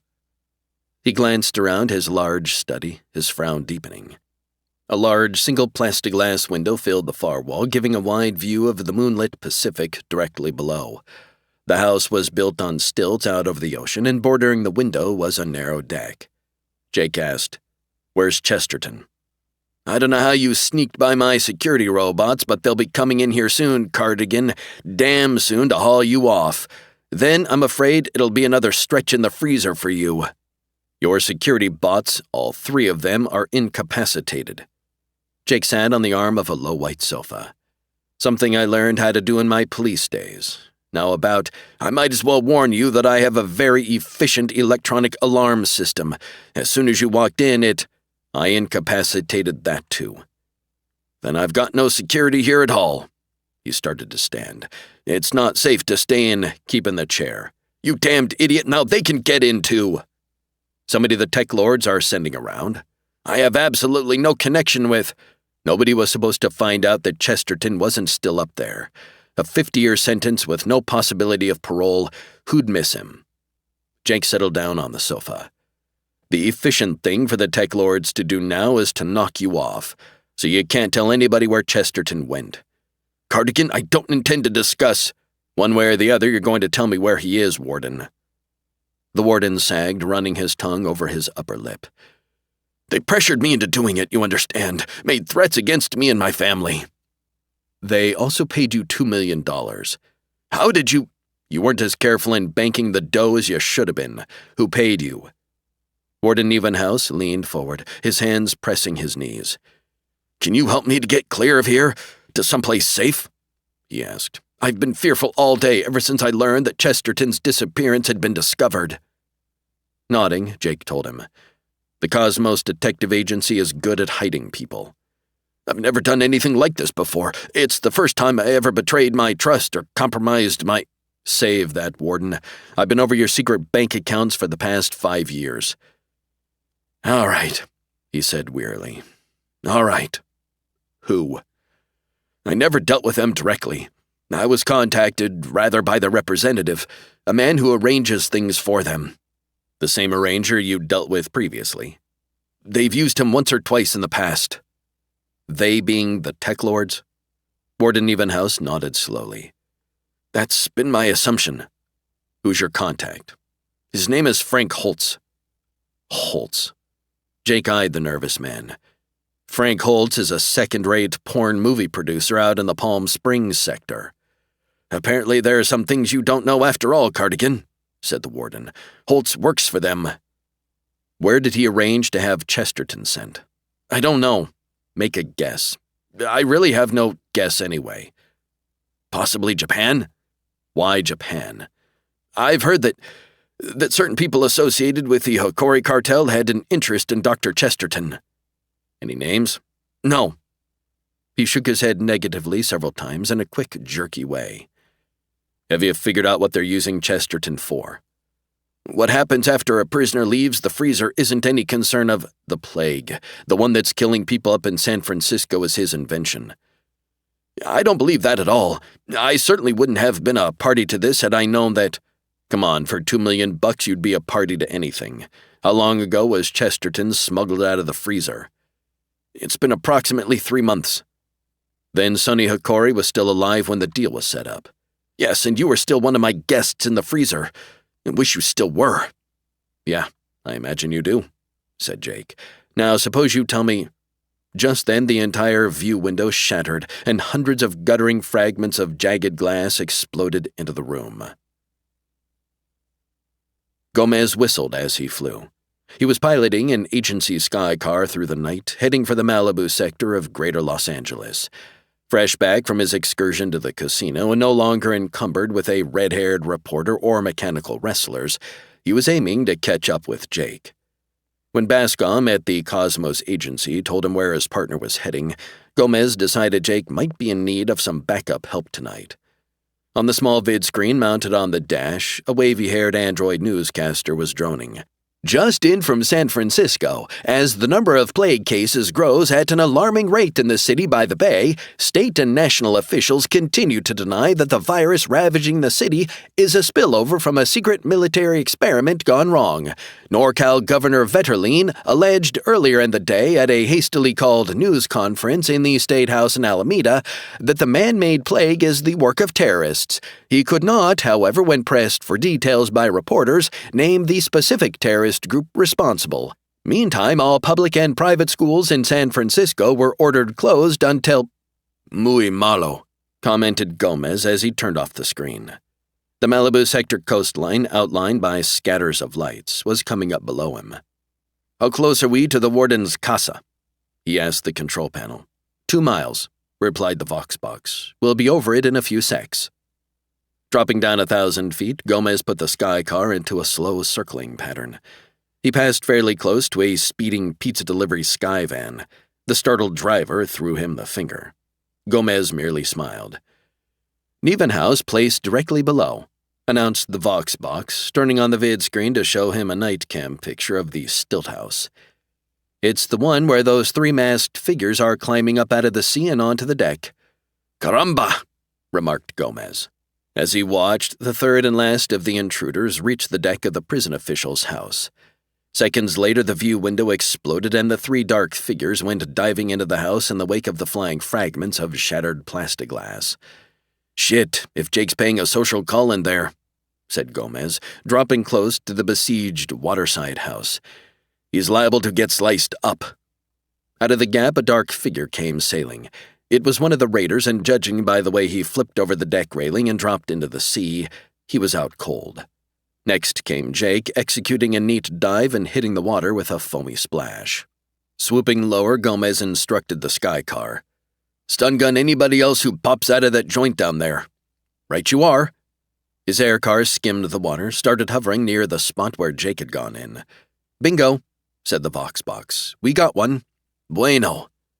Gomez touched a key on the control panel and a door opened in the belly of the hovering car. "Jake, unless you need the exercise, you can quit swimming now and climb aboard," he shouted down at the dark water. Jake's head showed above the surface. He blinked, spit out water, grinned. "You're back, huh?" "Apparently, amigo." He touched another key and a ladder unfurled. The sky car was hovering about 5 feet above the ocean.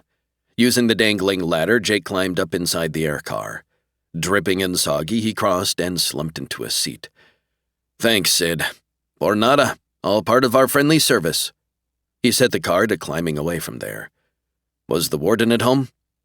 "He was, but the shattering glass killed him." Jake tugged out a damp plyo chief and touched at a curved, bleeding cut on his cheek. "I hit the floor and missed getting sliced up. Doing okay with those housebreakers who came in by way of the deck, but I noted one of them doing some impromptu water ballet work thanks to you. Yeah, and I downed a second one. But then 5 more of them came in through the front door. A good time to make an exit. That's what I decided. Did you get any answers out of the good warden before the intrusion?" "Yes, and I think we better head for the Palm Springs sector right now." "Which part? The dirty Hollywood area?" "Yeah," answered Jake. "That's exactly where we have to go." "One of the scenic wonders of Greater L.A., observed his partner. 26. Gomez headed the sky car inland through the night. "How's Kate doing?" "No better."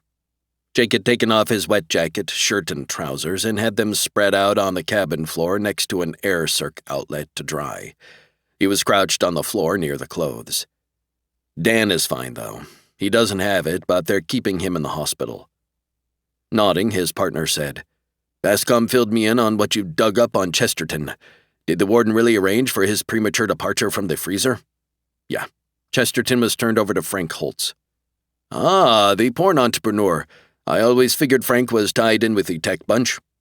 Nevenhouse was pretty sure the Hokori cartel was involved. Chesterton was smuggled out before Sonny got killed. Gomez said, "It looks like there's still a Hokori cartel flourishing, amigo. Judging from what I chanced to overhear up at the casino, Tora Hokori is trying to run this whole show." "That's the late Tora Hokori?" "The lady is still above the ground, or at least several fairly astute TekLords sure think so." Gomez went on to tell Jake about his activities aboard the gambling satellite and what he'd been able to learn. "So the TekLords are definitely behind the plague," said Jake when his partner had concluded. "See, it's basically an extortion operation. Lay off us or we'll wipe out a few choice cities, commencing with Frisco." "What about an antidote?" "We were interrupted before there was much discussion of that, but obviously the antidote is what they intend to sell." Jake poked at his trousers. "Dry enough," he decided, starting to pull them on. "What'd you end up doing with your lady wrestlers?" "Sent the trio down to a chum of mine who runs a sports pavilion in the San Pedro sector. He's a chap who's not too fastidious about the pedigrees of Andes." "And Natalie Dent?" "Not being able to think of a place to ship her to, I simply snuck away as soon as we landed in Greater L.A., he said. Jake put on his shirt. "What I'm worried about now is time," he said. "If we don't find Chesterton soon, it's going to be too late to help Kate. We'll track him down. If she dies." He didn't finish the sentence. "Hell, I don't even know what I feel about her. It's as though I didn't come back to the same world after I got out of the damn freezer. Everything had changed. Kate didn't really love me. She'd helped set me up."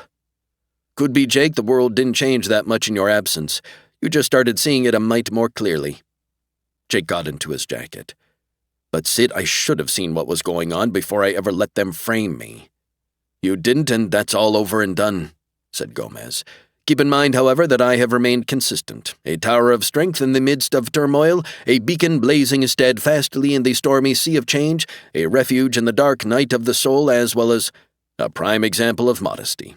Jake grinned. Okay, I'll quit complaining, his partner announced. And there's our glittering destination now. Dirty Hollywood occupied 7 square blocks at the south end of the Palm Springs sector. 7 square blocks devoted to the production and distribution of pornographic entertainment and allied arts. The glare of the neon signs and the glow letters was formidable. Jake and Gomez, on foot now, passed beneath the huge glittering arch that proclaimed Dirty Hollywood, porn capital of the world, and started along the main thoroughfare. The light signs glared and flashed all around them. Toward Films Limited, Hots Brothers, Books, Printed Porn for the Collector, Pansy's Gay Porn Emporium, Sexy Lexi's Porn Supermarket, 5 Floors of Filth, Foul-Mouthed Freddy's Phone Sex Parlor, Come In and Talk Dirty, Smuts's Diner. We want the diner. Dodging tourists, Gomez went ducking through the entryway. The place was built to resemble a middle 20th century diner. Long and narrow, it had a counter running along one side and a row of booths along the other. Most of the booths were occupied. Gomez went over to the counter. I used to know a lovely young lady who worked here in Dirty Hollywood, he told Jake, perching on the edge of a stool and scanning the room. Very pretty auburn-haired lass named Tina who was unfortunately starring in some of Frank Holtz's epics.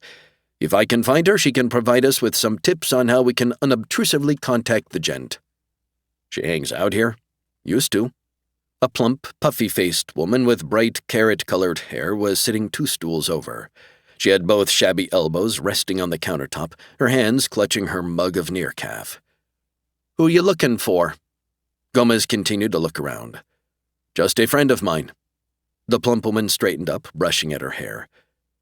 Holy ghost, it is you, isn't it? She reached over, took hold of his wrist. Gomez, how are you? Madre, is that you, Tina?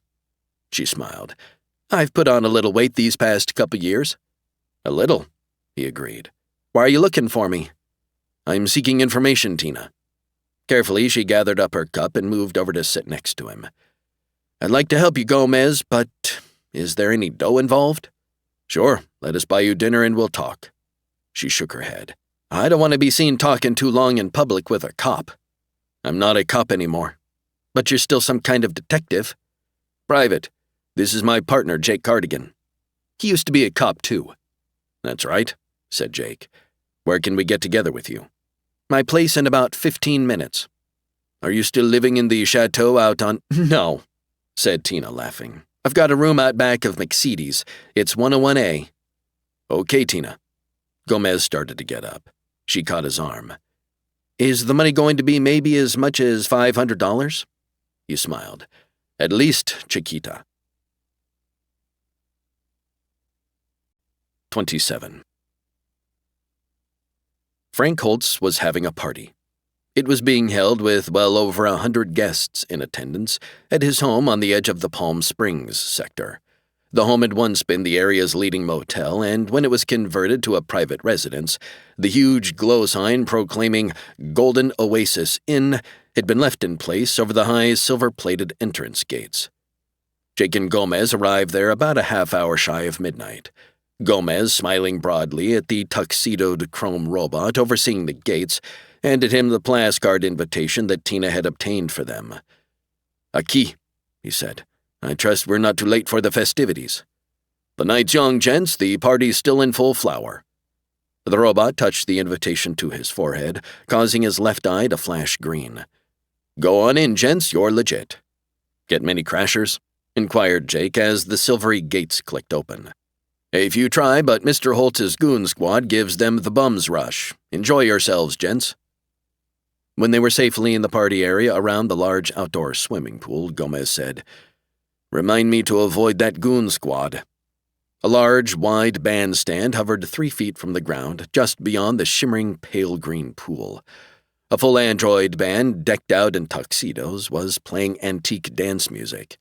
A large glow sign affixed to the hovering stand announced, "Guy Lombardo and his Royal Canadians, an authentic 20th century orchestra recreated for your dancing pleasure by Music Candies, Inc." "Do you know what it costs, Frank, to rent that band for just one night?" A lovely blonde was asking her thick-set escort. "Too much," he grunted. Gomez and Jake halted near a wheeled robot bartender and studied the crowd of party guests. "There's Holtz over yonder," said Jake quietly, "to the left of the bandstand. Chatting with a gaggle of his porn distributors, I'd guess." Holtz was a slim, pale man with a minimum of hair and a thin mustache. Circling him were 40 hefty men, 3 of whom were bald. The one with hair had a 3-foot-high calculator robot in tow, and the squat mechanism was chuffing out a ribbon of plas paper covered with figures from a slot in its metal chest. "Business," observed Gomez. "Always business. Let's go over and talk some business to Holtz ourselves." "Jake, love!" A very tall, blonde young woman had pushed her way through a group of poolside guests. She was wearing a scanty crimson dress trimmed in neon. Putting both arms tight around Jake, she kissed him full on the mouth, then patted his backside with her left hand. "Gee, I was under the impression you were still up in the cooler." Jake gently broke her hold. "Camilla," he said, grinning, "would you do me a favor? Don't holler my name hereabouts." The pretty blonde winked and lowered her voice. "You're here undercover, huh?" She laughed, knuckling his ribs fondly with her fist. "I get the picture. Who's your colleague?" "I'm Gomez," explained Gomez. "You're Camilla Jugend, aren't you?" She smiled, reaching out to rumple his hair. "The porn queen, that's me. We've got 3 vid cases on the charts this week. Haven't hit the top spot with any of them yet, but I'm in 3, 6, and 8. Not bad for a one-time street hooker from the Santa Monica sector." "It's the American dream in action," agreed Gomez. Camilla gave Jake another hug. "Gee, I heard you got sent up to the darn freezer for life or something." "That turned out to be a mistake," he told her. "Camilla, could you introduce us to Holtz and give him the impression we're starting up a porn distribution system in Central America," suggested Gomez, "since I'm often mistaken for a Central American business tycoon." Camilla asked, "You aren't planning to arrest Frank, are you?" "Nope, we're not cops anymore." "What then?" "Operatives with Cosmos," he replied. "We don't intend to do him any serious harm, only interested in asking a few questions." "Oh, hey, listen, if you roughed him up a little, it wouldn't annoy me much," said the blonde actress. "But were you to haul him away to the pokey, that might affect the Cultural Productions, Inc. studios.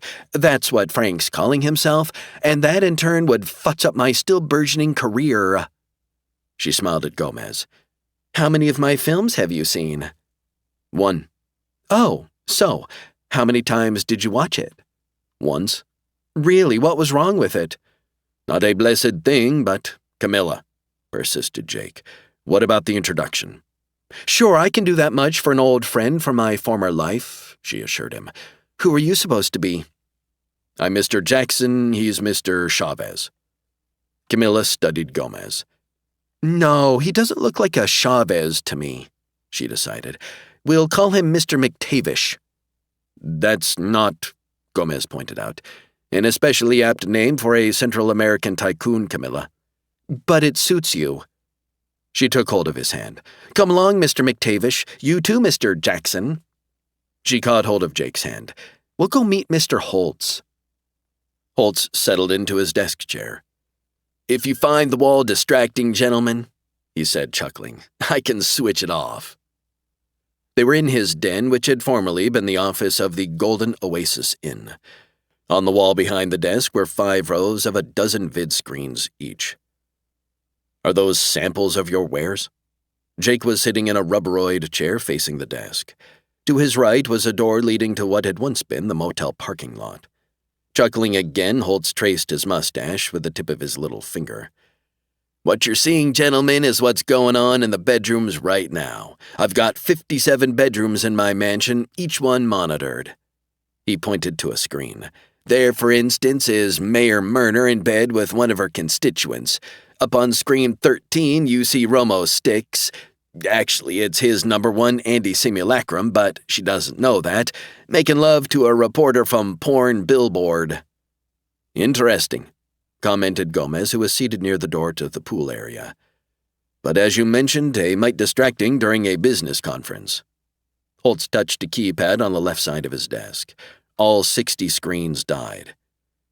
When do you intend to begin operations, Mr. McTavish? That's an odd name, if you don't mind my saying so, for a Central American. I'm the product of a mixed marriage, Jake said. What I'd like you to do now, Holtz, is fold your hands and keep them in your lap. Huh? What the hell do you... Do it. Gomez swiftly produced a laser gun. All we want is a small amount of information. McTavish, you may not be aware of this, but I happen to be in partnership with some very powerful people, warned the pornographer. You really don't want to antagonize any of the... It's your partners we're interested in. Standing up, Jake drew his stun gun. You arranged with Warden Evenhouse to get Dr. Gordon Chesterton off the freezer. That's absolute bullshit. I never had... This isn't a debate, Jake said. I'm just telling you what happened. Yeah? Well, I'm telling you that if you mess with me, you're gonna have a half-dozen TekLords on your ass. That's probable, sure, said Jake. But by that time, you'll be in less than tip-top shape, unless you cooperate. Who are you with? One of the drug agencies? Where'd you send Chesterton? Jake moved over beside the seated man. You can't seriously injure a man with a stun gun like this, unless you use it in an unconventional way. As a bludgeon, for example, suggested Gomez. Holt said, Both you assholes are going to be dead in a very... In the meantime, tell us where Chesterton is. I don't know, Gomez sighed. That's not a very satisfying answer, amigo. Listen, all I did was make arrangements to spring the bastard and accept delivery. Had Chesterton been revived by the time you got him? Asked Jake. No, he was still in a box. I never even actually saw the guy. Where'd the box go? I turned it over to somebody. Who? I had the box delivered unopened to the Otosu Express service in the San Pedro sector. That was months ago, and I have no idea where the goddamn thing went after that. Who ordered you to arrange for Chesterton's? A pounding began on the poolside door to the office. Boss, you doing okay in there? Holt smiled. I neglected to mention that my goon squad checks on me every 10 minutes when I'm in a meeting with anybody they don't know, he said. What shall I tell them, gentlemen? 28. Jake said to Holtz, Tell your thugs everything is fine. That wouldn't be to my advantage. Hey, boss, shall we bust in? If I don't respond at all, they'll come on in anyway. Holtz chuckled. Looks to me as though, Yow! Jake had used his stun gun on him. Holtz stiffened in his chair, started to bring his hands up out of his lap. His mouth made a snapping sound as he slumped in the chair, unconscious. Jake caught him, kept him from making a noisy fall to the floor. Time to leave the party, Sid. Gomez, who was already at the rear door to the office and opening it cautiously. No goons out this way yet. Okay, boss, we're coming in. Stand clear, said one of the men at the front door. Jake followed his partner out into the night. Trouble, he said. Coming around the side of the building about 100 yards to their left were two large men in tight suits. Each carried a laser gun. We can borrow this crate, said Gomez. Parked about 50 feet to their right was a large black skybus. Emblazoned on its side in silver glow letters was Guy Lombardo and his Royal Canadians, another music candy's favorite. Jake halted, dropped to the ground, and fired. The beam of his stun gun hit the first goon. The big man formed a sudden X, then crumpled and fell. The other man fired his laser gun at Jake. He missed, succeeding only in slicing the back door of Holtz's office in half. Rolling, Jake fired again. He missed too. Allow me. Gomez had yanked out his stun gun. He brought the second thug down. Thanks. Rising up, Jake ran over to the bus. Gomez had the door open. I can fly this thing by using a parasite control I happen to have, he said, climbing aboard. I won't mention to anyone that you are carrying an illegal device on your person. Pick a comfortable seat and let's take off." Gomez hopped into the pilot's seat and slapped a small orange disc on the control panel. "I just noticed that more goons are pouring out of what used to be Holtz's back door." The sky bus roared to life, its door whooshed shut. "Muy bien." Gomez punched out a takeoff pattern. The big bus quivered, rattled once, then started climbing rapidly up into the midnight sky. 3 of Holtz's crew were standing down below, firing up at the escaping sky bus with laser guns. One of them hit it and managed to cut a neat saucer-sized hole in the floor of the rapidly rising craft about 5 feet from where Jake was standing. Gomez said, "That hit doesn't seem to have done us any serious harm. I think we'd better keep this crate until we're a safe distance away. Our agency car can be reclaimed at a later date." Jake was looking down out a window. "Nobody has taken off after us. With Holtz unable to give orders, they probably don't know whether or not to chase us. How long will he stay out cold? Had my stun gun on the maximum setting, so figure 12 to 15 hours. Then maybe we'll have enough time to investigate the Otuso Express folks before anyone can warn them." "Maybe," said Jake. Beth said, "Dan wants to talk to you. He's phoned here several times." It was nearly 3 a.m. The young woman was dressed, waiting up for him in the living room of her apartment. Jake had just come in. "Did he say what it is?" "He's all right. I think it has to do with Kate." "Is she still alive?" "Yes, but your son still isn't especially fond of me, so he wouldn't leave much of a message." "Gonna have to figure a way to get through to him since only emergency calls can—" "He gave me the number of that nurse who has befriended him. You can reach him through her." Beth passed him the number. Jake sank into the phone chair, feeling suddenly weary, and punched out the number. "You okay, Beth?" "Far as I know. How'd you get the gash on your face?" "In the line of duty, Hello, this is Jake Cardigan." A plump blonde woman in a crisp white nurse uniform had shown up on the screen. "Well, it's about time. The poor kid is very upset." "Is he awake?" "Certainly he's awake. If you kept decent hours, he wouldn't have to fret half the night away while—" "Okay, I'm here now. I want to talk to him." "You sit right where you are, Mr. Cardigan. I'll fetch the poor kid." She left the screen. Beth stroked the back of Jake's neck. "She's not apparently an admirer of yours. I've run into several people like that tonight. At least this one's not armed." Dan, who'd obviously been crying, was on the phone screen. "Dad, I've been trying to call you for hours." Beth moved silently back out of range of the phone's eye. "Sorry, Dan, what's bothering you?" "It's Mom. She's gotten much worse." "What's her doctor say?" "I haven't been able to talk to her real doctor, but one of those asshole android medics told me—" "Don't swear," advised the nurse from off-screen. "It's okay, my father doesn't mind. One of the Andys says she's slipped into a deep coma, Dad." "She's still alive, though. From what I've been able to find out about this plague, she still has a good chance of being—" "A few more days. She won't live more than 2 or 3 days longer." "Who told you that?" "Not any of the doctors," admitted his son. "But I've been talking to lots of relatives of victims, and once that deep coma starts, you usually don't live very long at all. Can you get over to the hospital now? We can sneak you in, and I'd really like you to be here in case, you know." "Dan, I'd like to, but I can't.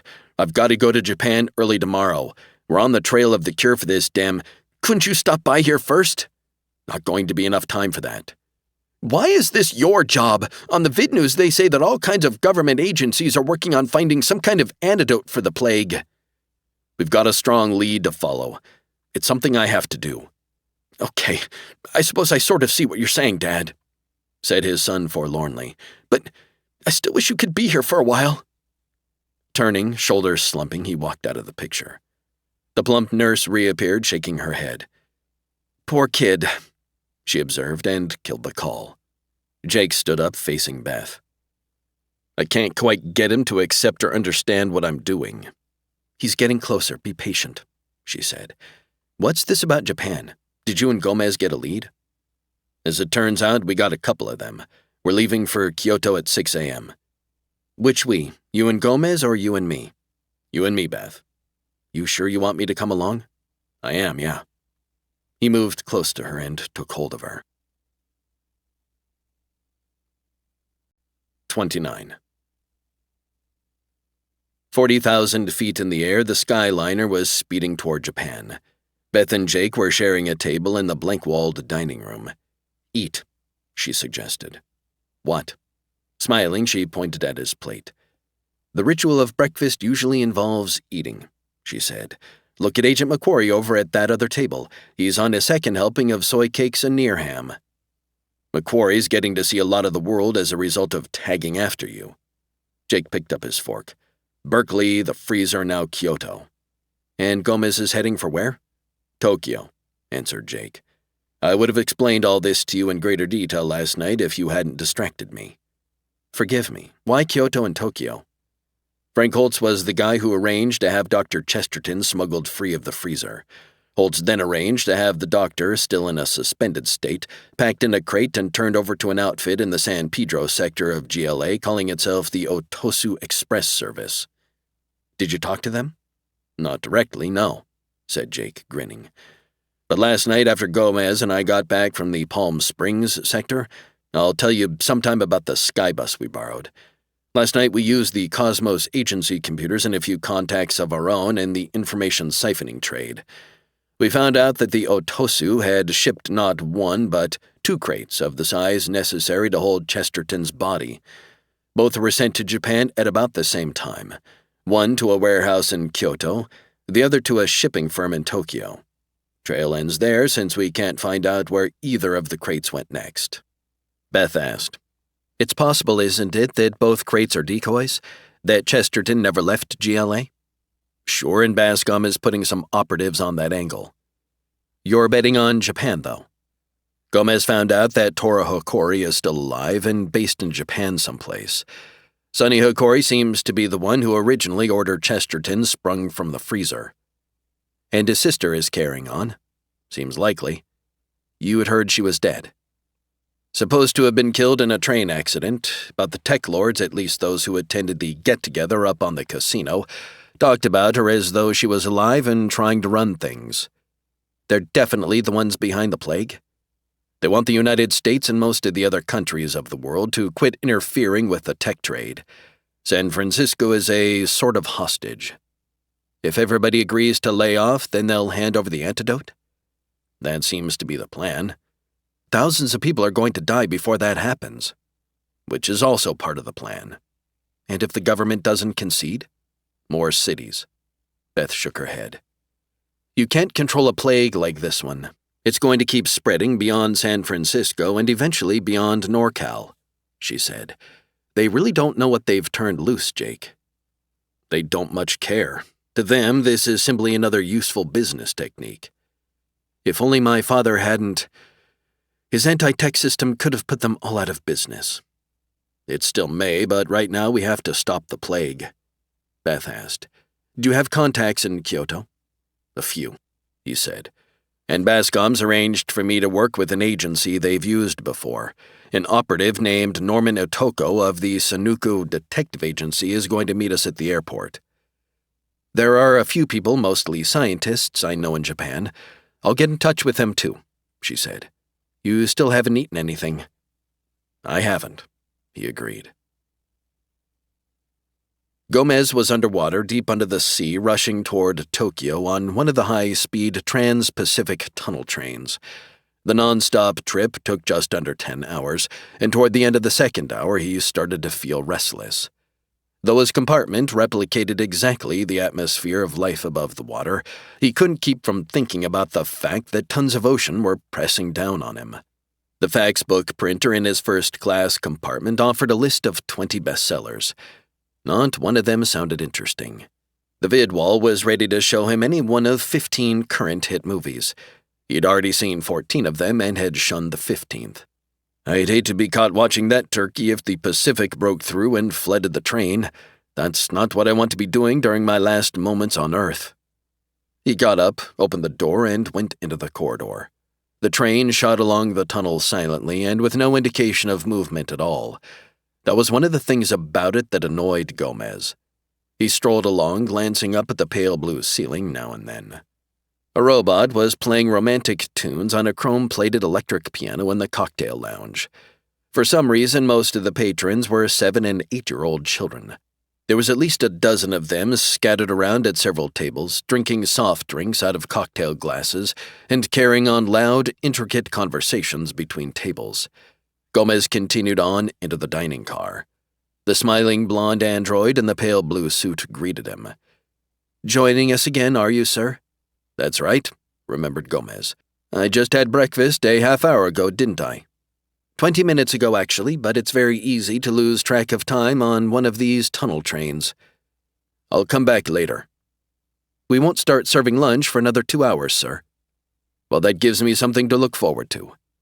Gomez went back through the cocktail lounge, dodging a lemon slice one of the kids tossed at another. He started along the corridor toward his compartment. Halfway there, he heard a woman in one of the other compartments crying out faintly, "Help!" "Bueno," he told himself.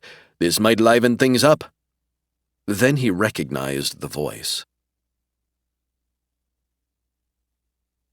30.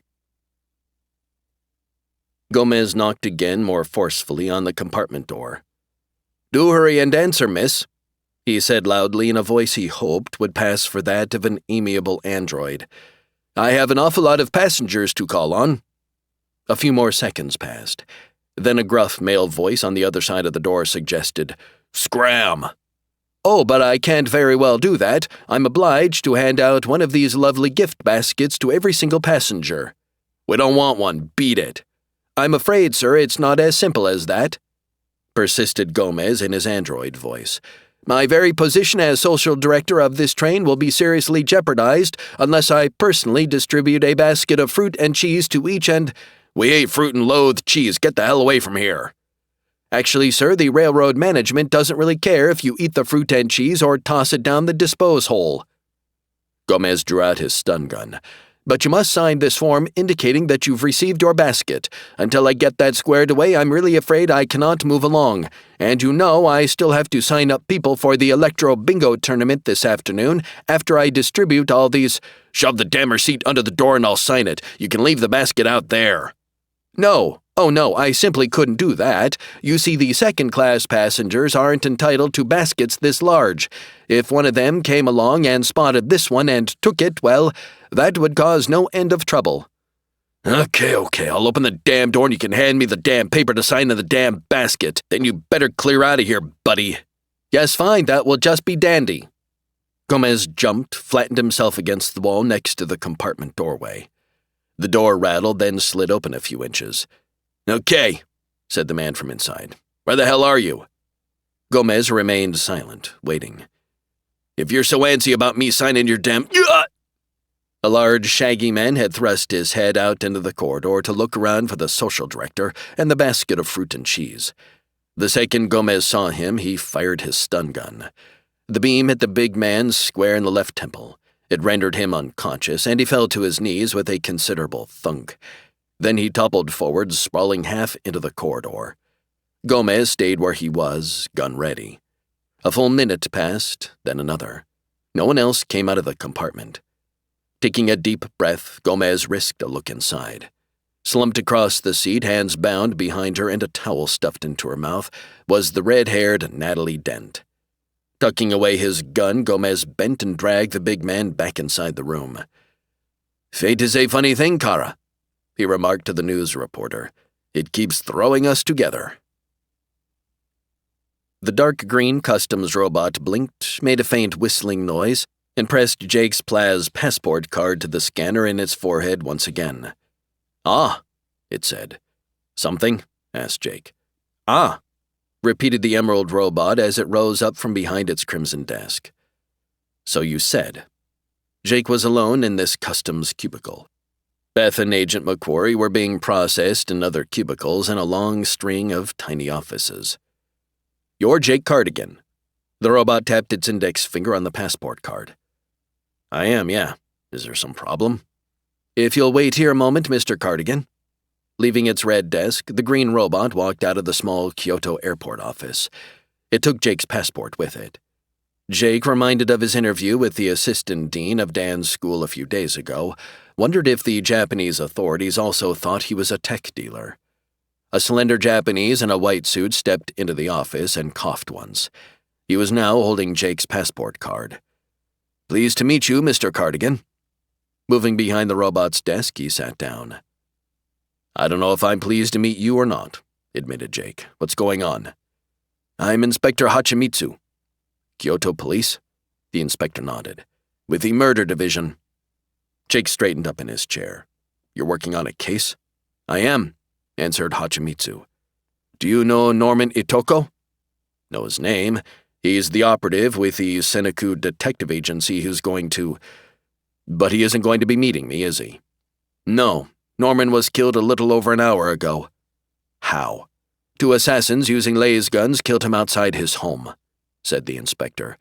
"For good measure, they killed his wife as well when she came running out of the house." "You knew him?" "We were acquaintances. I was aware he was to contact you this morning."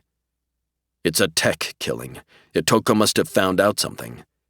"If he did, he didn't confide in me." Inspector Hachimitsu held out Jake's passport. "I'd hate to see you killed as well, Mr. Cardigan, especially in Kyoto. For your own protection, therefore, I'm seeing to it that you will be denied entry into our country and sent home to America at once." 31. Gomez had made a quick, thorough search of Natalie's train compartment before he untied her. "Tell me what happened, Chiquita," he requested. The angry reporter tugged the towel out of her mouth, spit lint, and scowled up at him.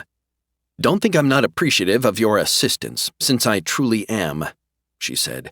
"You might, however, in any future situations along this line, release me from bondage and then do your snooping around my... Nat, I wanted to make certain you weren't harboring any other louts." Kneeling beside the big man he'd stun-gunned, he started searching him. "As suspected, no trace of an ID packet. Any notion who this clunk is?" "A safe assumption is that he's in the employ of one or more of the tech cartels." She rubbed at her wrists. "He didn't, though, bother to introduce himself to me. He simply came barging in, slapped a hand over my mouth, and started to truss me up. I managed to utter a faint cry for help, which I imagine you must have heard while lurking around outside and possibly contemplating some sort of electronic eavesdropping or... I didn't even know you were aboard," he assured her as he extracted a laser gun from the unconscious hoodlum's shoulder holster. "For generations, however, the Gomez clan has been noted for rushing to the rescue of damsels in distress. Hearing a plea for succor, I automatically sprang into action." "Oh, I see. I suppose, correct me if I'm wrong, that had you realized it was I who was being manhandled in here, you'd have continued on your way, whistling one of those inane ditties you're so fond of. Nat, I recognized your distinctive tones in a matter of scant seconds." He located a stun rod in the thug's coat pocket, an electro-knife strapped to his calf. "About so ingrained is my impulse to help the helpless that I popped into the fray at great personal risk to help you, even though you and I haven't always been the best of." "Popped right in? Good gravy, you dawdled out in that corridor, nattering away in the offensive impersonation of a pansy for an inordinate length of time." "Androids can't be pansies. It was only a couple of minutes." He stood, bent, and caught hold of the lout by the armpits. "It was a pretty clever diversion, since it allowed me to deck this goon without any bloodshed whatsoever." "I suppose, all things considered, you did do a fairly competent job of saving me from this bruiser." Gomez opened the closet, worried the heavy unconscious man inside, and managed to shove the door shut on him. "You've dumped him right in on top of my suitcase," complained Natalie. "He won't feel a thing since he's out for at least 12 hours, and I really do hate to carpet every single thing, but I don't like the idea of that heavy hooligan crushing my dainty suitcase from here all the way to Tokyo, Gomez." Sighing, muttering in Spanish, he reopened the closet, tugged out the small tan suitcase from beneath the slumbering thug, pushed him and prodded and got him shut in once again. "I happen to speak Spanish very well, Gomez." "Muy bien." He dropped into the seat opposite her, smiling. "I point that out now since I would prefer that you don't continue to call me a streetwalker and a goat and other insulting names under your breath every time you get miffed over nothing at all." His smile became more beatific. "Another thing that's genetically built into me is the ability to keep on being sweet and cordial to ladies, even when they fail to pass along even so much as a small, pitiful thank you. I already thanked you. I missed it. If you do less whistling and talking to yourself, in my opinion, you might hear more of what's going on around you, especially in the area of gratitude." She brushed at her red hair. "Has anyone made an attempt on you since you boarded the train?" "Not so far. Perhaps you were next on his list." "We'll keep alert in case he was traveling as part of a team," said Gomez. "Why would he want to do you any harm?" "Somehow they found out why I'm going to Tokyo." "And why are you going to Tokyo, Nat? Really now, you don't have to keep playing these silly games the way you tried to do when our paths crossed en route to the casino." She gave a disappointed shake of her head. "Give me credit, since you know what a capable investigative reporter I am, for having found out about Dr. Hayaku on my own." "Oh yeah, Dr. Hayaku." Gomez had never heard the name before. "So you're working on that angle too?" "I already knew Hayaku was one of the top neobiologists in Japan, as well as a former student of Dr. Chesterton," she said. "And I knew that Hayaku had disappeared a few months ago, but until I learned that Chesterton had vanished from the freezer at almost the same time, I didn't see the significance." "You know about Chesterton's being sprung too?" "Honestly, Gomez, do you think they give out top journalism prizes to nitwits?" "Not usually, no," he said. "Are you suggesting, Nat, that we collaborate again, pool our resources in the hunt for the missing Hayaku?" "We might as well, since that's the wisest course in the long run, and we did function fairly smoothly together during our recent collaboration aboard the casino," she said. "But please don't try to ditch me again the way you did the minute we got home to Greater Los Angeles. I actually had quite a few more questions I wanted to ask you." "Dear lady," he lied, "I'll stick to your side throughout our stay in Tokyo." Jake said, "We can do this two ways, Inspector, easy or hard. You're not in a position to threaten me, Mr. Cardigan." "I am, though," Jake grinned. "That's, see, where you've miscalculated. Maybe because you didn't get enough information from Itoko." "Are you saying that—" "I'm saying the Cosmos Agency has a great deal of influence, which I'll use if I have to. Perhaps in Southern California it has some influence, but I assure you that we can sit around here and trade insults and flex our muscles," said Jake. "But it'll save a hell of a lot of time if you just call the head of the Sanuku Detective Agency. He can fill you in on all the strings my agency pulled before I came over here, all the palms that were greased, all the— Is this how you usually operate, by making shady deals behind the scenes?" "If I have to, I do," he answered. "And Bascom, my boss, almost always works that way. He says it's a hell of a lot more efficient." Hachimitsu dropped Jake's passport card on the red desk. "Norman Itoko didn't provide me with all the details on your proposed investigation in Kyoto," he said. "What were you intending to do?" "I hope to find Dr. Gordon Chesterton." "Hope is an odd word for a hard-bitten detective to use." "You've heard about the plague that's hit San Francisco. My former wife happens to be one of the victims," said Jake. "I suppose that gives me a personal reason along with all the professional ones." "You believe Chesterton is in Kyoto?" "A few months ago he was smuggled off the freezer. It's possible he was shipped here still in a suspended state. The proposed destination was the Arashi warehouse complex." The inspector frowned. "We've long suspected but have been unable to prove a connection between Arashi and several major Asian tech cartels."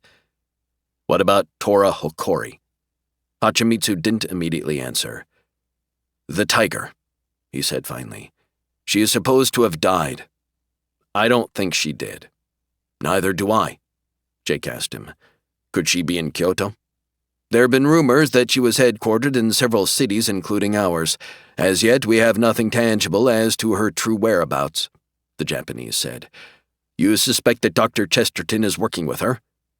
"Sonny Hikori is probably the one who arranged to have Chesterton smuggled clear of the penal colony. That was so he could produce a new supply of his synthetic plague virus. After Sonny died, Tora must have carried on." "You had a hand in his death, didn't you?" "Not exactly, but I was there when it happened. Tora probably includes me on her list of those responsible." The inspector said. "This man-made plague is being used for more than just terrorism." Jake nodded. "They haven't issued any of their demands yet, but the TekLords are going to withhold the antidote unless all the countries of the world drop their campaigns against tech," he said. "They'll use it on other cities all across the globe until they get what they want. They'll have to be stopped. I'm not the only one working on this, obviously," Jake told him. but I want to try to find Chesterton and the antidote." "Very well." Inspector Hachimitsu stood. "You can remain in Kyoto, but I'd like you to keep in close contact with me." "Thanks, I will." The policeman held out his hand. "It wasn't, let me mention, your threats that persuaded me, but rather the logic of your position." "I thought I'd better try both," said Jake, shaking his hand. "One or the other usually works." 32. Jake slowed on his way to the vidphone alcove. "Who are you waving at?" Beth turned away from the wide sliding glass doors of the living room. "Agent McQuarrie's already taken up a position out there amidst the foliage." "A dedicated fellow." They were staying at an inn near the Kamo River, and their living room faced on a large terraced garden. The early afternoon outside was blurred with mist. "I've thought of an angle I'd like to work on," she told him. "Sure, what is it?" "If Chesterton was still in a state of suspended animation when he was brought here, then they'd need special equipment and some uncommon drugs to revive him. And if anybody hereabouts has ordered that sort of thing, then they're probably linked with Tora Hokori. It's a long shot because they'd have been very cautious about how they gathered what they needed," Beth said. "I know somebody who's an associate prof at Kyoto Tech. He'll let me use their computer facilities." "You seem to know guys on just about every spot on Earth." "Basically, I'm a very sociable person," she smiled. "This is an academic friend, Jake, not a former lover." Was I sounding jealous? The phone buzzed. He hurried to the alcove. "Yeah?" A small, thin Japanese woman of about 30 appeared on the screen, smiling shyly. "Mr. Jake Cardigan, please?" "That's me." "I'm Yoshiko Kiro," she said in a soft, gentle voice. "I was Norman Itoko's partner. Would it be possible for you and I to meet?" "It would, yes. I was just going to call the detective agency." "We might talk at the Golden Pavilion Tea House in 1 hour. Is that possible for you?" "Yes." She told him how to find his way there and ended the call. Jake punched out the number of the Sanuku agency. A white enameled robot in a crimson kimono answered. "Sanuku, how may I help you?" "Do you have a Yoshiko Kiru working there?" After 3 seconds, the robot replied. "I have just consulted the employee roster, sir. The answer is no. May someone else help you?" "No, thanks." He clicked off the screen. Beth came over to stand behind him. "She's not really with the agency, huh?" "Nope, she isn't." "What are you going to do?" Jake grinned. "Have tea with her." The tea house occupied a 2-tiered gilded pagoda that sat in the center of a small clearing and was surrounded by tall pine trees. White gravel was laid out in swirling patterns on both sides of the wooden walkway leading to the front entrance. As Jake, by himself, approached the golden pavilion, someone inside suddenly bellowed in pain.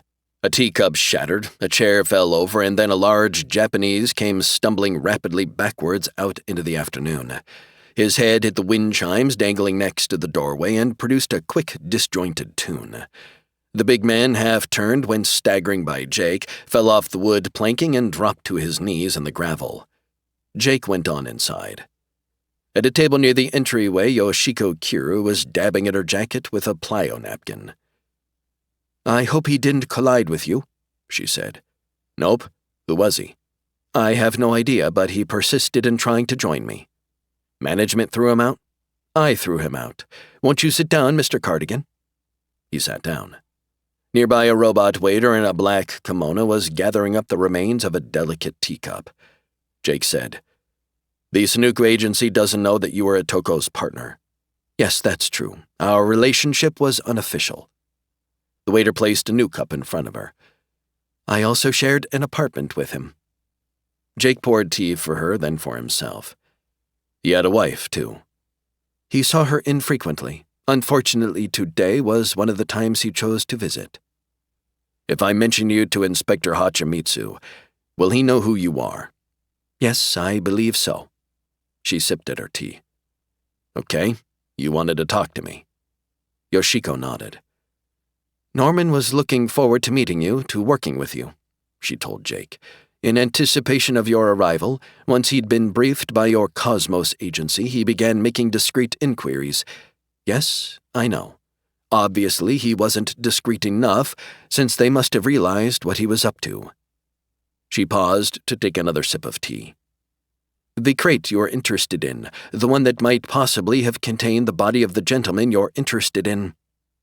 She smiled faintly.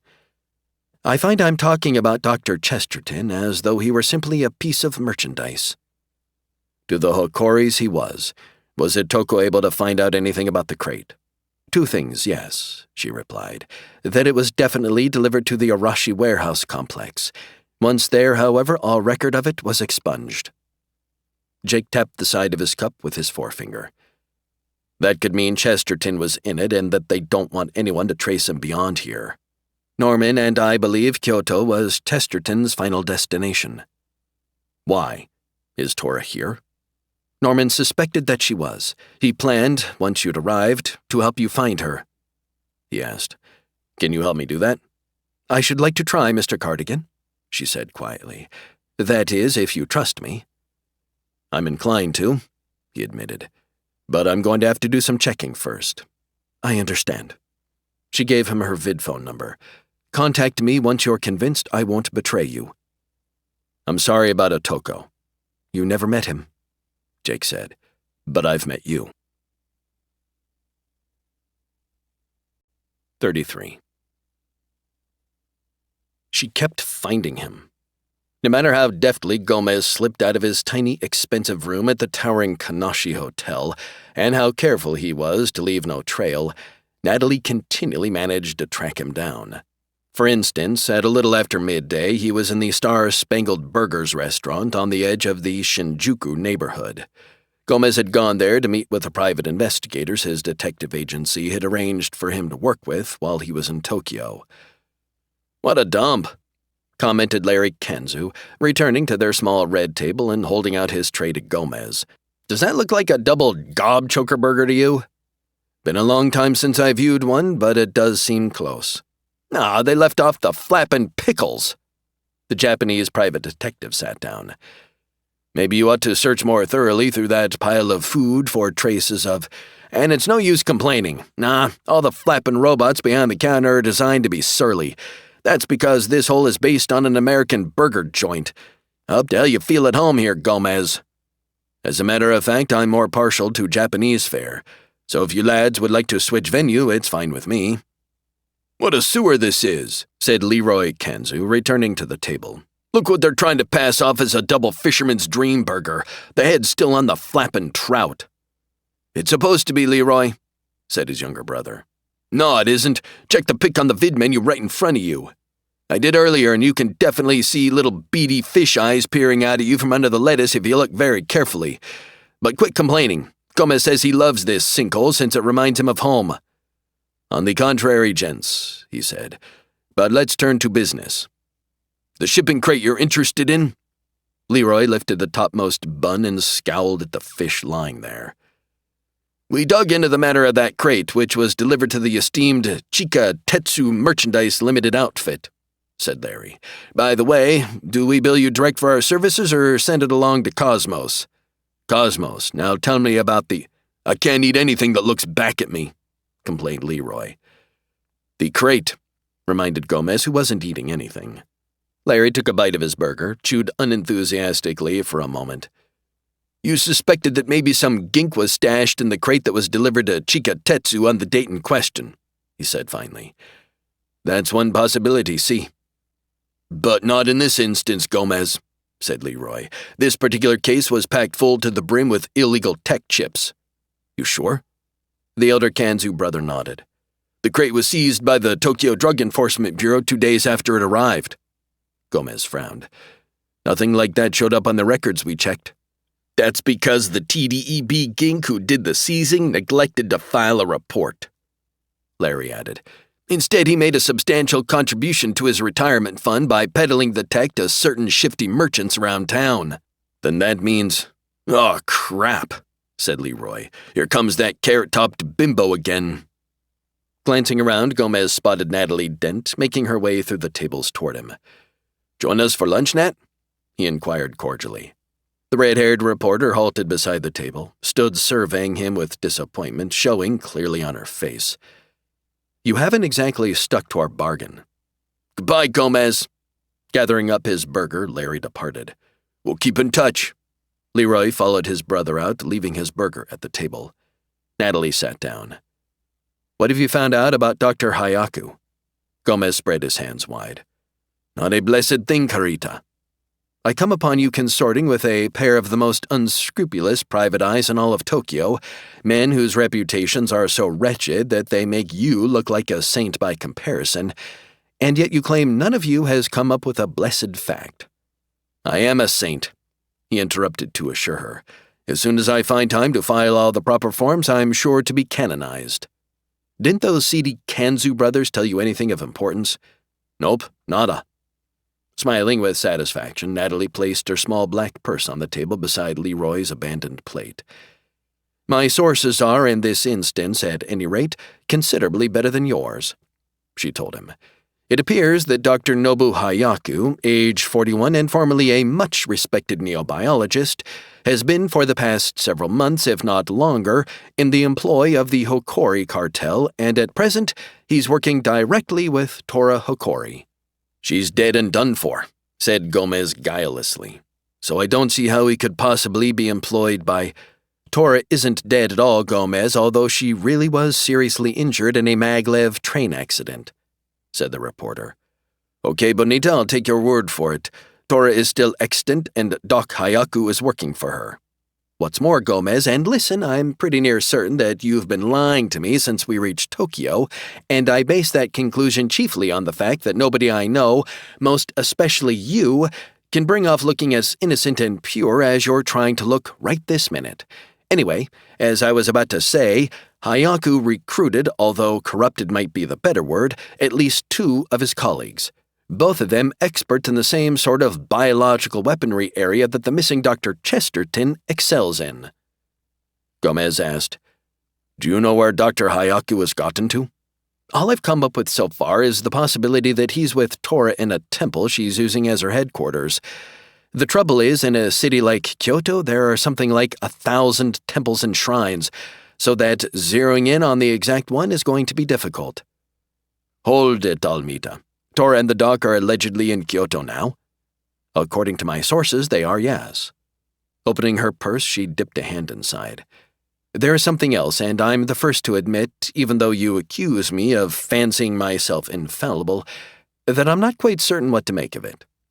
She drew out a small, frayed photograph and handed it across to him. "An informant passed this on to me. It was taken at considerable risk in Kyoto a few weeks ago." The picture showed a portion of a laboratory. On a white table in the foreground lay an incomplete female android. The head and torso were finished, however, and it was obviously a simulacrum of Tora Hokori.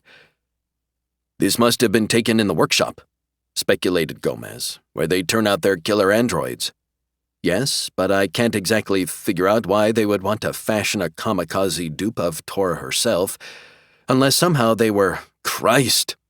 Gomez had noticed the nearly complete male android stretched out on the table directly behind the one that held the replica of Tora. "This is a sim of Agent McQuarrie, one of the government guys assigned to look after Beth Kittredge." "Then they must intend to kill her." "Her or Jake, or both of them." He jumped to his feet. "I've got to make a call right now." "You're not, please, going to attempt to ditch me once again, are you, Gomez?" "I am not," he assured her. "Soon as I get back from the vidphone, I intend to accompany you to Kyoto with all haste." Dodging tables and patrons, he sprinted to a phone alcove. He tried Jake's number at the inn in Kyoto, but got no answer. He settled for contacting the Sanuku Detective Agency and telling an operative there to find Jake fast and warn him. 34. Agent McQuarrie caught up with him a block from the tea house. "Hey, Jake, wait a minute." The government man came pushing through the tourists and pedestrians on the busy Kyoto sidewalk. Stopping in front of a multi-storied curio supermarket, Jake asked, "Why aren't you watching Beth?" "One of my other men is, but Jake, listen, you'd better come along with me." "Something wrong?" McQuarrie put a hand on Jake's shoulder. "We don't think she's in any danger of dying, but Beth is unconscious, and what happened to her?" The agent gave a sad shake of his head. "Hell, I don't know exactly," he admitted. "She came back to your rooms at the inn about a half hour ago and everything seemed fine. Then, a few minutes later, I heard a crash. I rushed inside to find her out cold on the floor of the bathroom." "Is it the plague?" "I don't think so, but we got a doctor in to look after her," said McQuarrie. "I think maybe you ought to be with her unless you're too busy with your—" "No, I'm not too busy," he answered impatiently. "Is Beth still at the inn?"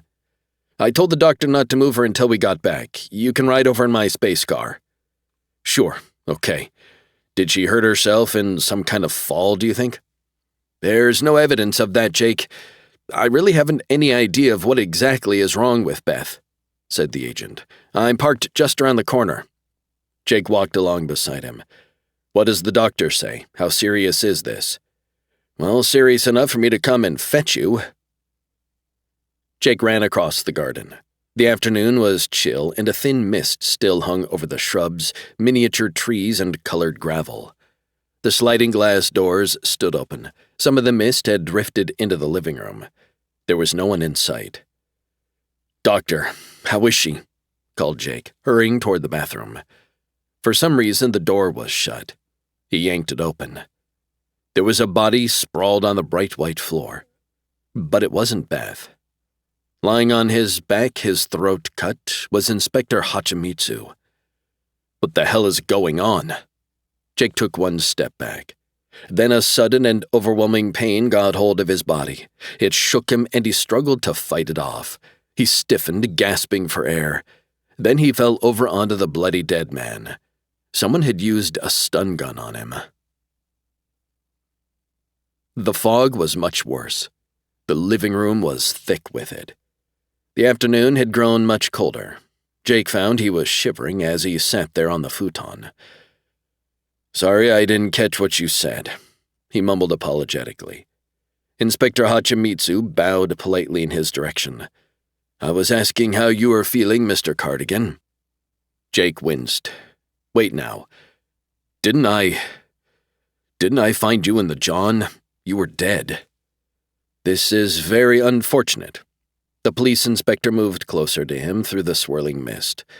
"I had been assured by your superiors that you were no longer addicted to tech." "I'm not a techie," insisted Jake. "I never used the stuff once I got out of the freezer. Well, once on the first day out, but never since then. Once, twice.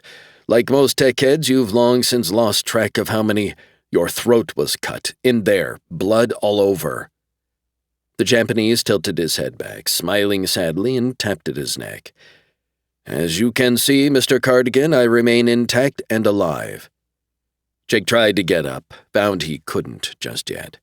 His legs hadn't returned entirely to his control. "Okay, let that pass for now. What I really want to know is how Beth is." "I have no idea," replied Hachimitsu. "Do you feel well enough after your recent bout with tech to—" "Hey, I don't know exactly what's going on, Inspector, but I am damn sure I haven't been using any—" "Oh, so? Then all the paraphernalia beside you on the table belongs to someone else, does it, Mr. Cardigan?" Jake hadn't noticed the low black table before, nor what was atop it. This was tech gear sure enough. The small black brain box, the electrodes to attach to your skull, a scatter of 5 cockroach-sized tech chips. "Somebody's trying to frame me. Again? There's no rule says you can only be framed once. Please allow me to ask you what I came to ask you, Mr. Cardigan. Are you up to identifying someone for me?" "I suppose so. I don't know. Can you tell me where Beth is?" "Have you looked in the bathroom?" "I already did that. Can you maybe shut the doors and keep some of this damn fog out of here?" "The people I want you to identify are waiting out there in the garden. Are you certain you looked in the bathroom, Mr. Cardigan?" "Sure I am. That's where I found you, with your throat cut." The inspector smiled sympathetically. "Do you know this person?" From the fog outside stepped Kate. She was gaunt, hollow-cheeked, and wearing a wrinkled, blood-stained hospital gown. "This is really so typical of you, Jake, dragging me out of bed to come over here and help you on this case of yours." "Kate, I had nothing to do with—" "Do you know this woman?" the inspector asked. "She's my wife. No, wait, used to be. She used to be my wife. I'm dying, Jake. The least you can do is admit we're married. But we're not. You divorced me while I was up in the freezer. Who told you that? Was it that little whore you're sleeping with? Do you know this person? Dan came in from out of the fog. He was wearing a dirty hospital gown, too. Dad, you promised me you were going to help us, but you've just kept screwing things up and now Mom and I are going to die. You're not dead, Dan. You're still up and around. These people are both closely connected with the spreading of the plague in San Francisco, charged Inspector Hachimitsu. I intend to hold them for— Don't let him, Jake. Kate was beside him now. He'll hurt Danny. My son doesn't have a damn thing to do with— We'll let the courts decide that, Mr. Cardigan. Stop him, Jake. Kate placed a knife in his hand. Jake frowned down at the weapon. There was already blood smeared on the long, sharp blade. Inspector, I won't let you arrest my son. Kill him, Jake. Jake made a desperate effort and was able to stand up. He started stumbling some toward the policeman. Go ahead, Kate urged again. Kill him. 35. Jake lunged at the inspector, trying to slash him with the knife. Hachimitsu easily dodged him. Smiling, bowing mockingly, he retreated into the thick fog that had filled the living room. Jake lost sight of him. Then he spotted a figure in the drifting mist, but it didn't seem to be the policeman. All at once, the fog was gone. Jake was sitting on the floor, the bloody knife held loosely in his right hand. How are you doing, amigo? You're not Hachimitsu. A good thing, too. If I was, I'd be dead on the floor of your bathroom. How do you feel? Sid? Jake shook his head slowly from side to side. I'm not quite sure. What the hell is going on? He noticed he was hooked up to the tech brain box that was supposed to be sitting on the black table. Except there wasn't any table. I know it's risky to stop a tech session before the chip runs out, said his partner who was squatting next to him. But I decided to risk using the turn-off button on the gadget you're connected to. Feels like I'm coming out of it okay. I don't think I'm likely to have any negative side effects. What would you say to standing up? Jake considered that while he gingerly detached the electrodes and discarded the tech gear on the floor. I think I can stay on my feet once up. With Gomez helping him, he got shakily to an upright position. How come you're not in Tokyo? I journeyed here as fast as I could to let you know that McQuarrie might be an Andy. He might be, yeah, not a kamikaze, though. No, they apparently decided to get rid of you in a nastier way, by killing an important local cop and making it look as though you'd knifed him while in a tech stupor. Techies rarely kill people while using this stuff. We know that, but it might be tough to convince the Kyoto constabulary of that right off, especially if they popped in here and found the inspector dead in the John, and you sprawled there with a bloody knife in one hand and a brain box in the other. McQuarrie. The android McQuarrie, I guess that would be. He told me Beth had been hurt, he said, remembering. He brought me back here to the inn. I saw Inspector Hachimitsu's body and then— Yeah, McQuarrie used a stun gun on me. Thing must have been at the lowest setting, so I was only out for a few minutes. While I was unconscious, he hooked me up to this damn tech gear. Jake let it drop to the floor along with a blood-smeared knife. He set the brain box to spin out an hallucination from me about killing the inspector. Not a bad scheme, and one that takes advantage of your past record. They get rid of an annoying local policeman and also incapacitate you for a while, said Gomez. I'd guess the cops are being alerted about now, or they could already be wending their way here. I've got to find Beth. I'm worried about her. Any notion where to find her? Gomez knelt near the knife, fished a small metal rod out of his side pocket. Jake glanced up at a floating ball clock. She's due to visit a professor friend of hers about now. We're supposed to meet near there in a half hour. I suggest you borrow my air car and hasten there. Clicking on the rod, which caused it to glow an intense orange, he passed it along the knife. This'll erase any traces of your having handled what I imagine must be the murder weapon. Can you face the local law by yourself? Jake moved, still shaky on his legs, to the open doorway. Keep in mind that I've been married 3 times, or is it 4 by now, in this life thus far, reminded Gomez. I can explain my way out of most anything. Where do you want to meet later? I happen to be sharing a discreet hideaway with a friend of mine from the media. He gave him an address. The alley door is the one to use, amigo. Would your news person chum be Natalie Dent? That's who, see. Can't seem to elude that Titian-haired lass. I'm expecting some information from an informant. You know him, it's Time Check. I'll tell him to contact me there if that's fine, but you best depart muy pronto. From far off had come the sound of approaching police sky vans. The courtyard of Professor Anthony Nakuya's home was blurred with chill gray fog. Jake made his way cautiously along the white gravel path toward the low, sprawling house. Suddenly up ahead on his right, a stand of artificial bamboo rattled. Jake whipped his stun gun free of its holster. He could make out something in the fog, a dark, crouching shape. Gun in hand, he approached it. On hands and knees in front of the high, thin rods of yellow bamboo was a chrome-plated robot wearing a black neo-silk kimono. The top of its skull was no longer there. The inner workings dangled out, smoldering. Giving one final convulsive rattle, it collapsed at Jake's feet.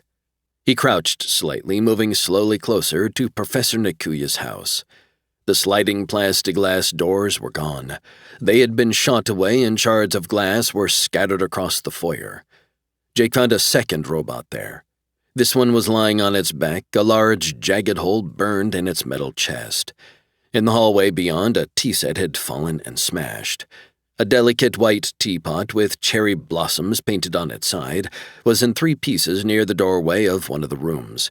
The tea had spilled out of it like blood out of a wounded animal. Holding his breath for a few seconds, Jake stood listening. Then he entered the room. It was an office, and a small, slim Japanese of about 40 sat behind the desk. There was no one else in the study with him. The man, who was probably Nakuya, was alive. But a powerful stun gun had been used on him, and Jake estimated he'd be out for another 12 hours at least. He noticed that the computer terminal built into the desk had been activated. Using a few tricks he'd picked up over the years, Jake persuaded the terminal to talk to him. "How may I serve you, sir?" it inquired in an extremely polite voice. "Was Professor Nakuya consulting you just now?" "Yes, that is so." "Was there anyone else here with him?" "A young woman, judging from the sound of her voice. Woman, not android." He addressed her as Beth. "What happened?" 2 other voices intruded, male. The woman cried out. A sound that must have been that of a stun rifle came next. Then a brief struggle followed by a stun gun. After that, silence. "Is the professor alive?" "He is. Yeah, what was he asking you about?" He and the young woman were apparently interested in the activities over the past few months of the Yakuhin Pharmaceutical Company of Kyoto. He had only just begun to inquire about the company, however, when the intruders— "Put your gun aside, Mr. Cardigan," ordered a voice from the doorway. "Then if you'd be so kind, raise your hands." 36. The man with a laser gun in his left hand was Japanese. He was plump, wore a pale green suit, and had a wide, dimpled smile. "Stand clear of the desk, Mr. Cardigan." Stepping around the shattered tea things in the hallway, he came into the room. He smelled strongly of sandalwood. Jake followed instructions. "That's an impressive perfume you're wearing," he observed. "Who are you?" "My favorite scent, and perhaps I tend to overdo it," admitted the plump Japanese, his smile growing wider. "Let us simply say that I'm affiliated with the Hokori cartel." "You stayed behind after they grabbed Beth, huh?" "Yes, in the event that you were able to evade the trap set for you and came here seeking your paramour. A wise move, as it turns out." "So you guys have Beth?" "She's in our hands." "Why?" "It was felt she'd make a useful hostage," he replied. "And there is apparently some interest in consulting her on technical matters." "About the plague?" The smile stretched even wider. "I suggest you come along with me now." "To see Tora Hokori?"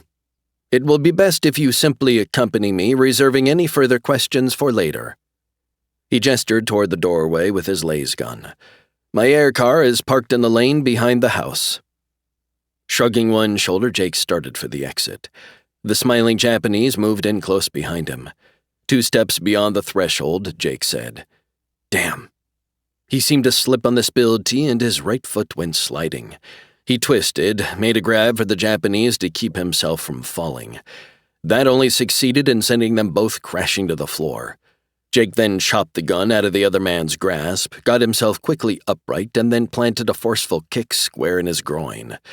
While the Japanese doubled in pain, Jake stepped over him and scooped up the fallen laser gun. He then darted into the den to retrieve his abandoned stun gun. Back in the hall, he said to the fallen gunman, "Now you're going to tell me where they have Beth." Wincing, the Japanese made it to his feet. "Your conduct has been most ungentlemanly," he said disapprovingly. "Yeah, it has," admitted Jake, grinning. "Where is she?" "You and I operate under entirely different codes of ethics." He all at once brought his right hand up to his mouth. "I have no intention of betraying the—" The poison he'd gulped down was quick and efficient.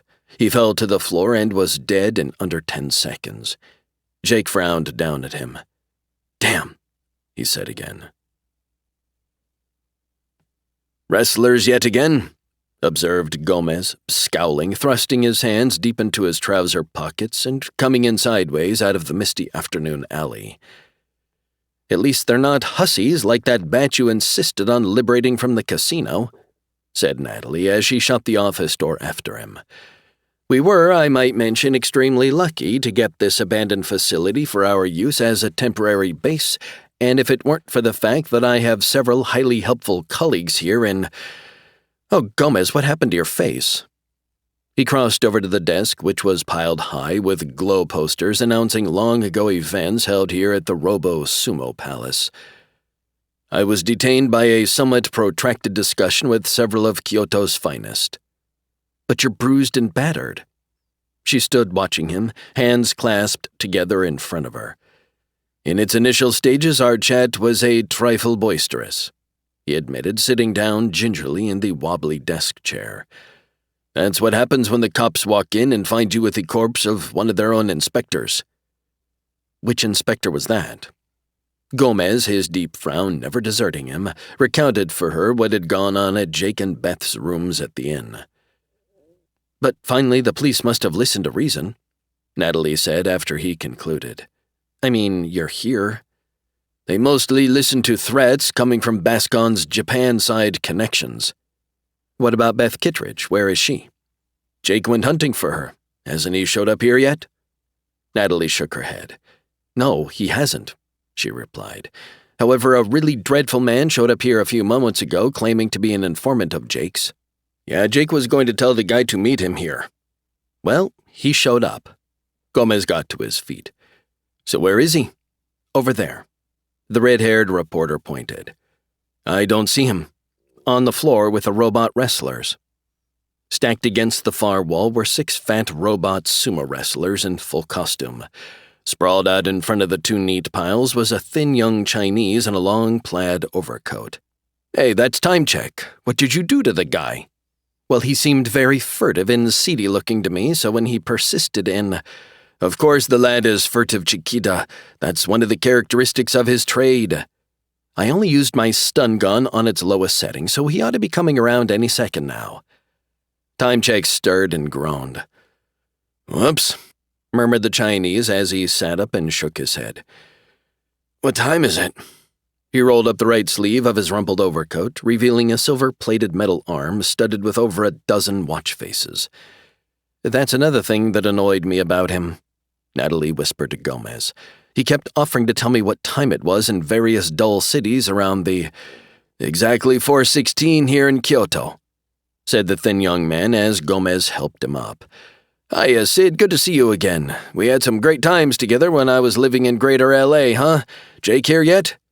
"He'll arrive shortly. If we were in Ethiopia now, it would be exactly— Time Check, do you have something important to pass along to Jake?" The informant was looking sourly in Natalie's direction. "This Quiff a pal of yours?" "Business associate, merely." "Geez, you're not balling her, are you?" asked Time Check. No, nay. Gomez led him over, settled him in the desk chair. Sit down, collect your scattered wits. I'd really like to believe, continued Natalie, that if you were forced to choose between me and a shabby tipster from the lower depths, that you wouldn't hesitate to bastante enough. Gomez warned her with a pleasant smile. I got only the fondest memories of providing information for you and Jake, said Time Check, bringing one of the watches up close to his eyes. Huh, but Kipsy time is running about 18 seconds slow. Must be an after effect of getting zozzled by this skirt stunner. Gonna have to add repair costs to your tab, Sid, unless I can patch it myself. Let me tell you, friend to friend, you maybe ought not to hang out with any dame who is so quick to shoot down innocent bystanders or... Someone had tapped on the door. Checking a security monitor, Natalie announced, Good, it's Jake. About time, commented Time Check. 37. She awoke in darkness. Beth found herself lying on her back, staring up into thick blackness. Wherever she was, it was cold and damp. Her body hurt. She was overly aware of just about every bone that made up her skeleton, and all of them ached. Her skin itched, burned. She could hear her pulse beating loudly in her ears. When Beth blinked, enormous, glaring yellow flowers blossomed all around her in the black. Pressing her hands down beside her, she felt some sort of smooth, soft fabric. They'd used a stun gun on her. The memory of that came back to her now. 2 men, large and dressed in black, had come bursting into the study. The one with his silvery stun rifle had shot Tony Nakuya. The other man, whose eyeballs seemed to protrude through the slit of his tight silken hood, had used his stun gun on her as she'd tried to get around behind the desk to help Tony. She concentrated on breathing slowly and carefully in and out for a moment. Sharp pains zigzagged across her chest each time she inhaled. I wonder, she said to herself, if those fellas are some of Tora Hokori's people. They probably were, which meant Beth was somewhere in Tora's headquarters. She moved her right hand further out from her body. Presently, she felt just chill air instead of cloth. Closing her fingers, she got hold of the edge of what felt like a floating cot. Beth pulled hard, got herself to a sitting position with her feet touching the stone floor. The motion caused more yellow flowers to explode in the darkness. This time, jagged crimson bars of light flashed between the bursts of yellow. Gradually, the flashes subsided along with the nausea she'd felt as soon as she sat up. They didn't kill me on the spot. Why? Maybe because they had something else in mind. Somewhat reluctantly, Beth let go of the cot and attempted to stand up. That made her dizzy again, made her see splashes of light where there really wasn't any light. The aftermath of being stun-gunned was rougher than she'd heard. Very slowly, sliding 1 foot at a time across the stone floor, Beth started walking.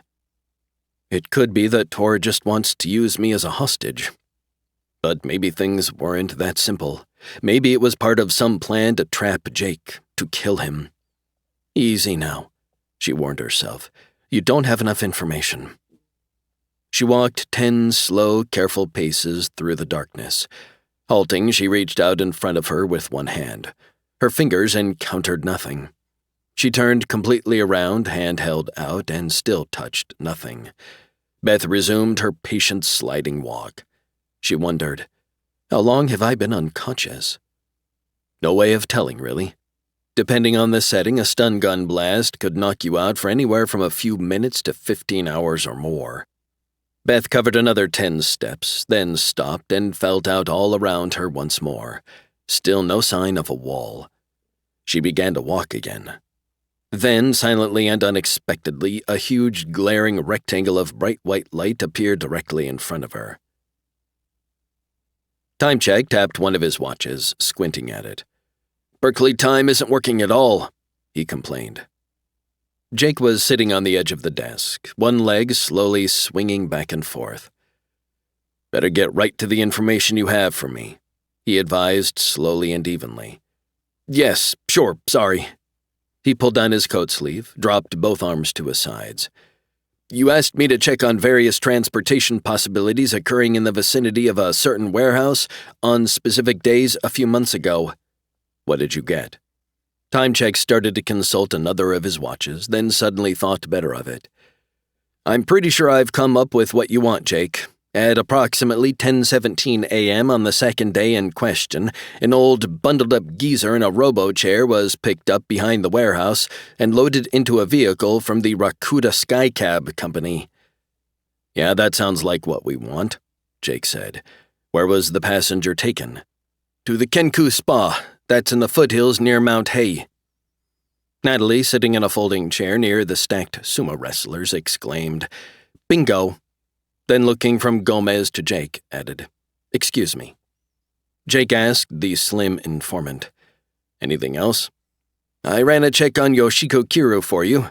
Yeah, clean. She really was Itoko's quiff, and she helped the poor bozo with his private eye network. Thanks. Jake handed him some bank's notes. Anytime you hit town, call on me. Without counting it, Timecheck slipped the money into a lumpy overcoat pocket and took his leave. As soon as the door shut, Jake turned to the red-haired Natalie. What was the outburst about? Well, I was cooling my heels here, she replied. I got in touch with a few local contacts of my own. I'm pretty certain that Dr. Hayakyu is using part of that same Kenku Spa as a secret lab. Who is he? Asked Jake. An illustrious neobiologist who disappeared at about the same time Chesterton was taking his leave of the freezer, supplied Gomez. He appears to be gainfully employed by dear little Tora these days. The man is obviously working on the manufacture of the synthetic plague virus the TekLords are using, said Natalie. And I take it you believe the old gentleman in the wheelchair was Dr. Chesterton. Yep, I asked Timecheck to find out about any unusual passengers who were picked up in the vicinity of the warehouse about the time the crate was delivered there. What crate? Gomez, have you been holding back on... Only one small tile, Cara, in the overall mosaic of this caper, he assured her. Don't fret, por favor. You're a very difficult man to put any long-term faith in. Gomez turned toward Jake. You haven't said anything about Beth yet, amigo, but she didn't come here with you and you're not looking especially cheerful. They've got her. He told them what had taken place at the professor's home. Stun guns used twice, said Gomez. That indicates they didn't kill her either. He nodded at Natalie. You still carrying around that photo? Yes, here. She produced it from her purse, handed it to him, and he passed it over to Jake. That's how I got wise to the existence of the Agent Macquarie sim, said his partner. But note the more obvious fact to be gleaned from this illuminating example of the photographer's art, namely that they were, in fairly recent times, also constructing a Tora android.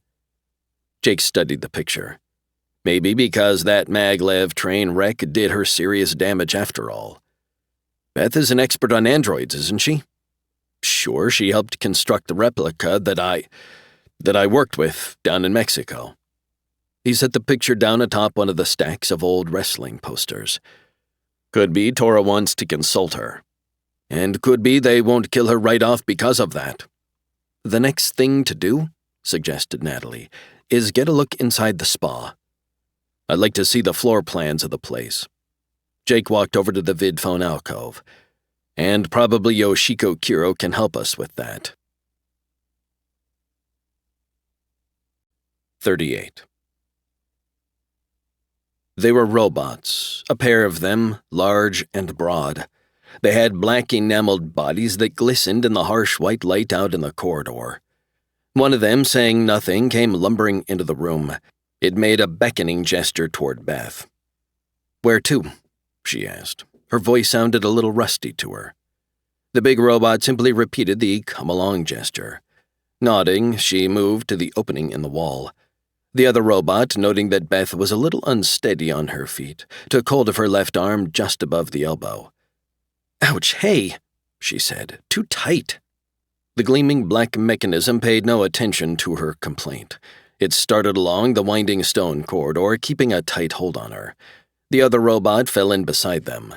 Turning to him, Beth asked, Could you suggest to your partner that he loosen his grip?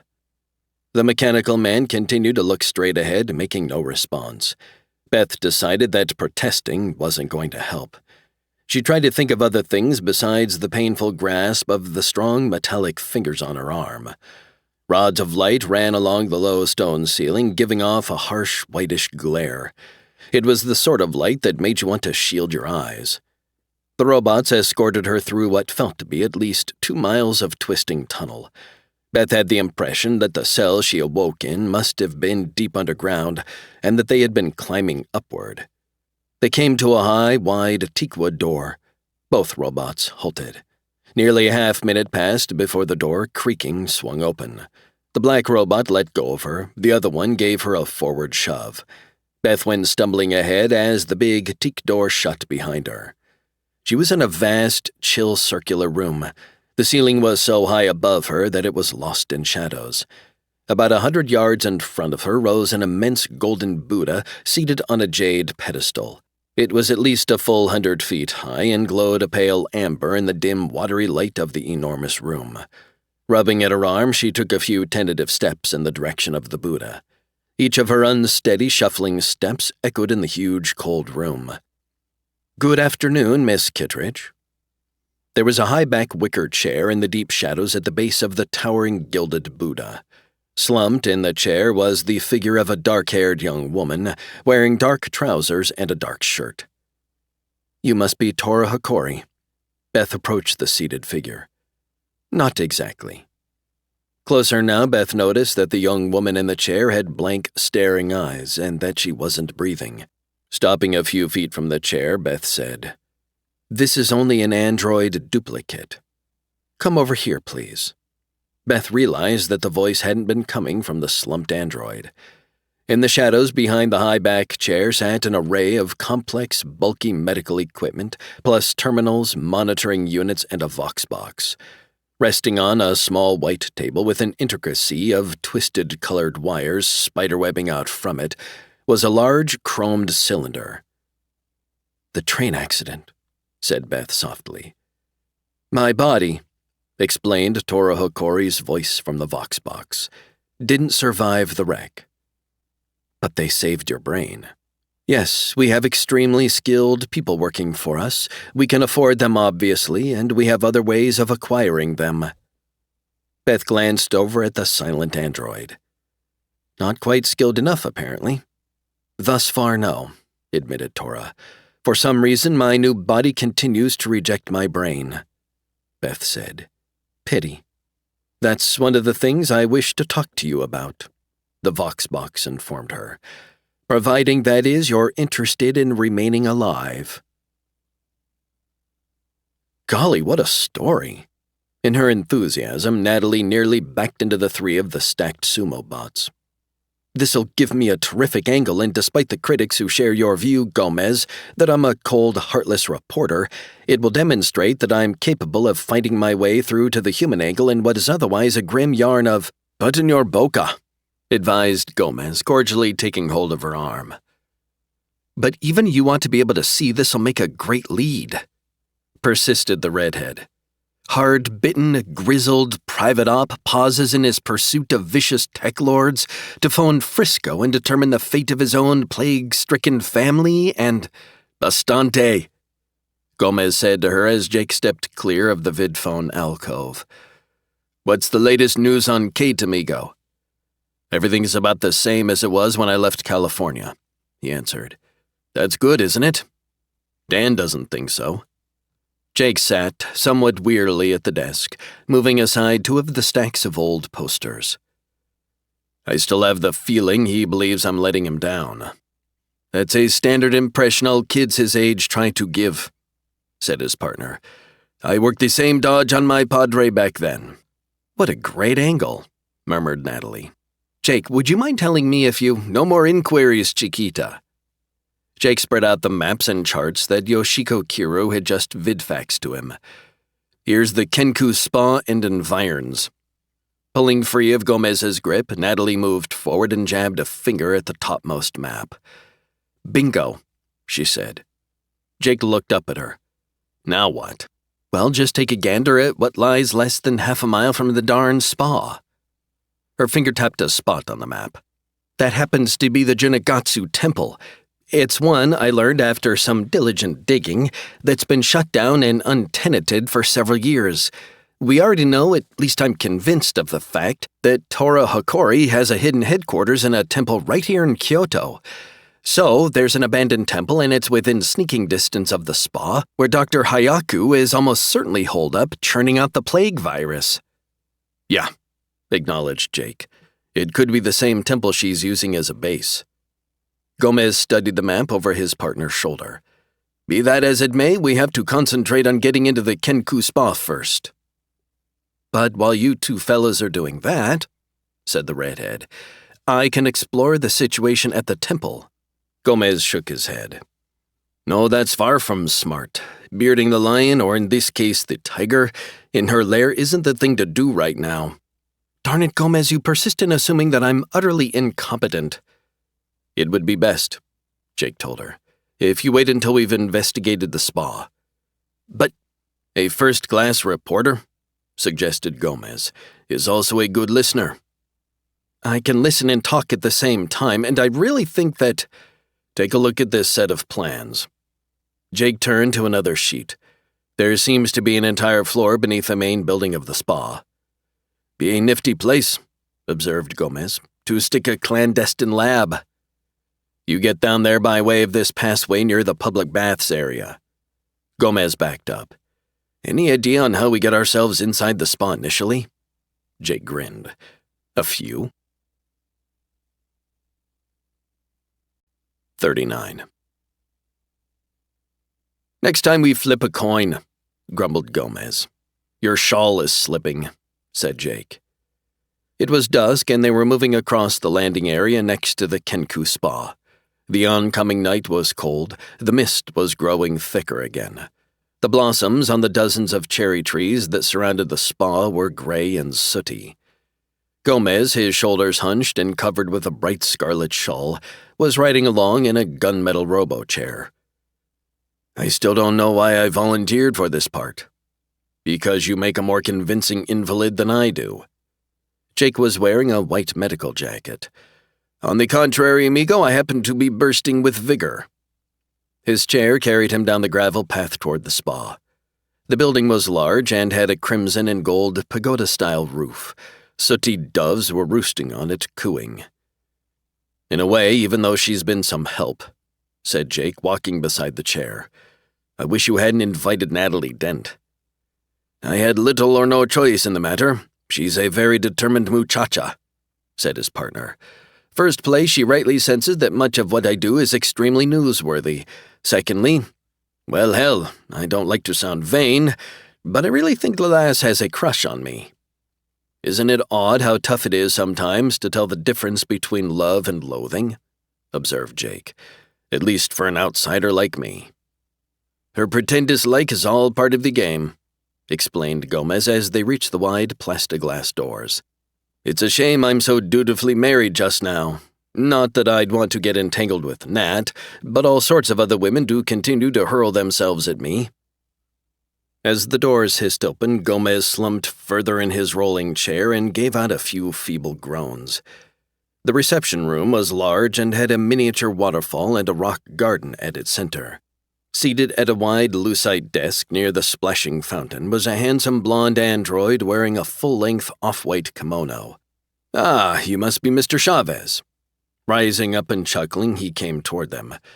Dr. Ahiro phoned to make an appointment for you, sir. Ah, the power of bribery, said Gomez under his breath. Sir, I'm sure just 1/2-hour session in one of our marvelous Taiyu suites and you'll notice a very positive change. You must be Mr. Chavez's male nurse, he said, turning to Cardigan. That I am, agreed Jake. I don't know if either of you gentlemen is familiar with the Japanese language, but Taiyu means sun, the android explained. In his suite, Mr. Chavez will be treated with our special simulated sun ray that is guaranteed to... Doc Hero already gave me the spiel, cut in Gomez. Let's simply get to the damn suite, huh? Cranky and impatient. Chuckling, the android turned to Jake and winked. Lots of them are when they first come to us here. He clapped his hands. A chrome-plated robot in a short crimson kimono entered the room, bowing first to the android and then to the seated Gomez. "How may I assist you, sir?" "Juku, escort Mr. Chavez and his nurse to Taiyu Suite number 16, please." "It shall be done." Bowing again, Juku turned and walked toward a nearby arched doorway. Gomez and his chair went rolling after him. "I sure hope this does him some good," Jake confided in the android before following the other two. They moved down a long, empty corridor whose walls were filled with animated murals based on the paintings of Hokusai. At the doorway to suite number 16, the silvery robot stopped, bowing again. Gomez smiled, slipped a stun gun out from under his bright shawl, and shot the robot. Jake caught the mechanical man, and after his partner had jumped clear of the chair, dumped him into it. The door of number 16 whirred open. The chair and the disabled robot went rolling in, and the door shut. Gomez bowed to Jake. "Let's descend," he invited. Wearing a long sky-blue kimono that masked his clothes and carrying a plyo sponge and a plas-pack of cleansing solution, Gomez came sauntering amiably along the dead-white corridor. "Evening, gents. Which way to the pool?" Both the thick-set Japanese guards popped to their feet out of their white wicker chairs. Each drew a laser gun from a hip holster. Each pointed his weapon at the intruder. Just behind them was a narrow metal door. "You made a mistake, buddy," the larger of the two informed him, making a go-away motion with his gun. "The baths are out in the other direction." Gomez smiled apologetically, glancing up at the dead-white ceiling and then around at the dead-white walls. He spotted no sign of a spy camera. "How about that?" he said, shaking his head. "My wife told me well, she's not exactly my wife, you know, although we are traveling as Mr. and Mrs. That's because you get a much better rate that way in most of Take a Hike," suggested the other guard. He returned his gun to its holster and sat again in his white chair. "This part of the spa is closed to the public." "Is it now? Fancy that." Gomez chuckled. "I was just telling my wife, well, you know who I mean. I was telling her that half the temples in this damn town seem to be closed to the public. But I figure, because of my serious heart condition, it's one of these new plas ones and they can't seem to keep the damn motor working right. I figure I should be admitted just about anywhere since my time is probably limited, and if I don't see this stuff now, why, your time is really going to be limited, buddy, unless you haul your butt out of here." Putting a hand on Gomez's shoulder, the larger guard started pushing him along the corridor. Around a bend, they came to the teakwood door Gomez had used to come in. "You lads can't see this portal from where you sit," he remarked. "We're more interested in the door we sit in front of." "Isn't that Oh, mother of mercy! The motor's conking!" Gomez gasped, staggered, dropped to the corridor floor. He stretched out his back legs, kicking. "Hey, you can't go having a fit here." Holstering his gun, the big man knelt. The teakwood door swung open suddenly. Jake, stun gun in hand, stepped through and fired at the guard. "Bingo, as they say." Gomez quietly got up. "There aren't any security cams in the corridor, amigo. Shall we work on a similar dodge on the remaining guard?" "Sace, that makes an even half-dozen louts down thus far," remarked Gomez, catching the bulky guard he just stun-gunned. He arranged him neatly in a sitting position against the blank, dead-white wall of the underground corridor. "7, corrected Jake. "Oh, see, I neglected to include the one you felled 2 bends back," Jake said. "According to Yoshiko's floor plan, this main corridor is going to split up ahead." "I'll take the left-hand road," offered his partner. "If we can't rally back at the fork in, say, 15 minutes, then we'll come hunting for each other." "Agreed," said Jake.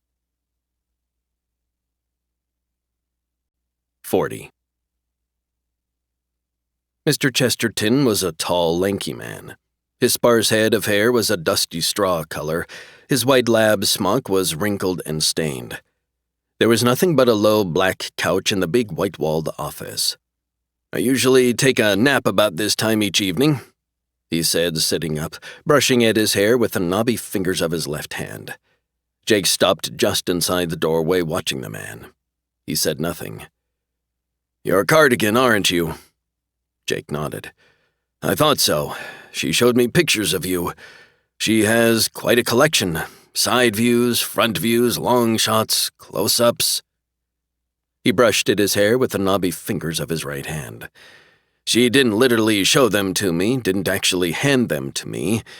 That's not possible right now. Had them shown to me. Tora doesn't much like you, considers you an obstacle. May I ask you something? Sure. Jake walked a few steps closer to the scientist. I know you were in the freezer, nearly as long as I. Do you find now that you're free that you're somewhat out of sync? Chesterton rubbed at his knee. I don't feel that I quite fit in anymore. I'm out of step and I can never get back. Some kind of severe temporal dislocation. Have you experienced that? Yeah, some. It's supposed to go away, fade eventually. I really don't believe, in my case at any rate, that it will. Chesterton studied him for a few seconds, nodding to himself. Are you a part of a major raid on our hideaway? Not exactly. That's another odd thing. I can't seem to shake the notion that everything is going to go smash. I'll be found out, you know, and taken back up there. Did you dream while you were in the freezer? Yeah. They say, several of my learned colleagues, that one doesn't. But I know I did. He made a sad, sighing sound. I dreamed about my wife, dreamed of scenes I'd never actually witnessed, saw her over and over in those long, terrible dreams, making love to others. The terrible thing is you can't simply scream and wake up. Not in the freezer. Each dream simply runs on and on, no way of knowing how long some of them lasted. All the men she'd been with. There were a lot of them. Sonny and Tora didn't force you to create a new supply of your virus, did they? Jake said. You did all this willingly. Yes, that's right, admitted Dr. Chesterton. When I awakened here in Kyoto, it was explained to me what was wanted. A lovely city, by the way, very peaceful. The Hokoris had brought me back to life in order that I might provide them with a sufficient supply of my XP-203 for their purposes. That was the price. If I refused, they had other names on their list. That didn't bother you, their purposes? Not especially, Cardigan. Chesterton laughed a thin laugh. I had, after all, spent years doing the same sort of work for our government. Now I simply have a different employer. Several thousand people may die in San Francisco. Yes, that's how my synthetic virus works. Damn efficient stuff, he said. 50 years up in the freezer is a long time. This, I assure you, is much better than you're helping to kill people. I always have, Cardigan. That's been my job. What you're actually objecting to is simply that the targets have changed. Jake said evenly, What I need from you is, am I correct in thinking your wife is like mine was? I don't know. What I mean is your wife made a cuckold of you. Very old-fashioned word. It hurts, though. That's basically why I killed her. The antidote to, how do you feel about your wife's unfaithfulness? Jake moved nearer to him. What I want is a copy of your research notes and whatever supply of the antidote you've got stockpiled here. Do you know how the virus is transmitted initially? I imagine it's airborne, spread in some sort of mist form. That's exactly right, said the doctor. Very easy to disseminate. In the field, they've been using spray guns about this size. He held his bony hands about 3 feet apart. But just for fun, I've also developed a compact spray unit for my own use. From a pocket of his smock, he drew a small black pistol. Muttering, feet dragging, the heavy-set Japanese carried the wicker chair over to where Beth stood. He slammed it down, shoving it toward her and causing its legs to scrape harshly on the stone floor of the chilled temple. We should have killed this bitch long ago, he said, turning away and shuffling back to the vicinity of the huge golden Buddha. There are several reasons, said the tinny-sounding voice of Tora Hokori, "for allowing Miss Kittredge to remain alive." Beth rested a hand on the back of the chair but didn't sit in it. "I'm not, I have to tell you, especially in a mood to help you," she said in the direction of the container that held Tora's brain. "Let's simply kill her." The Japanese jerked a gold-handled laser gun from his shoulder holster. "No, Dr. Hayaku, please put that silly gun away now." "A personalized gun such as this is far from silly, my dear." The neobiologist scowled at Beth, then at the silver cylinder. Muttering, he jammed the handsome gun away inside his loose black jacket. "When my students presented it to me, the honor involved was quite significant." "That was several years ago," reminded Tora. "Your reputation has dimmed considerably since then." Hayaku said, "Obviously, Tora, or otherwise I wouldn't be working for you at such an insultingly low salary." The Voxbox rattled when Tora laughed. "Miss Kittredge, I'd appreciate your telling me what stage your father's anti-tech work has reached." "I really don't have much idea," answered Beth. "He and I don't see much of each other, and I no longer assist him." "A shame. I feel that family ties are the most important ties one has in life," said Tora. "I continue to miss my brother, Sonny, a great deal. That's one of the reasons I've ordered certain people killed. Revenge. People such as Kurt Wintergild? He was one. Jake Cardigan is another I intend to kill." "Jake had nothing to do with your brothers. Did you summon me to this dismal hole simply that I might witness this pointless debate?" asked Dr. Hayaku impatiently.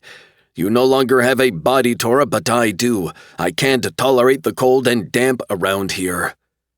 "Shrines are often cold and damp," Tora told him. "We'll leave the question of your father's researches for now.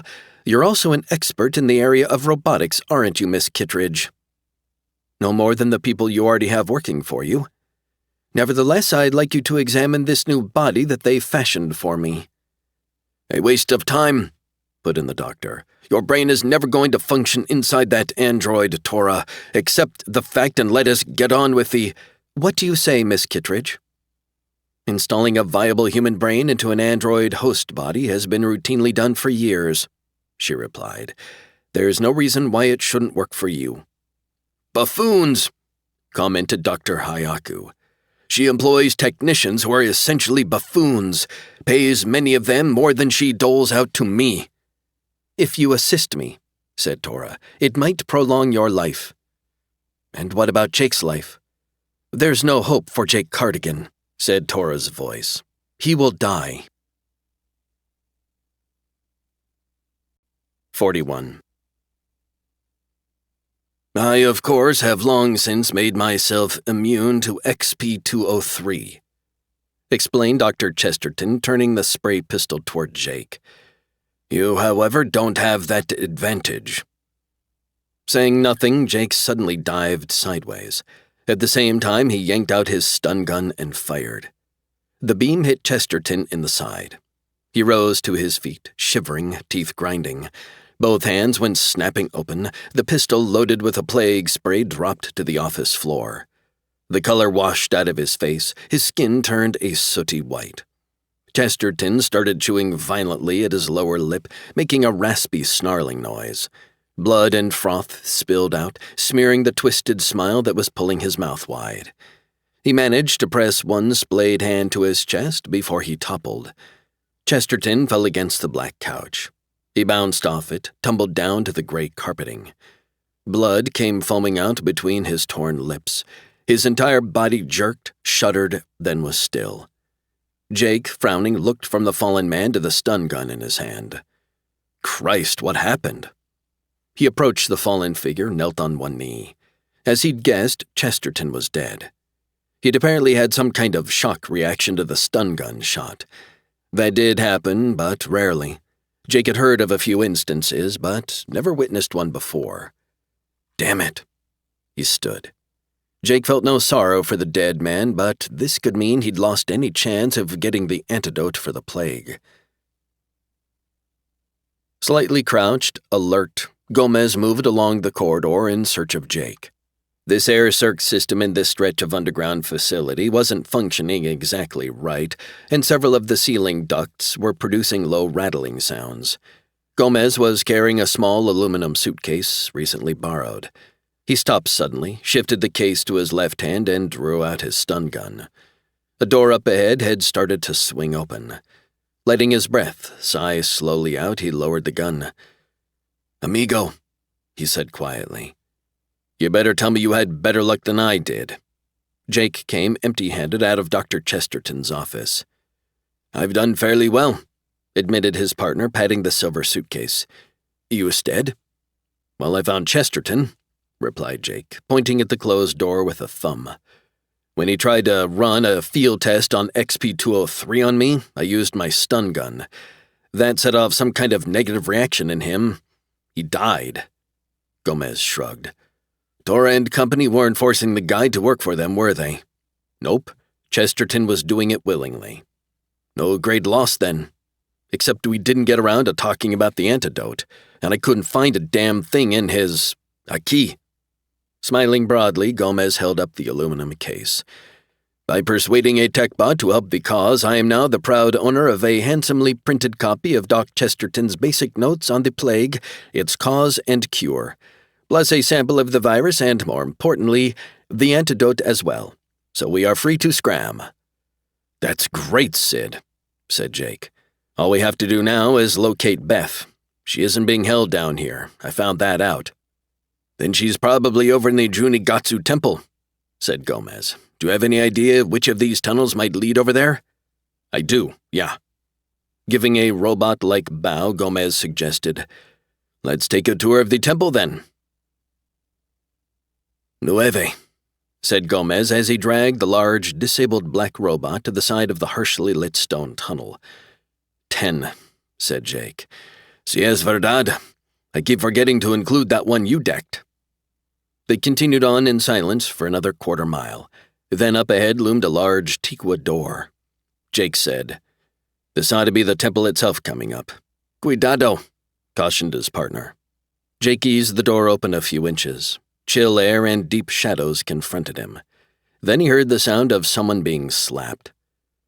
"That's enough, Dr. Hayaku," warned a harsh metallic voice. "I'm growing tired of her flippant answers." "Get away from her." "It's okay, Tora. He doesn't have a very powerful—" Another slap. "That's Beth." Opening the door wider, Jake dived across the threshold. "Take it easy." Gomez failed to catch hold of his arm. Jake found himself in the shadows that surrounded an immense golden Buddha who squatted on a dark pedestal. Drawing his stun gun, Jake started working his way around the huge statue. There, in a milky circle of light, were Beth and a thick-set Japanese who held a glittering gold-handled laser gun. Beyond them stood an array of heavy medical equipment that Jake couldn't quite identify. "Leave her alone!" Jake shouted and started running toward the man with the gun. Hayaku swung around, taking aim at Jake. Grabbing hold of the back of the wicker chair, Beth swung it up hard. Two of the legs smacked the doctor's gun arm. He yowled. The laser gun went flying from his fingers. The gun climbed up to a height of about 10 feet, spinning, wobbling, gleaming. Then it fell. When it hit a long, dead-white piece of equipment, the gun discharged, and a beam of sizzling orange light came spurting out. The beam hit the cylinder that held Tora's brain, slicing deeply into it. From out of the Vox box came a brief, terrible scream of pain. The silvery canister had been cut clean in half, and its contents came slithering out. The sustaining fluid and the brain itself spilled out. The brain, quivering and flopping, slid across the tabletop, then fell down to the chill stone floor. Dr. Hayaku cried, "She's dead! You've killed Tora!" Catching him by the shoulder, Jake spun the man around and hit him twice on the chin. The doctor lost consciousness, slipped and fell. He landed in a mess that was all that was left of Tora Hokori. 42. A thin afternoon fog was drifting in low across San Francisco Bay. The visitors' landing area next to the Marina Hospital was misty, too. Jake leaned back in the seat of the air car for a moment after they'd landed. Beth touched his cheek with her fingertips. You okay?" "Huh?" He'd been staring out at the swirling fog. "We've arrived. I was assuming you knew that since you were flying this thing." Jake shook his head. "Yeah, sorry," he said. "My mind was wandering. That happens frequently with elderly fellows." "Kate is going to be okay, you already know that." "Sure, that wasn't what I was brooding about." He unhooked his safety gear, climbed out of the sky car into the fog. "Dan, then?" Beth joined him and took hold of his hand. "I'm glad that I'm going to be looking after him until Kate's released, but picking Dan up today, I don't know, makes me uneasy." "It won't be as— Jake, talk to us." They were coming across the foggy hospital lot toward him. 7 reporters, including Proctor of News, Inc., Gary Insatsu of the Shinbun Vid News Service, the big chrome-plated robot from Time Life Media, Ivy of the SF Fax Exam, and the silver-haired young woman Jake still couldn't place. "You've saved Frisco," said the lanky Ivy. "So tell us how that feels." "First," said Insatsu, "tell us how many people you killed in Japan in order to get your hands on the antidote." "Folks," said Jake, slowly but not stopping, "the Cosmos Detective Agency issued a statement this morning down in GLA. That pretty much answers most of the— It doesn't mention your partner's torrid romance with one of our ace reporters," said Proctor. "Give us the dirt on that, Jake." "Forget it, Poc," advised the silver-haired reporter. "Jake, the National Disease Control Agency, completed its tests on the antidote and has okayed its use. That means your wife's life will be saved along with— Right now," he cut in, "I'm just here to pick up my son. After I take care of that, maybe we can all have a chat." He increased his pace. "About those killings in Kyoto," persisted Insatsu. The silver-haired reporter inquired, "How do you think your wife will react to your relationship with Miss Kittredge when she comes out of her coma and— Yow!" Beth had kicked her in the shin. Breaking free of the reporters, Jake and Beth hurried into the hospital. In the reception area, Jake spotted the tall, thin Dr. Gudavagen, who was the director of the isolation wing. "Doctor, I'm here to take charge of my son. He's being released today." "I don't quite understand, Mr. Cardigan. Was there something wrong over an observation?" Jake frowned. "Observation? We just arrived." "But I talked to you right here less than 10 minutes ago. I personally handed you the necessary release papers for your son and thanked you for— Jesus, a kamikaze." Letting go of Beth, Jake started running toward the ramp. According to the glow signs on the walls and the arrows on the floor, Jake had only one more ramp to go and then he'd be in the observation wing. It had taken him at least 5 minutes to get this far. That meant the android dupe now might have as much as a 15-minute lead. A part of him was braced, waiting to hear the horrible sound that would mean the kamikaze had made contact with his son. "Damn Tora," he growled as he ran, dodging startled human nurses and oblivious, white-enameled metabots. Jake knew he should have realized they were going to try this. Dr. Chesterton told him about all the pictures of him Tora had collected. Pictures to use in constructing a believable Andy simulacrum. A sim filled with explosives, programmed to recognize Dan and to detonate the moment he touched it. Each breath Jake took burned his lungs, and his legs were starting to ache. "No time," he said to himself. "Not enough time to get to Dan." Jake pushed himself to go faster, ignoring the pain. 2 swing doors ahead labeled Observation. He pushed through and was in a large rooftop area. There was a plexiglass dome over the reception room, and the foggy afternoon showed outside. Around the oval room ran a bright yellow ramp that was dotted with white benches. A few patients were scattered around on them. And standing by an empty bench all the way across the big room was Jake Cardigan. A damn convincing facsimile. He was smiling, holding out his arms. Not more than 100 yards away was Dan, carrying a small tan suitcase and accompanied by the nurse who'd befriended him. The nurse stopped, patted him on the shoulder. Dan started alone toward the waiting kamikaze. "Dan, get back!" shouted Jake, running along the ramp. His son, surprised, stopped still and stared at him. The simulacrum, though, started moving. "Danny," it said, "you know me." "Down! Get down!" warned Jake, running for all he was worth. He caught up with the kamikaze, hit it hard with his shoulder. The android staggered, went tottering into the plexiglass wall. A panel shattered and the simulacrum fell out into the mist. It was still about 50 feet from the ground when it exploded with an immense thundering boom. Jake turned away from the misty afternoon. Dan came slowly up to him, a smile growing on his pale face. "You saved my life," he said, quietly dropping his suitcase to the ramp. Then he jumped forward and put both arms around his father, hugging tight. "I love you." Jake returned the hug. He smiled. This is the end of Book 2, but the story continues with Tech Lab, Book 3 of the TekWar series. Keep listening after the credits for a free preview. This has been a Podium Audio production. If you enjoyed this audiobook, we would love for you to rate and review it. For more sci-fi, check us out at podiumaudio.com and sign up for our newsletter. We promise we won't spam you. Also, consider joining our community of listeners, fans, and trolls on social media. We're active on Instagram, Facebook, TikTok, X, and Reddit. We'd love to connect. You have been listening to TekLords, Book 2 of the TekWar series, produced by Hannah Grenfell, written by William Shatner, performed by Jeffrey Kafer, a member of SAG-AFTRA. Text copyright 1991 by William Shatner. Production copyright 2024 by Podium Audio, all rights reserved. And now, a first look at Tech Lab, the next installment in the TekWar series. 1. The killer was carrying 2 weapons. One was a stun gun, the other a laser gun. It was 2 weeks before Xmas, in the year 2120. In the narrow alleys and pathways between the towering apartment complexes along the Seine in Paris, seasonal carols were being piped out of compact floating speakers shaped like tiny golden-haired angels.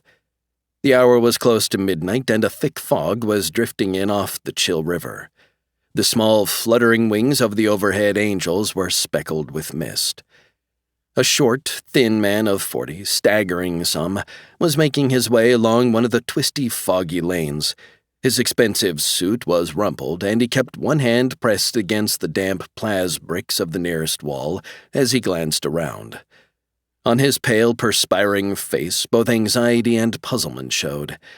He appeared to be lost in the deserted passway, confused as to how to find his way home. He slowed his pace, feet shuffling. As he moved beneath one of the small singing angels, its mechanism suddenly expired. Song dying, it lost power and fell, hitting him on the left shoulder and then crashing to the damp pavement. The man, mumbling to himself, halted. Squatting, he attempted to pick up the fallen angel. His fingers missed on the first scoop, and losing his balance, he went sprawling out on the ground. The killer appeared behind him, materializing out of the thick night fog. He was young, didn't look more than 21 or 22, tall and lean. He had short-cropped hair, a bushy mustache, and dangling from his left ear was an earring fashioned from a Brazilian coin. He was dressed in a tattered, blood-stained uniform. It was the kind that had been worn by the United Nations combat forces during the Brazil Wars years ago. He carried the stun gun in his left hand, the laser gun in his right. The small man became aware of him. He'd been able to push himself up out of his sprawl and was attempting to stand. Grunting, he managed to struggle to his feet. He swayed, started to turn. The killer fired his stun gun. The man rose up on his toes, made a few broken, fluttering motions with his arms, then toppled forward. He hit the wet paving hard, face down. Easing slowly closer, the killer stood over the fallen man. He used his laser gun now, very carefully and precisely, to inscribe a huge X on the body. That very efficiently chopped it into 4 chunks. Some of the spurting blood dotted the white wings of the broken angel. Some of it splashed across the toes of the killer's boots. Genuflecting beside the remains, he jerked a note out of a pocket in his ragged tunic.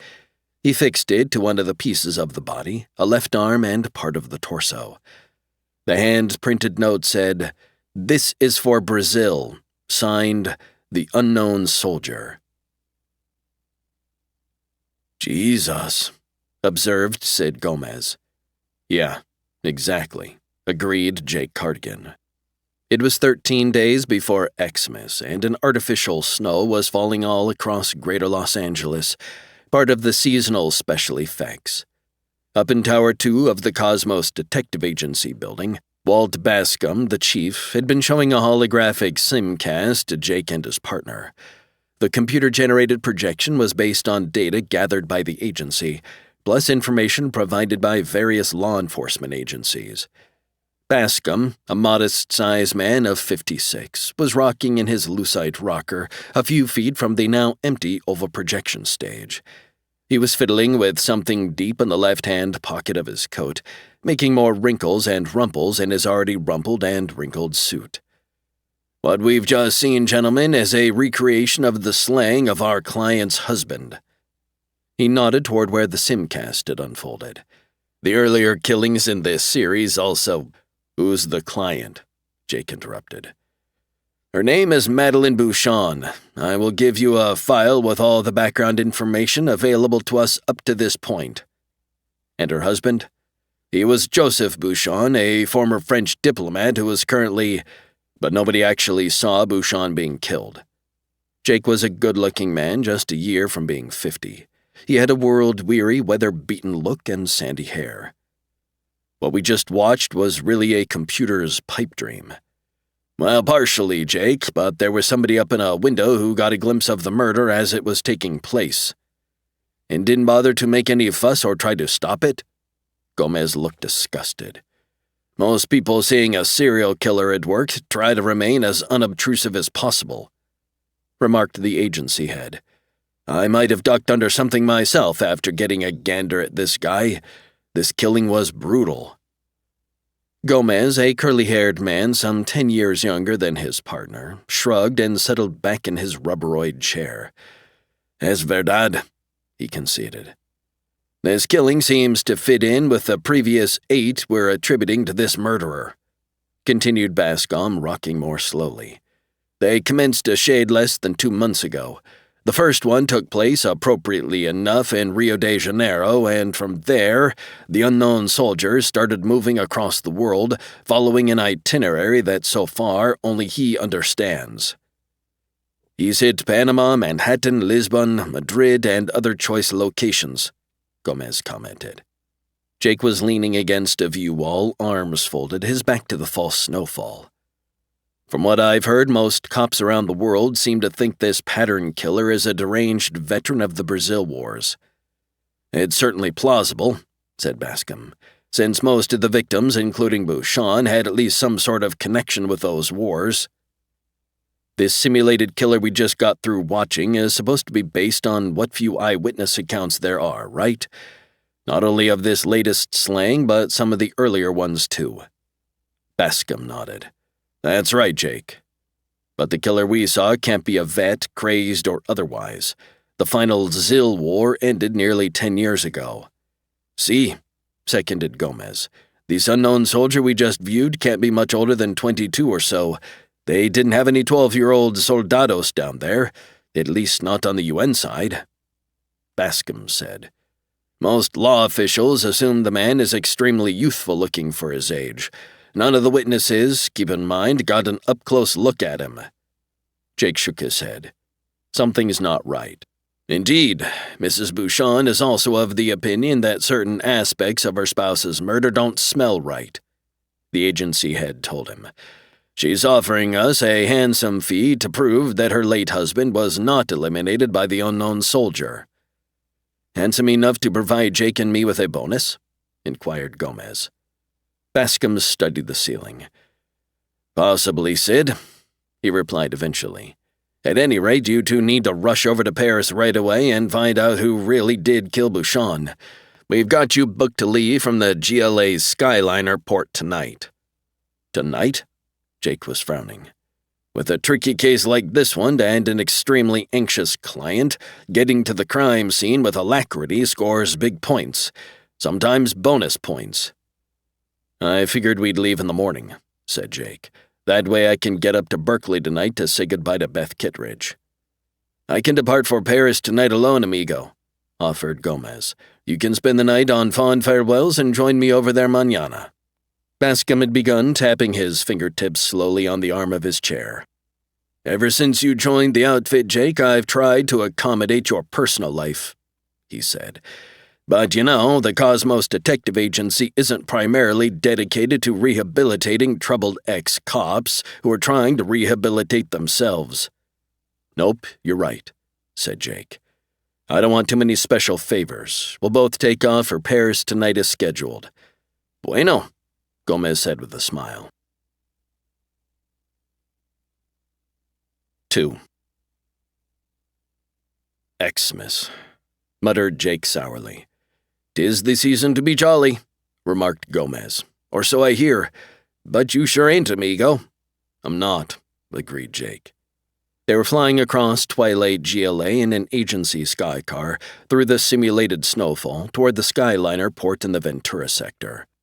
"We're embarking on a trip to Paris," reminded his partner, relaxing in the passenger seat. "That should cheer you up. Or is it that you hate to leave home and loved ones at such a festive time of year?" "Come on, Sid, you know that what few loved ones I have are scattered hither and yon. Beth Kittredge is only up in NorCal and Berkeley. That isn't all that hither." "Her I'm going to miss," said Jake. "I really wanted to see her tonight. You could have told Bascom to go to hell. He'd have backed down." "No, that's really not the way to do things. Asking for special favors. That's something you get away with when you're a young hotshot. Even middle-aged hotshots like us deserve a few perks. Once we get settled on the Skyliner, I'll just call Beth on the vid phone. A poor substitute for an in-person encounter. Yeah. Lately I seem to be having most of my meetings second-hand, usually over the vid phone," said Jake. "Now that my son's in England, I only see him on the damn phone screen." "Listen, amigo, England is only a small jump away from Paris," reminded his partner. "Once we clear up this new case in our usual speedy and impressive manner, why, you can hop over and visit Dan at his posh private school in the British countryside." I'm not at all happy about what's been going on lately," said Jake. "I didn't like Kate's moving over there 3 months ago and dragging Dan along. Ex-wives, and I ought to know, have a tendency not to behave nicely," said Gomez. "At least Kate didn't bop you on the cabeza, the way my former first wife did just prior to leaving my conjugal bed." "I'm glad Kate's back in good health." Jake punched out a landing pattern on the dash. "It's just that I don't believe she went to London for the reasons she claims." "Okay, I grant you the notorious Bennett Sands was transferred from a prison facility in NorCal to one in the British Isles. That doesn't mean he's going to be seeing your ex-wife once again. Sands got switched to England because supposedly that's the best place to get fitted for an artificial arm to replace the one he lost during that tech raid down in Mexico a few months back." Jake frowned. "Maybe that part's true, but I tend to doubt that he had to be moved. The hombre is a busted TekLord, Jake. He doesn't call the shots anymore." "I wonder. Sands was rich, still has lots of money stashed here and there. You really think he's in England for some other reason?" "Yeah, I do, and the fact that Kate's there too isn't a coincidence. Has he got enough influence left to rig a prison break?" Jake shrugged. "If he does and wants to run off with my erstwhile wife, that's fine," he said. "But damn it, if they involve Dan, Calm yourself, amigo," cautioned Gomez. Their sky car was drifting down through the snowy afternoon. "Dan's school isn't that far from the prison where they're keeping Sands," said Jake. "Well, they've got to put school someplace. I know that people complain. They don't want school kids in their neighborhood. Another thing, Sands' daughter is over in England, too. She's about the same age as Dan, isn't she? Year or so older." "Ah, a year can be an enormous gap when you're that age," said Gomez, sighing. "I recall once down in the San Diego sector when I was a mere sprig of 18. I was warned of an older woman of 20 who possessed a lovely set of... His daughters being there isn't a coincidence either. Daughters like to be in the vicinity of their pops sometimes. Why in this instance, Sid, he can't have any visitors at a maximum security facility like the one he's in?" Gomez settled further into his seat. I think mayhap you're making too much of the geographical proximity of these folks. Could be I am, acknowledged Jake. Dan and I, though, were starting to get along better. Then Kate hauled him over there to England. Look on the bright side, said Gomez. You'll probably be seeing him again in a few days. I don't want him getting hurt. Not, damn it, over something Kate does. Their sky car, after slowly circling a Skyliner port landing area twice, settled down and landed. Suppose we chat about something more cheerful, suggested his partner. Such as, what kind of guy signs his name to his killings?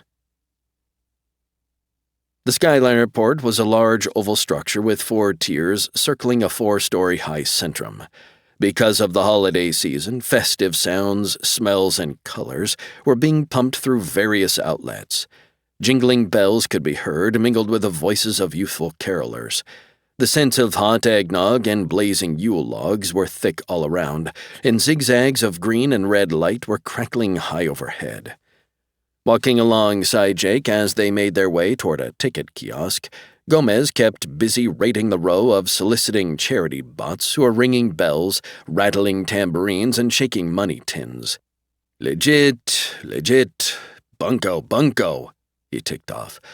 Bunko, legit, borderline, bunko. Jake grinned. I notice you didn't contribute to any of them, not even the legit ones. By the time I settle my current Mrs.'s Xmas bills, I'll have to head down here with a tambourine of my own, amigo. The skyport was crowded. Visitors were arriving and departing, many of them laden with brightly wrapped bundles of Xmas gifts. Just beyond a tall decorative palm tree that had been festooned with Xmas ornaments stood a plastiglass kiosk. Jake strode up to an empty slot to pick up their Paris tickets. Gomez waited nearby, hands in pockets, and glanced around. "What's wrong, Chiquita?" he asked, noticing a forlorn girl of about 15 with 2 large suitcases standing next to a water vending machine. "Oh, nothing really." She was pretty and dark-haired. "Someone was supposed to meet me and they're late." "Maybe I can help you find a Chihuahua," the girl gasped, pressing her left hand to her breasts. "What's happening?" One of her suitcases had risen up off the floor. After hesitating for a few seconds at knee level, it went flying up toward the domed ceiling. "Telek," realized Gomez, staring upward. Jake, tickets in hand, came running over. "He's up on level 3, he said, pointing. "I just spotted him catching the suitcase. You go up that ramp, I'll use this one." "We'll retrieve your bag, Linda," promised the curly-haired detective. Pivoting, he started dodging through the crowd. Jake went sprinting up the ramp, weaving through travelers and porter-bots.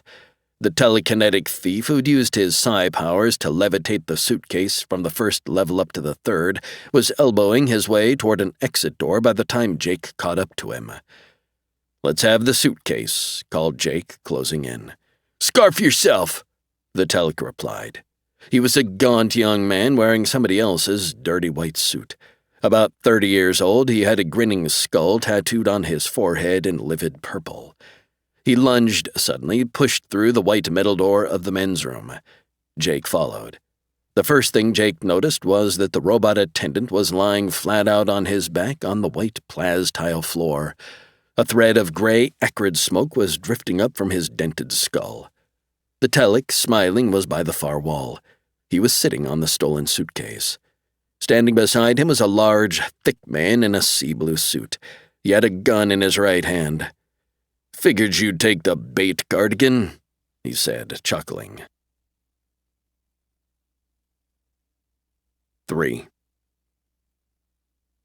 The big man with the laser gun said, "We don't necessarily have to kill you, Cardigan." "That's comforting."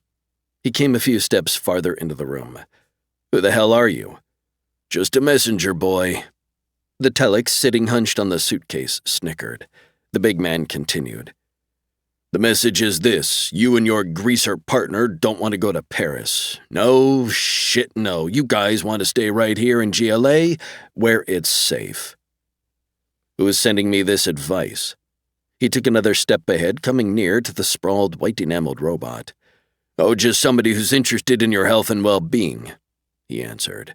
"If you ignore this friendly warning, then trust me, you're probably going to have an accident." "Yeah, an accident," the telekinetic thief snickered again. "You might, for instance, lose an arm." The gunman gestured with his weapon. "I might, slice the damn thing right off. That'd be painful, but it would sure as hell keep you from wandering off to Paris. So what we have— Hey, I'm not anxious to shed an arm." Jake sounded uneasy, a little frightened. "Come on, we can talk this over and work something out," he started, nervous eyes seemingly on the gunman toward him. "Look out for the bot, asshole," warned the telic. Jake tripped over the spread-eagled attendant. He fell, turned in midair, landed on his left side, and went scuttling across the slick white floor in the direction of the row of silvery Sanair nozzles. When he came to a stop, his stun gun was in his right hand. He fired, and the beam took the gunman square in his broad chest before he could swing his laser gun all the way around to take aim at Jake. The big man made an angry gulping noise, started shivering violently. His gun fell to the floor as he went toppling backwards. Unconscious, he slammed into the swinging door of a toilet cell. He fell back into the cubicle, his head cracking against the metallic seat of the unit. The telic jumped to his feet. Using his psi power, he lifted the suitcase up off the floor and was about to send it hurtling into Jake. "No, don't do that, cabron," advised Gomez, who'd come quietly into the room with his stun gun ready. He shot the telic. The skinny man gasped, stiffened, sat. The suitcase fell, landing with a thump in his narrow lap. "It's muy triste," said Gomez, glancing around and then sliding his gun back into his shoulder holster. "What is, getting ambushed in a toilet?" "No, amigo. I mean, it's very sad being set up by that sweet little Nina downstairs. She looked so innocent." "They usually do." Nodding, Jake added, "Let's turn these goons over to the cops. We have a skyliner to catch. Any notion why they wanted to maim you?" "Somebody doesn't want us in Paris." Gomez laughed. "They don't know you very well," he observed. "Warning you to stay away is the surest way to get you to go there." A robot in a Santa Claus suit was circling the sat phone lounge of the Paris-bound Skyliner, handing out eggnog. When he reached Jake's alcove, he said, "Merry Xmas, sir. Compliments of Transnip Skyways." He held out a steaming plasmug.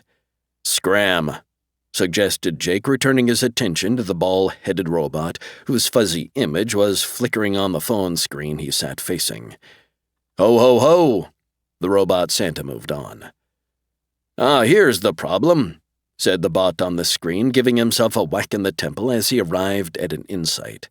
"Miss Kittredge, you see, has a government monitor on her vidphone, and therefore I already gave you the bypass code number." "Right, yes, so you did. So put through the damn call. Xmas season got you down too? You'd be surprised how many customers we get this time of year who are grouchy and— the call." The robot vanished. Blackness replaced his image, then random spurts of rainbow light. All at once, Beth, slim and pretty, appeared with great clarity. "Jake, where are you?" "En route to Paris," he explained. "Didn't have time to call you until now." "You're working on a new case for Cosmos?" "Yeah, and according to Bascom, an important one. Otherwise, I'd be in Berkeley now instead of midair." She smiled gently. "I miss you too," she told him. "This duty stuff can really foul things up. What sort of job is it?" "You've heard of the unknown soldier?" "Wait now, Jake," she said, frowning. "Your client must be Madeleine Bouchon." "She's the one. You know her?" "Yes, I do. Her husband was a top official with the International Drug Control Agency for the past 5 years or so." 6 years. I just read the Cosmos file on him," said Jake. "You've met him?" "Yes, sure. Because of my father's work, we got to know quite a few people connected with the IDCA. Before he joined the agency office in Paris, Bouchon was the French ambassador to Rio," said Jake. "He was there during the final months of the last war." "Which means he could possibly have done something that caused the unknown soldier to put him on his list." "That's true, but there are also lots of people in the tech trade with reasons for wanting him dead," Beth said, finishing Jake's thought. Madeline Bouchon apparently thinks this was a copycat kill, with somebody using the unknown soldier's style to cover their murder. Jake slouched some in his seat. It's possible I'm not the right operative for this case, since I suspect the damn TekLords of being responsible for almost everything that goes wrong around the world. A good deal of the time, I suspect they've also corrupted my father. Things aren't getting any better now that you've been working with him again? Ever since what happened down in Mexico, well, I simply don't trust him completely anymore, she replied. But when those various and sundry government agencies started pressuring me to rejoin him so that the last phase of his work could be speeded up, Jake, I just found it impossible to say no. I know, since I went through most of it with you. Most of it, but not all, she said quietly. Lots of my most difficult debates went on inside my head. Anyway, I finally let myself be persuaded. You know that the hardest part was leaving you in the GLA for a while and moving up here to work at the lab they've set up for my father. Tech is a dreadful thing, and if I can help wipe it out, well, that's an accomplishment. How close is his anti-tech system to being ready to use? We're very close, she said. It should be soon. I'd better sign off now, Beth, he said reluctantly. This doesn't look to be my best Xmas. We'll make up for it, she promised him. After her image had faded from the phone screen, Jake sat in the alcove watching the dead phone for nearly a minute. The robot Santa returned, starting to offer him a mug of eggnog, and then thought better of it. In England, the snow was real. All across Barsetshire, a thick, silent snow was falling. By dawn, the moorland surrounding maximum security prison number 22 lay under a foot or more of fresh snow, and a sharp wind was whistling around the high neostone walls. One of the force field barriers that isolated the hospital wing from the rest of the prison buildings was malfunctioning slightly. It sputtered every now and then, making harsh crackling sounds in the thin gray dawn. A door in the slick gray wall of the hospital complex hissed open to let 3 squat-wheeled robots come rolling out. They sped to the nearest force field transmitter and began making repairs. In the second-level doctor's lounge, 2 android medics were sitting silently in straight-back metal chairs, absently watching the repair work. The only human in the gray room was a lean, dark-haired woman of 40. Wearing a 2-piece med suit, she was standing near one of the high, narrow-view windows with a plasmug of Nearcaf clutched in both hands. After taking a sip of her Nearcaf, she again glanced up at the floating clock. Nodding to herself, she finished drinking, tossed the empty cup into a bin. After checking the time once more, she crossed the quiet room and stepped out into the corridor. A white enameled nurse bot was going by, carrying a yellow plas tray with 2 doses of medication on it. The lean woman caught up with the robot and casually patted her on the side. "Keep up the good work, Sophie." "Thank you, Dr. Dumler, ma'am." The nurse bot continued along the hall, then walked up to a ramp to the next level of the prison hospital. When she halted in front of the door to cell 302, the scanner mounted above the number tag looked her over thoroughly. "ID code," requested the Vox box. 3203083. The door slid open. "Ah, Sophie." Bennett Sands was sitting in the cushioned chair beside his bed. "As usual, it's a pleasure to see you." "Thank you, Mr. Sands, sir."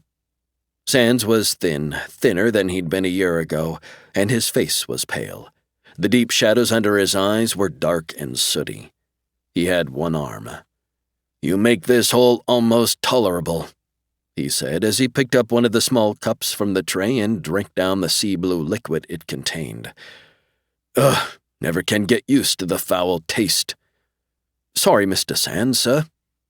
For less than 30 seconds, as Sands took the bright orange stuff in the second little cup, the nurse bot leaned closer to him. In a voice pitched so that only he could hear it, she told him, "Bouchon dead. Stand by." The parasite disc that Dr. Dumler had attached to the robot's side now disintegrated. It became a fine dust that would dissipate as the mechanical nurse continued on her rounds. After the nurse bot left his cell, Sands brought his only hand up to his face. Masking his mouth for a few seconds, he allowed himself a brief, unseen smile of satisfaction.